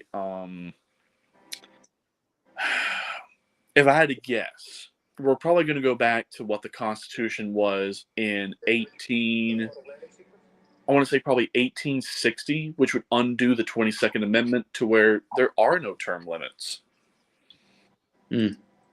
So, yeah, he will definitely get all of that. But when I say it goes to a special emergency contingent election, is once the Lindell case and the Brunson case comes out from the Supreme Court, it's already been done privately behind closed doors. It was finalized back in 2021 that the Supreme Court justices are going to say is, with the Lindell case, is that, okay, you have all this data that was supposedly captured by private investigators, but nah. He didn't pay for one investigator out of his own pocket. That was all a front to introduce the military's evidence into the public sphere. And it was not a public case. It was done on the private docket. And the Brunson case was also done on the private docket, and it was also done on a emergency docket as well. So the Brunson case challenges the constitutionality of everything, that since there was supposed to be a 10-day investigation from January 7th to January 17th, 2021 to investigate all of the allegations of the fraud, to finally put everything to rest once and for all, that whatever the results were going to show is whatever the results were going to show. Now, Donald Trump would have conceded if it actually turned out to be legitimate. But since there was no investigation into the fraud, and that Congress didn't do its job and pushed everything through because of a insurrection, quote unquote, that happened, that ultimately it triggered continuity of government and devolution, to where the military had no choice but to step in and take over. And I presented that with all the evidence down in the links on the previous show, to where everyone can go down and look at that and see just how far back even that goes. So what the Brunson case argues is that, okay, since Congress failed to investigate, and that all the states had to do their own investigations, and since the states did their own investigation and there was a variety of results, that all of Congress therefore committed treason and sedition and insurrection against the United States. Therefore, they cannot legally hold office anymore. That at that point, we became legislatively compromised, and then now, since this guy, supposed guy, who was put into position by fraud, we're now compromised executively. And since the Supreme Court, at least publicly, didn't do anything, we're now compromised judicially. So the whole U.S. government was therefore compromised. I want to wrap this up because I don't want to promote the campaign of Donald Trump. I know it's not a promote. I mean, you don't have to like him. This is not to really turn you to his camp or to turn you against him. It's just to show you that this is what's happened, and when all this comes out, make of it what you will. All right. So yeah, I was just explaining for Mikey, since I don't think he really was around for the last show. Oh, okay. Yeah, I was just explaining it to him to where he can go look at all of the different sources of what it is I'm talking about. But Yeah, yeah, why the again, hell? Yeah, why the hell didn't Joe Biden win like Ohio, Iowa, Texas, Florida? That's Oh, they're North they're red Carolina. states. They're red states. Yeah, but he could have, and yeah, he Well, did. he could have, like in other words, when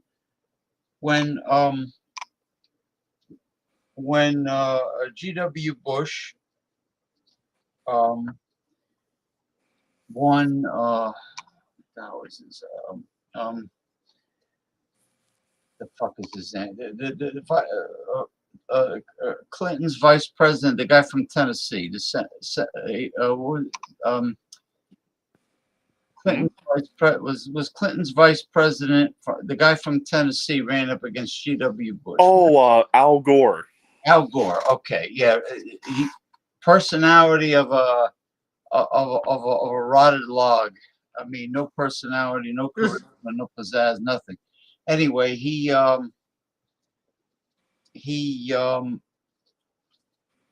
they didn't want to wait for some reason. They didn't want to wait for the inner city vote to come in Ohio for Cleveland. Mm-hmm. The inner city vote of Cleveland. They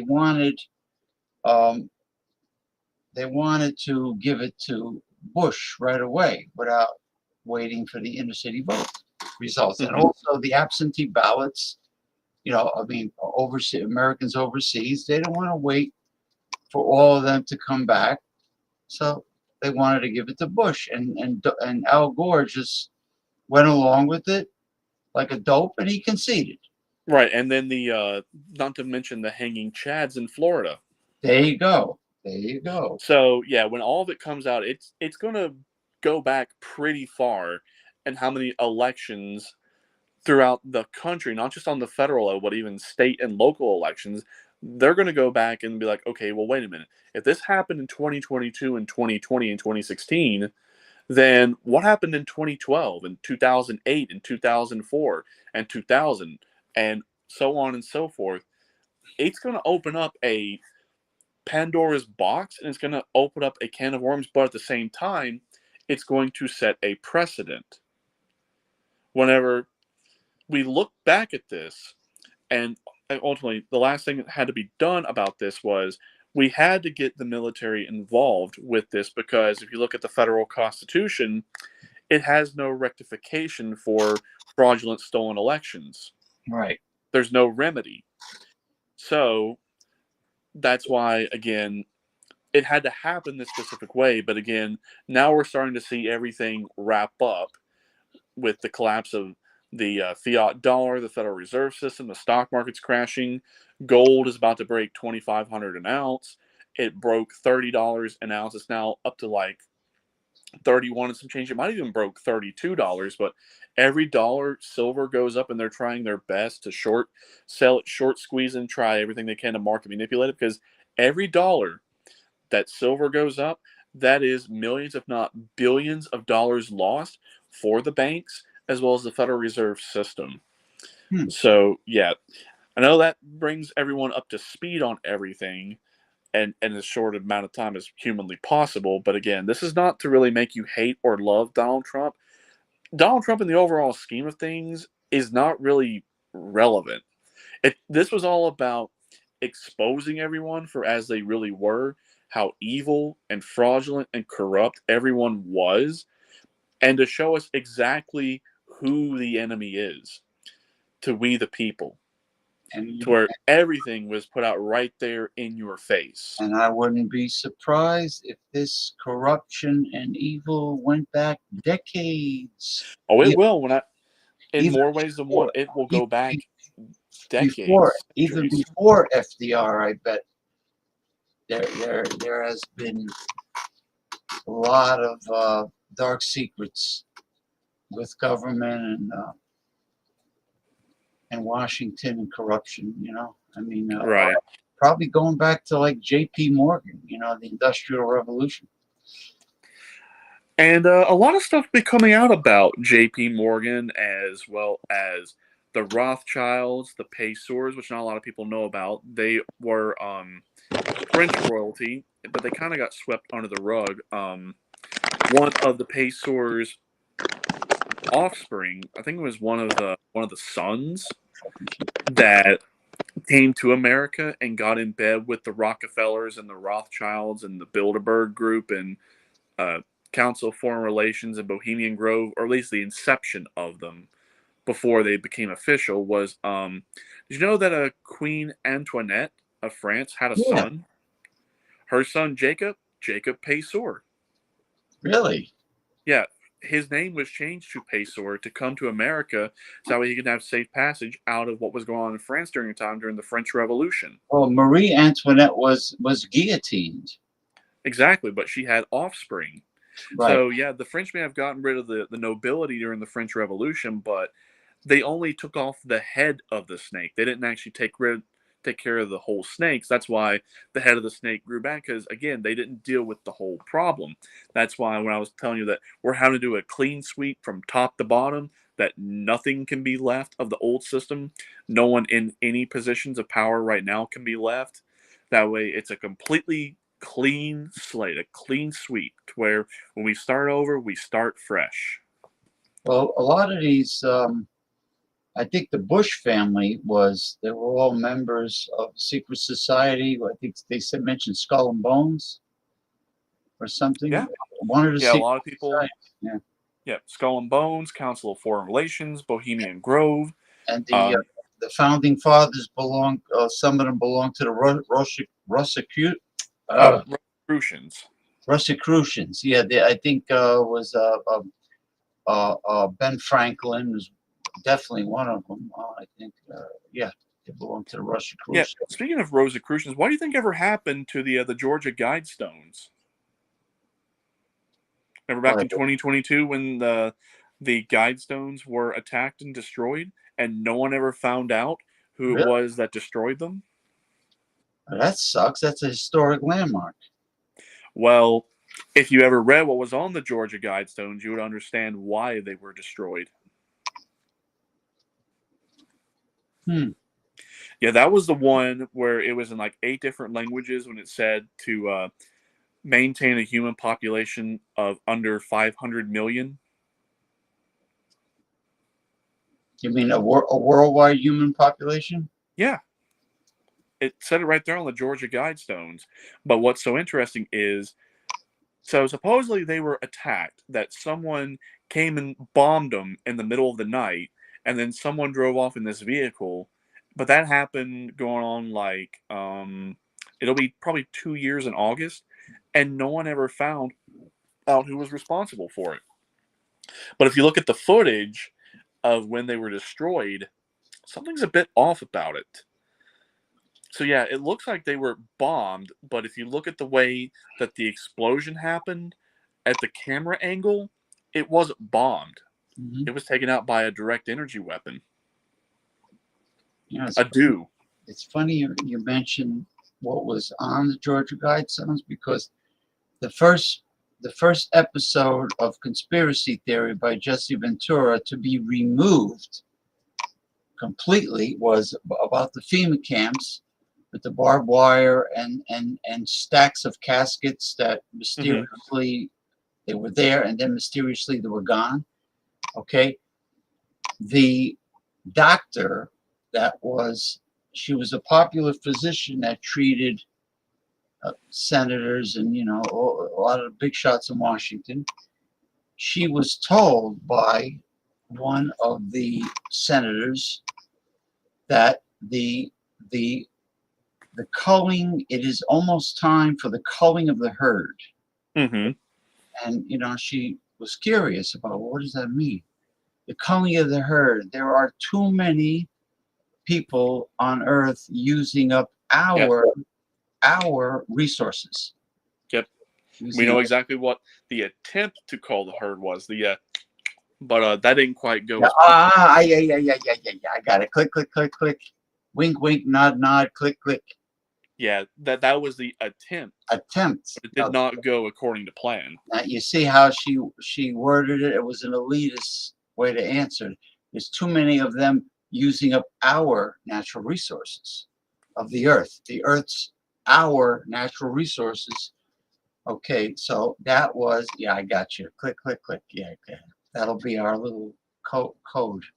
Yeah, or just the thing. But yeah, if you look at part 10 on the Devolution series with Warp Speed, it goes into detail about how some of them did make it through, but not all of them. Where some of them were not the thing, and some of them had some other things in them, but were not toxic or deadly. So yeah, read that and watch that video, and you'll understand more what it is I'm talking about. Oh, you mean the placebo? Click, click, ding, Yeah, ding. the placebo, or they had injectable medicines that you could give to someone in an IV. That it didn't have the nasty in it. The The nasty. thing that's very toxic and nasty. So it was all perfectly diabolically orchestrated. Yeah, planned many years in advance, and like I said, some did get through. They weren't able to get all of them, but I would say collectively, compared to what actually happened versus what was planned, they got through maybe Did you? 3 to 5% of what it was they actually really wanted to do. Do you believe that the thing, the thing, was lab created, deliberately lab created? What they put in the thing was deliberately lab created, but again, it bears no resemblance to what it was that it was supposed to be for. No, They I made it into meant, something completely different. the nasty, that the click click thing was pr- produced for the nasty that almost culled the herd. Yes, most definitely. Very well orchestrated, very crafty, and it was very carefully orchestrated and planned for a very specific time. To actually, that plan was thwarted very early on in 2017 because what was supposed to happen in 2019 and 2020 was supposed to happen in 2017. That if a certain woman had won, to have part of the 16-year plan, 8 years of Obama and then 8 years of her, that we would have already been annihilated and extinct. Now, on other timelines and universes, that's exactly how it happened. But that didn't happen on this particular timeline and universe. So the funny part is when Jesse Ventura's team asked the government personnel at the FEMA camp, well, why is there barbed wire all the way around this FEMA camp? And they said it's to protect the people that we will have in the FEMA camp from outsiders. Mm-hmm. And it didn't set well with the Ventura team. They thought that was bullshit. Exactly. So yeah, just to pause and reflect about where all we've come from, what's currently happening, where we're going with Nasara Jasara. This is to correlate to our new upgrade for where we are ascending to 5D and we are becoming more of our natural selves. That this is more of, some people want to call it like it's God's system. It's not really God's system. It's more of a system that reflects more of the natural order of things, of how things really are, and how we as infinite beings are to be. That we are to be sovereign, that we are sovereign beings, that we are sovereign over everything because the one is sovereign, and since the one is sovereign, we are sovereign because anything that comes from the one is going to be nothing but what the one is. Well, if we are part of the one, because with the one being infinite, it can divide itself infinitely, and we can divide ourselves infinitely, and we can do things infinitely. So it's all about bringing us into our infinite nature and bring us into. It's not really taking us fully back to being fully spiritual beings. It's bringing us into this weird quasi state of being quasi physical and quasi spiritual, to where we're not so much down into the 3D, that we're now up here in this fifth dimension, that we're not going to be so bogged down with the lower dimensions, but we can go down into lower dimensions to help others assist to 5D. But like I say, if we don't want to do it, we can still stay here in 5D. But if we want to experience more of the higher dimensions, we can do that, because we'll basically be like having physical bodies while still being spiritual beings, but instead of being carbon based, we're going to be cellulite based, more crystalline based. Hmm. So that's why we'll be more in touch with who it is that we are. So again, Nasara Jasara is to reflect more of that. So just briefly mentioning the one, that's really what God is. If you're looking for some sort of external creator that created heaven, earth, hell, Satan, and the angels and the demons and all that, nah. That goes against all of the foundations of which the one exists. Because the one is, well, it's all of existence. It is all that is. That's really all the one is. It's all that ever has been, currently is, or ever will be. It's already existence. It's all of existence. It's eternal, it's infinite, it's all knowing, it's all powerful, and it's omnipresent. So if that's how the one is, and every bit of existence comes from the one, then therefore we are the one, and the us is, we are the one and the one is us. There's no way to make that differentiation and try to separate that. I wonder how many in total. I wonder how many dimensions there really is. Infinite. Really? Interesting. Yes. Interesting. Since existence itself is infinite and the one is infinite, what does finite really mean to an infinite being? It doesn't mean anything. So, how does the one experience all that has, all that currently is, or ever will be, and not get bored? Same thing with us.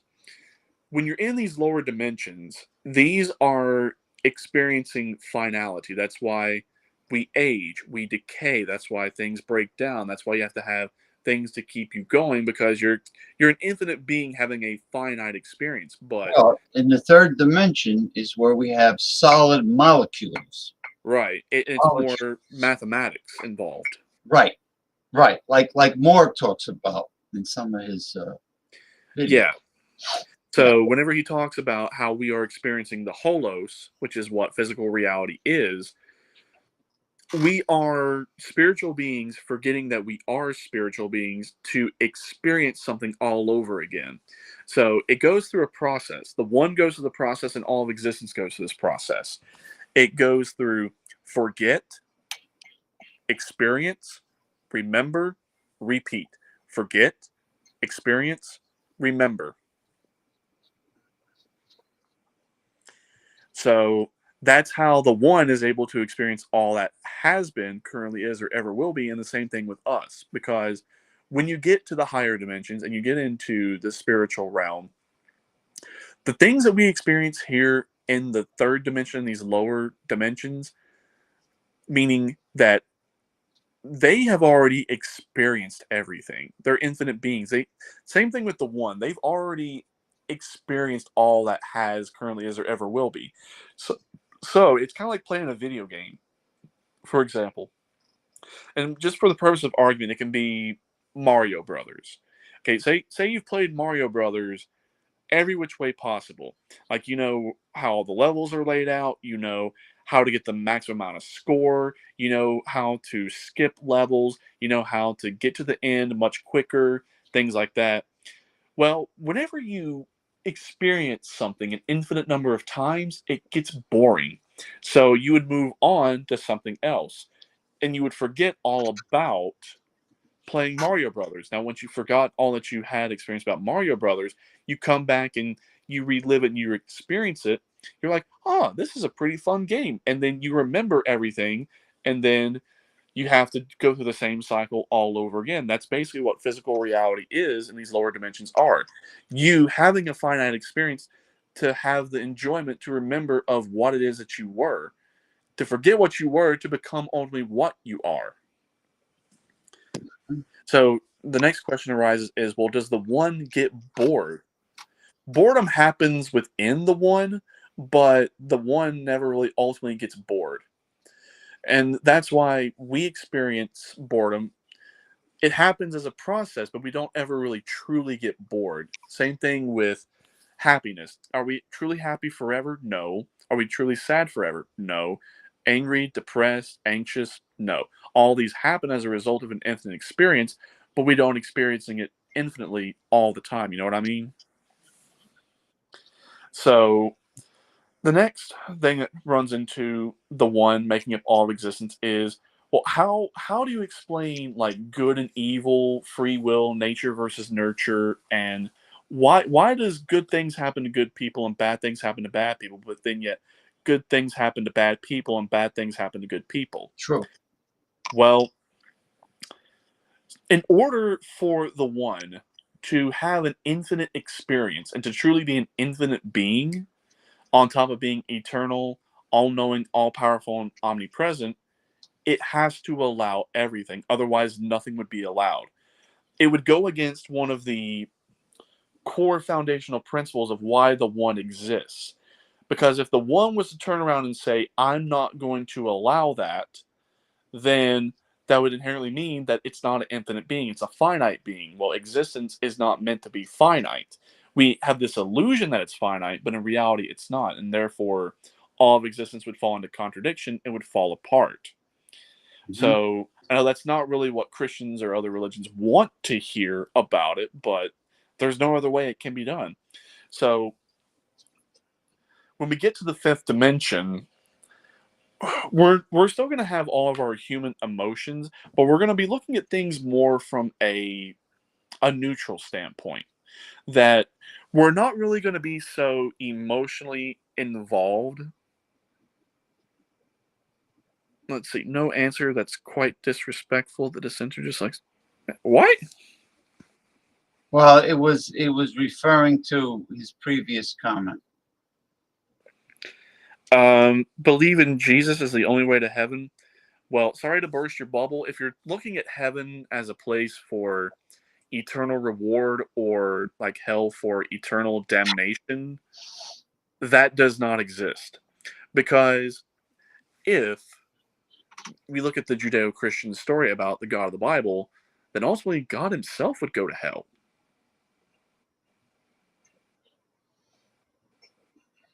Well, hell in terms of Dante's Inferno, which is a fun story and a cool game, by the way.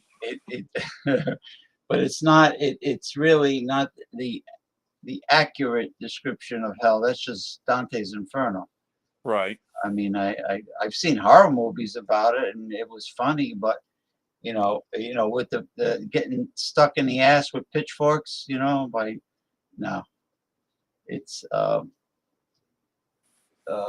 only thing the Bible does mention a lake of fire, right, that burns infinitely. Right, but if you're looking for heaven or hell as a place for eternal reward or eternal damnation for this or for that, no, that's trying to put a infinite being into a finite box. So ultimately, how does the one really feel about everything? Well, the one experiences all emotions and experiences things infinitely. So to say that the one absolutely condemns or absolutely condones something is incorrect. Well, you know what they describe heaven as being, to be honest with What? you? There's supposed to be a transformation of the world as we know it into this like utopian um, paradise-like world. Like a heaven is supposed to be what the transformation of humans to immortality, perfect beings on a brand new world That's basically what Nasara Jasara is for. Now, yeah. That's what the description of heaven in the Bible actually says. I mean, you got man-made organized religion laws that talk about like the man in the sky and getting poked with the pitchfork in the ass and all that. No, that's all poppycock. That's right. yeah. So the one really, to summarize it, the one is infinite, one and zero all at the same time. So all of existence is that way. So therefore, we are just like that. So the one, to ensure that it's having a truly infinite experience, it it has a very interesting definition of unconditional love, but it's objectively neutral on everything. Well, I'm a commie. I'm not a former commie. So to answer the question, you know, a false prophet. This is not the prophecy. This is just to bring. This is to just make sure that you are. Do you really want me to answer that question? Because I'll answer, but I'm just not sure if you're prepared for that answer. Why? Why would he? Imagine looking at the Ten Commandments, especially the big one that says, "Thou shalt not murder." Well, look at how much murder God has committed. And the seven deadly sins, look at how much the God of the Bible really is the epitome of all the seven deadly sins. Well, He's greedy, he's wrathful, he's angry, the Old spiteful. Testament, he smited many a people in the Old Testament. I mean, Sodom and Gomorrah, anytime you ticked them off, he smited. And he didn't distinguish. He didn't say, well, I'm going to smite only the adults. But no, he smited them all. Men, women, children, old people. You know, like in Sodom and Gomorrah, you know, fire came down from the sky and he destroyed it. But so what I'm saying is, you know, the God of the Old Testament did not like to share the spotlight. Exactly. But if you really try to look at the way of the foundations of which he exists, it falls into so much contradiction. I mean, immediately saying that God created, well, what does creation mean to an infinite being that's always been eternal, infinite, all-knowing, all-powerful, and omnipresent? There is no such thing as creation. To imply creation is to imply a beginning and an end. Well, there is no beginning or an end to something that is eternal and infinite. That just cannot be done. It goes into irrational contradiction.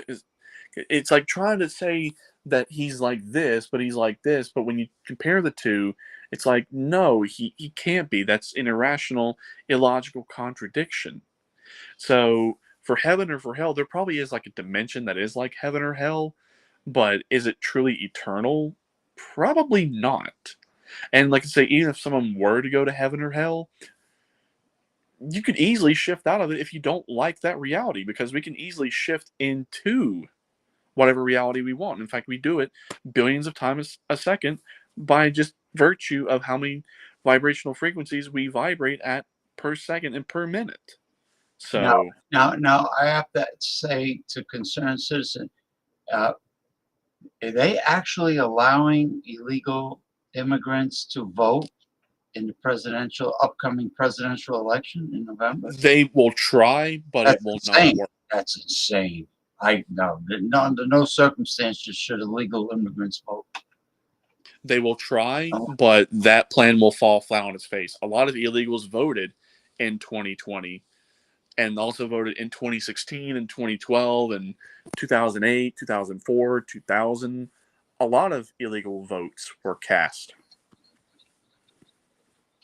Well, concerned citizen, it gives me the impression that he's right wing because of his commentary. And right wing people are obsessed with the partisan politics squabbling and and so on and so forth. But we're talking what's being said here is much deeper than politics in a crony capitalist system. Right. So that's the only answer I can really give to the one, is that it allows everything, because if it didn't allow everything, then nothing would be allowed. It truly is neutral and has this weird definition of unconditional love. So the way that the one experiences and expresses unconditional love is it infinitely supports you in whatever it is that you want to do. So as a result of it giving you unconditional love and support, it's to the point to where you are so unconditionally loved and supported by the one that you can feel that you are just not as loved and supported as you really are. That's how much it loves and supports you. Now, is it really against like homosexuality and abortion and things like that? Well, in the mind of the one, it has experienced all aspects of all of existence infinitely. So it infinitely condones it, infinitely condemns it, and is infinitely neutral in every aspect on that spectrum. But its true position, again, truly neutral and true unconditional love. Now that's very different from what any mainstream religion will try to tell you about what God is, but that's just what the one is. Yeah. And moving forward with religion, organized religion is going to fall by the wayside. Yeah. So even if we were to look at it, we might look at Christianity or Islam or Judaism or Buddhism or Hinduism, that will look at it as like maybe allegories and metaphors to search for like certain wisdom or knowledge. But to take it literal, no, that's not going to be the case going Jesse forward. Ventura was right when he says organized religion is for weak-minded people.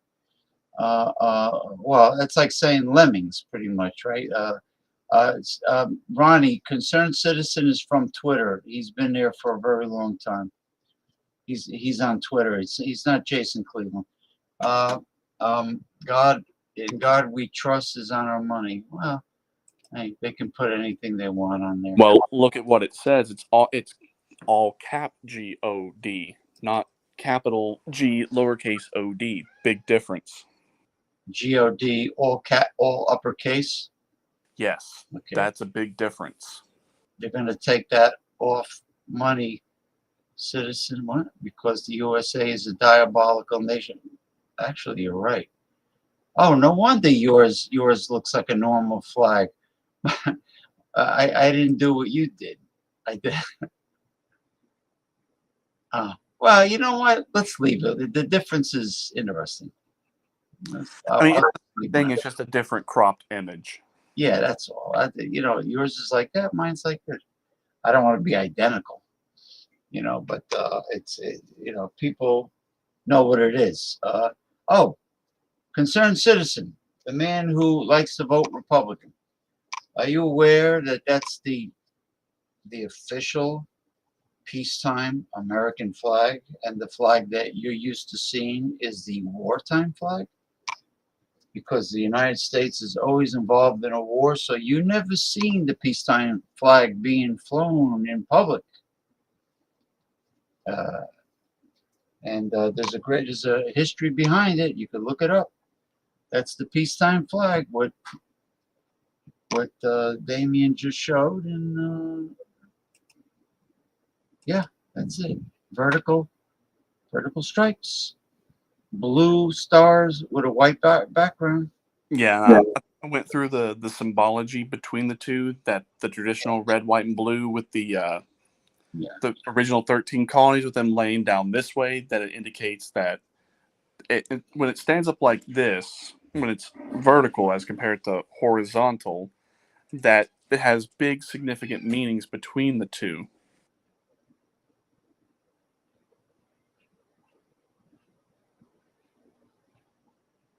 Sorry, I had to go let the cat out. The cat is leaving the room, so bye, Giggy. But anyway, so when it stands up like this, that's indicating that we are standing strong and that we are standing in unity as the United States. that the colonies are standing strong and that all of the states are standing strong. Now, when it lays down horizontally, that means that everything has fallen, that we're in chaos and disorder and disunity. Now, the difference between the stars being white with a blue background and then a white background with blue stars is also very significant. So, whenever you see the blue background with white stars, that's indicating that the 50 sovereign republics that are in a peacetime stance have now been captured by the blue, which is the commander-in-chief of the armed forces. That it's a executive imperial war against the sovereign republics and ultimately against the people. Now, when you flip it, where it's a white background and it's blue stars, the white background indicates peace, that all 50 sovereign republics are standing for peace. And the blue stars indicate that all 50 republics are sovereign and that it's more of a bottom-up approach, meaning local and state level having more power and control along with the people rather than more of a top-down approach from the federal government. So that's the symbology meaning behind the war flag and the peacetime flag. Gotcha. Okay, on that note, that's it. It's late.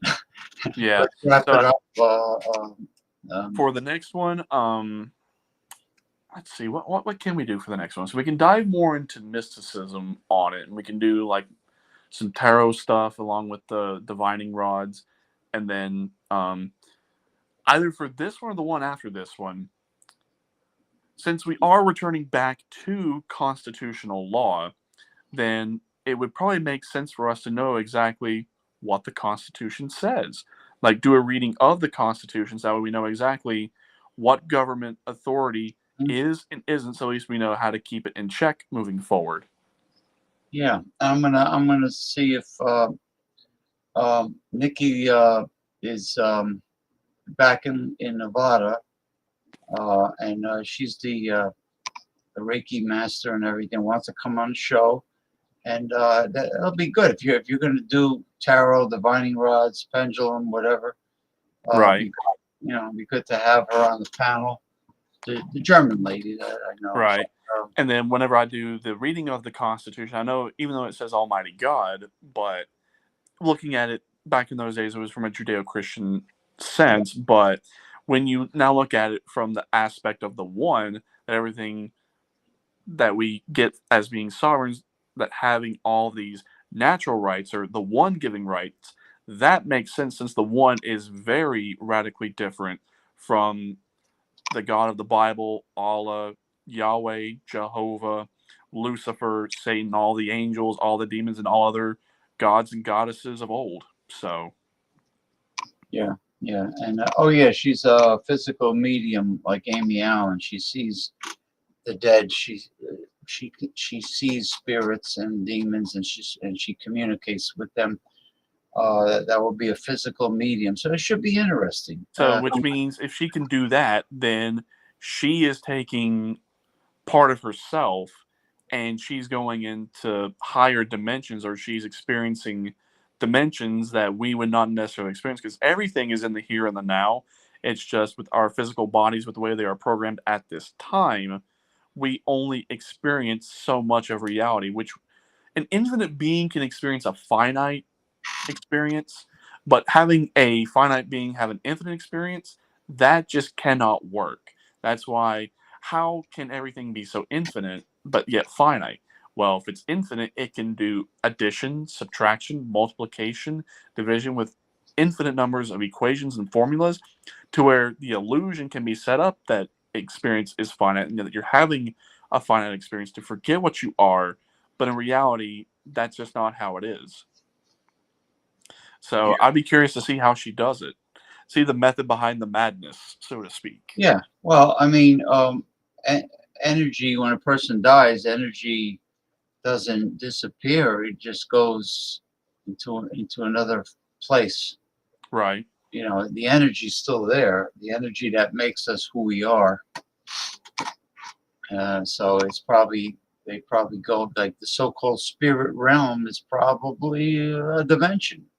Yeah, it's another dimension that we just don't experience because we're not really dialed in to feel that way. But we can dive into more about the Ascension and more about 5D and how Nasara is the system of 5D and how we will be experiencing 5D in a quasi spiritual as well as quasi physical experience. Yeah, I'm also gonna see if this Wiccan practitioner, high priestess, wants to come on the show.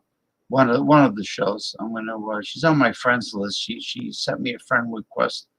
I'm gonna see if um, she's actually quite pretty. I'm gonna see if she wants to come on one of our shows. All right. Thank you, everyone. It's been enlightening. It's 5 hours. The show is 5 hours and 10 minutes. It's because I make it so entertaining that you can't help but just stick around. Well, it's so varied, diversified. I do my shtick in the first hour and 15 minutes, and then I bring panelists on. It just so happens that maybe Ronnie was intoxicated and he was fashionably late because he was drunk. I don't know. I know, at least I knew why you came on when you did, because you had to do something with help the kid out. Right. You told me. Western Mike, his idea of wanting to come on late when everybody's here. I says, yeah, but look at the bright side. If you're the first one, you can say everything you want, and nobody will interrupt you or over talk you. I mean, could you imagine if Paul Mantia would have showed up tonight? Oh Lord! Between the both of you, he doesn't come up for air. I mean, literally, he doesn't. I mean, I get that way as well, so I can't really say anything. He's like,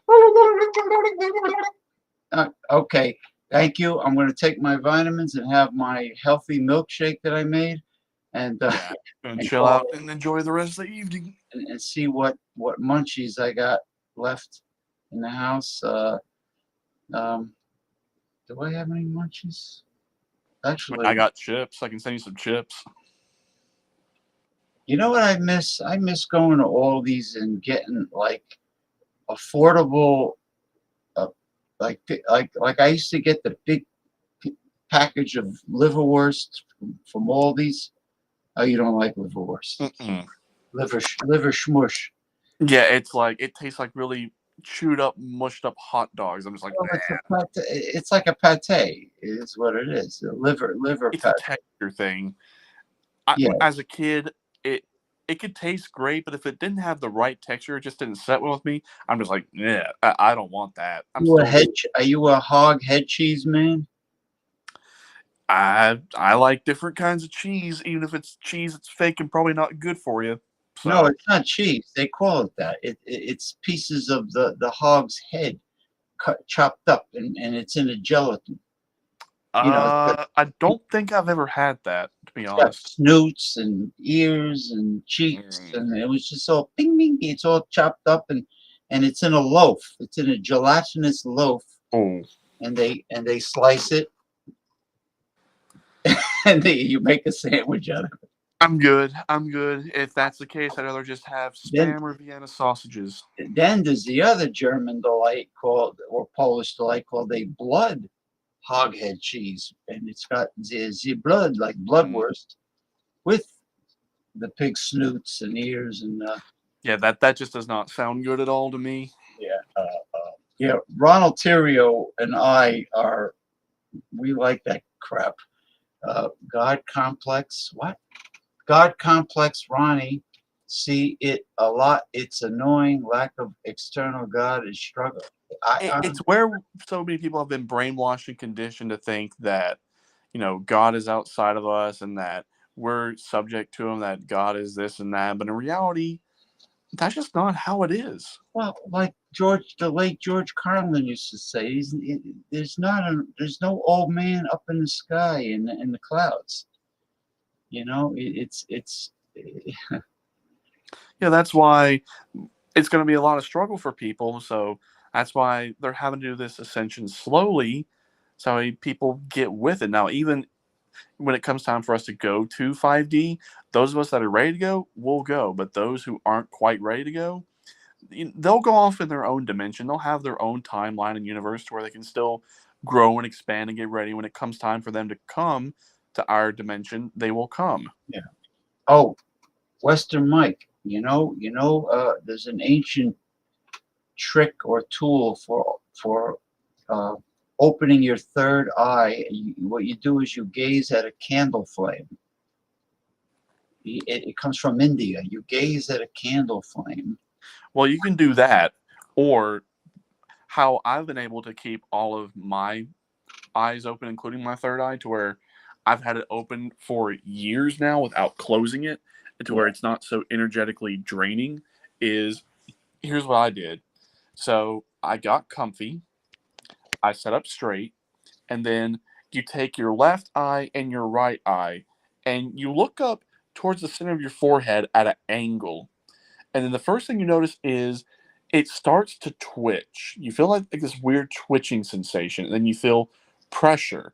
And then all of a sudden, it literally feels like an eyeball is opening up right here in the center of your forehead.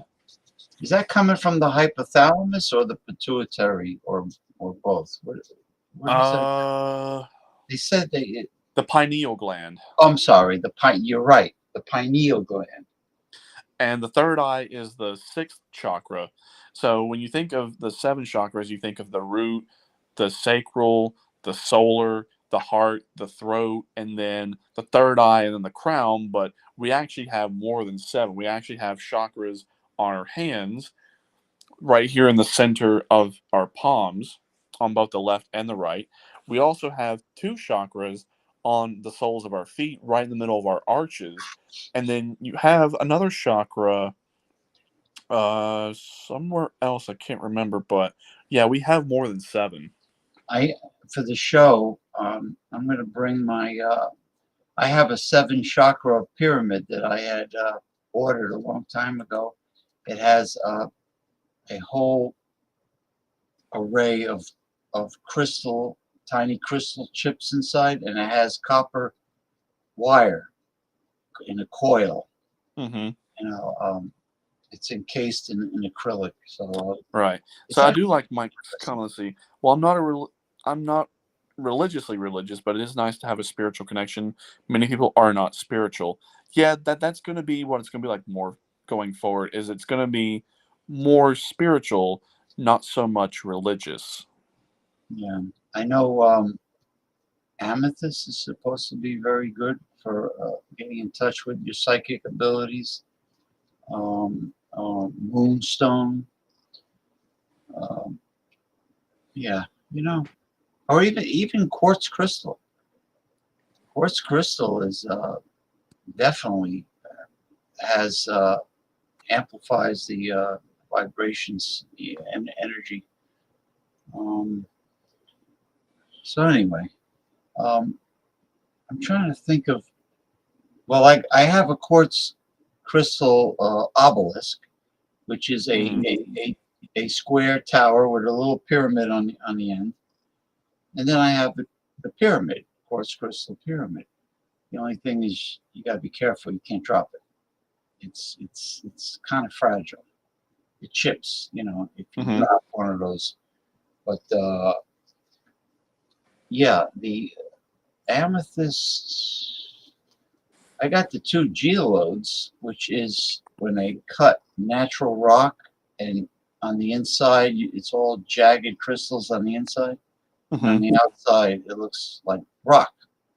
And then you can use it as an ornament, or you can use it in any ritualistic practice. What's that? Mike says. I know Ronnie got upset. Agree with the GOP on one thing. There's a lot of smut going around. That's true. Indoctrination. Why do schools have to teach perverted stuff? Oh, don't worry. That will not be a thing going forward. That when it comes to schooling for children, preschool up to even K through 12, that there's going to be much more parental involvement when it comes to a child's education. So, therefore, the parents would have more say so in the child's education, and the parents would be more in touch with what it is that their child is learning.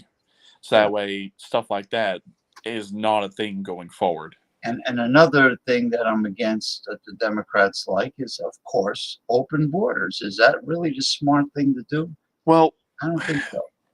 what we think of what will be the United States going forward is the world is going to be mostly divided up into like 3 regions, but every nation is going to be its own sovereign nation again.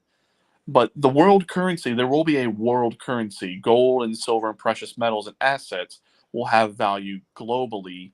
That will be the universal currency, but every country's currency will have its own sovereign status as well. So, like I could say, if we were to hop on a plane and we were to go to South Korea or Japan or China for that matter, if we have physical gold and silver, the fixed weight of gold and silver will be universal across the board in all countries.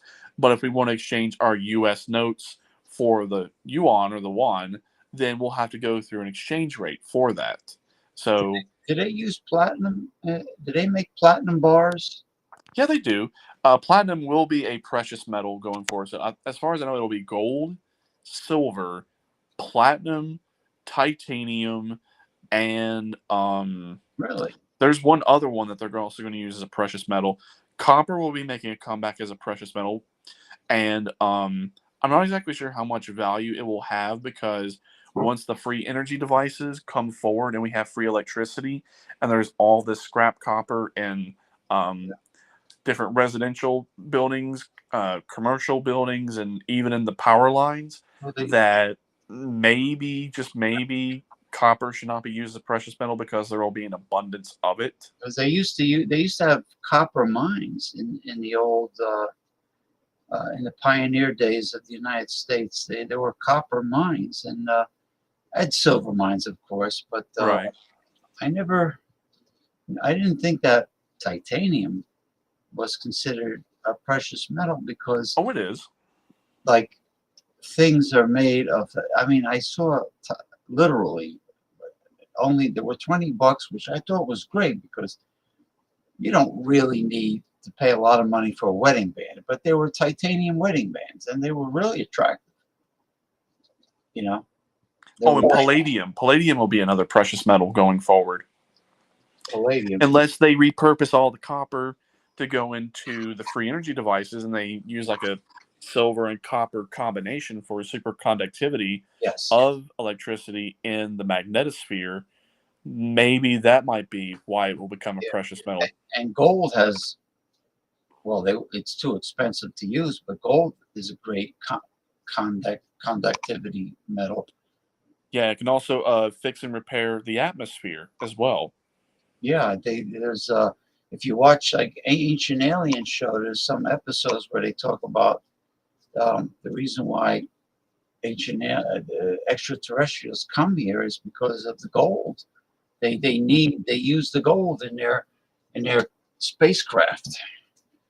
You know, gold plays a big role, and what was it? In ancient Indian Sanskrit, they described what seems like an anti-gravity device, where it was a sphere with blades rotating at a high speed inside with liquid mercury. Mm-hmm. And there's something about whipping this liquid mercury around at a high speed, you know, almost like a food processor, and that created an anti-gravity effect. Oh, I know what that is. Okay, so I understand the basic principle of how it works. We will see more of those devices coming forward. So, what it is, it's not so much that it's anti-gravity, it is displacement. So, for example, a lot of those blocks that were used to build the pyramids back in ancient Egypt, where they weighed hundreds of tons apiece.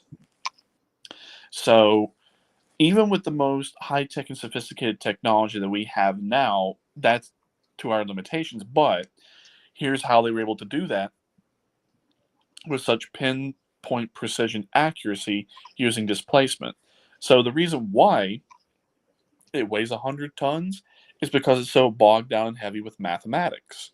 So what you do is you project into what is it you want to displace, and you scatter the mathematical aspects of it. You don't really disappear it. You don't add or subtract. You just scatter it to where it's not 100 tons concentrated, to where it might only weigh maybe a ton, maybe even a couple 100 pounds, to where you can move it and place it. And now once it's placed, then you allow the mathematics to go back to the way they need to be. That's the sheer basic of it. That's kind of like how levitation would be, is you displace the mathematics to where instead of you sitting or things like that, you scatter mathematical aspects of your body to where you can literally float in air and fly. So Wow. again, all about displacement. Displacement. All right. Paul Mantia, his response to, he sent me just now, he sent me a video, and you're going to laugh. And I responded appropriately. He said, the Antichrist car was spotted on the streets of California. Well, sorry, but not sorry. There really is no such thing as an Antichrist. There can't be. Oh, man. Wait, what is this? Oh, I don't know. Ronnie was sending me something about trannies or something. But anyway, listen, adios, amigo. I'll see you tomorrow's another day. See, I keep bringing you back in to talk. So we're both guilty. Every time I try to leave, they draw me back in. Yeah, I got sucked back in. Well, tomorrow is a different theme altogether, because I got the Commodore. We talk about fitness, sports, nutrition, and all that. But Right. anyway, I wonder what Ronnie does. He loves to talk about sports. I wonder what he does. What does he do? Hey, Ronnie, if you're listening, if you're by the poolside, by the cabana, come on with your iPhone. I'm telling you, between your iPhone and his iPhone, excellent. And Mick Von Raven's new iPhone, I'm very impressed. It's because Samsung's quality's gone down. That's why I switched to Apple. Yeah. I got tired of all my Samsungs going to shit and having to buy a new phone. So I was like, you know what? Let me buy an iPhone. I've never had one before. Let me take a gamble on it. And that was like 6 months ago. Yeah, I had an old piece of shit iPhone. That's why I hated it. But the thing is that my old iPhone, it would force Safari on me. Every time I try to join somebody's live stream, it would force me to use Safari, and I got rid of Safari off of mine a long time ago. It was not compatible at all. I downloaded Firefox on mine. Good. That's good. Yeah, I've been using Google Chrome, but the only thing is with the phone, if you're doing anything involving video, you have to plug it in, because it uses a lot of electricity. If you're watching, like, let's say, YouTube videos, or you're going live stream. I don't know. Mike is talking about ice cream. I don't have any ice cream. Chocolate dripped on the decadent world. What? Why don't you drip your chocolate ice cream on some girl's big jugs, or her cleavage or something? Oh no. Leave it to cleavage. Yeah. Okay. Anyway, happy birthday again, and yay. Yeah, the big 30. I still feel young though.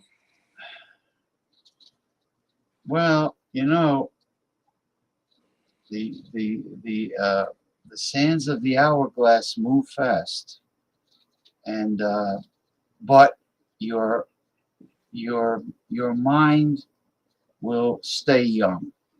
Yes. Well, since you're eating healthy, your mind will stay young. And there's a lot of people that would know a vitamin and a mineral from a hole in the ground. You know, they just eat crap, and they get old and decrepit and like this. Mm-hmm. And you know, that's what happens. All right. Good night. Yeah, I'm gonna go put my phone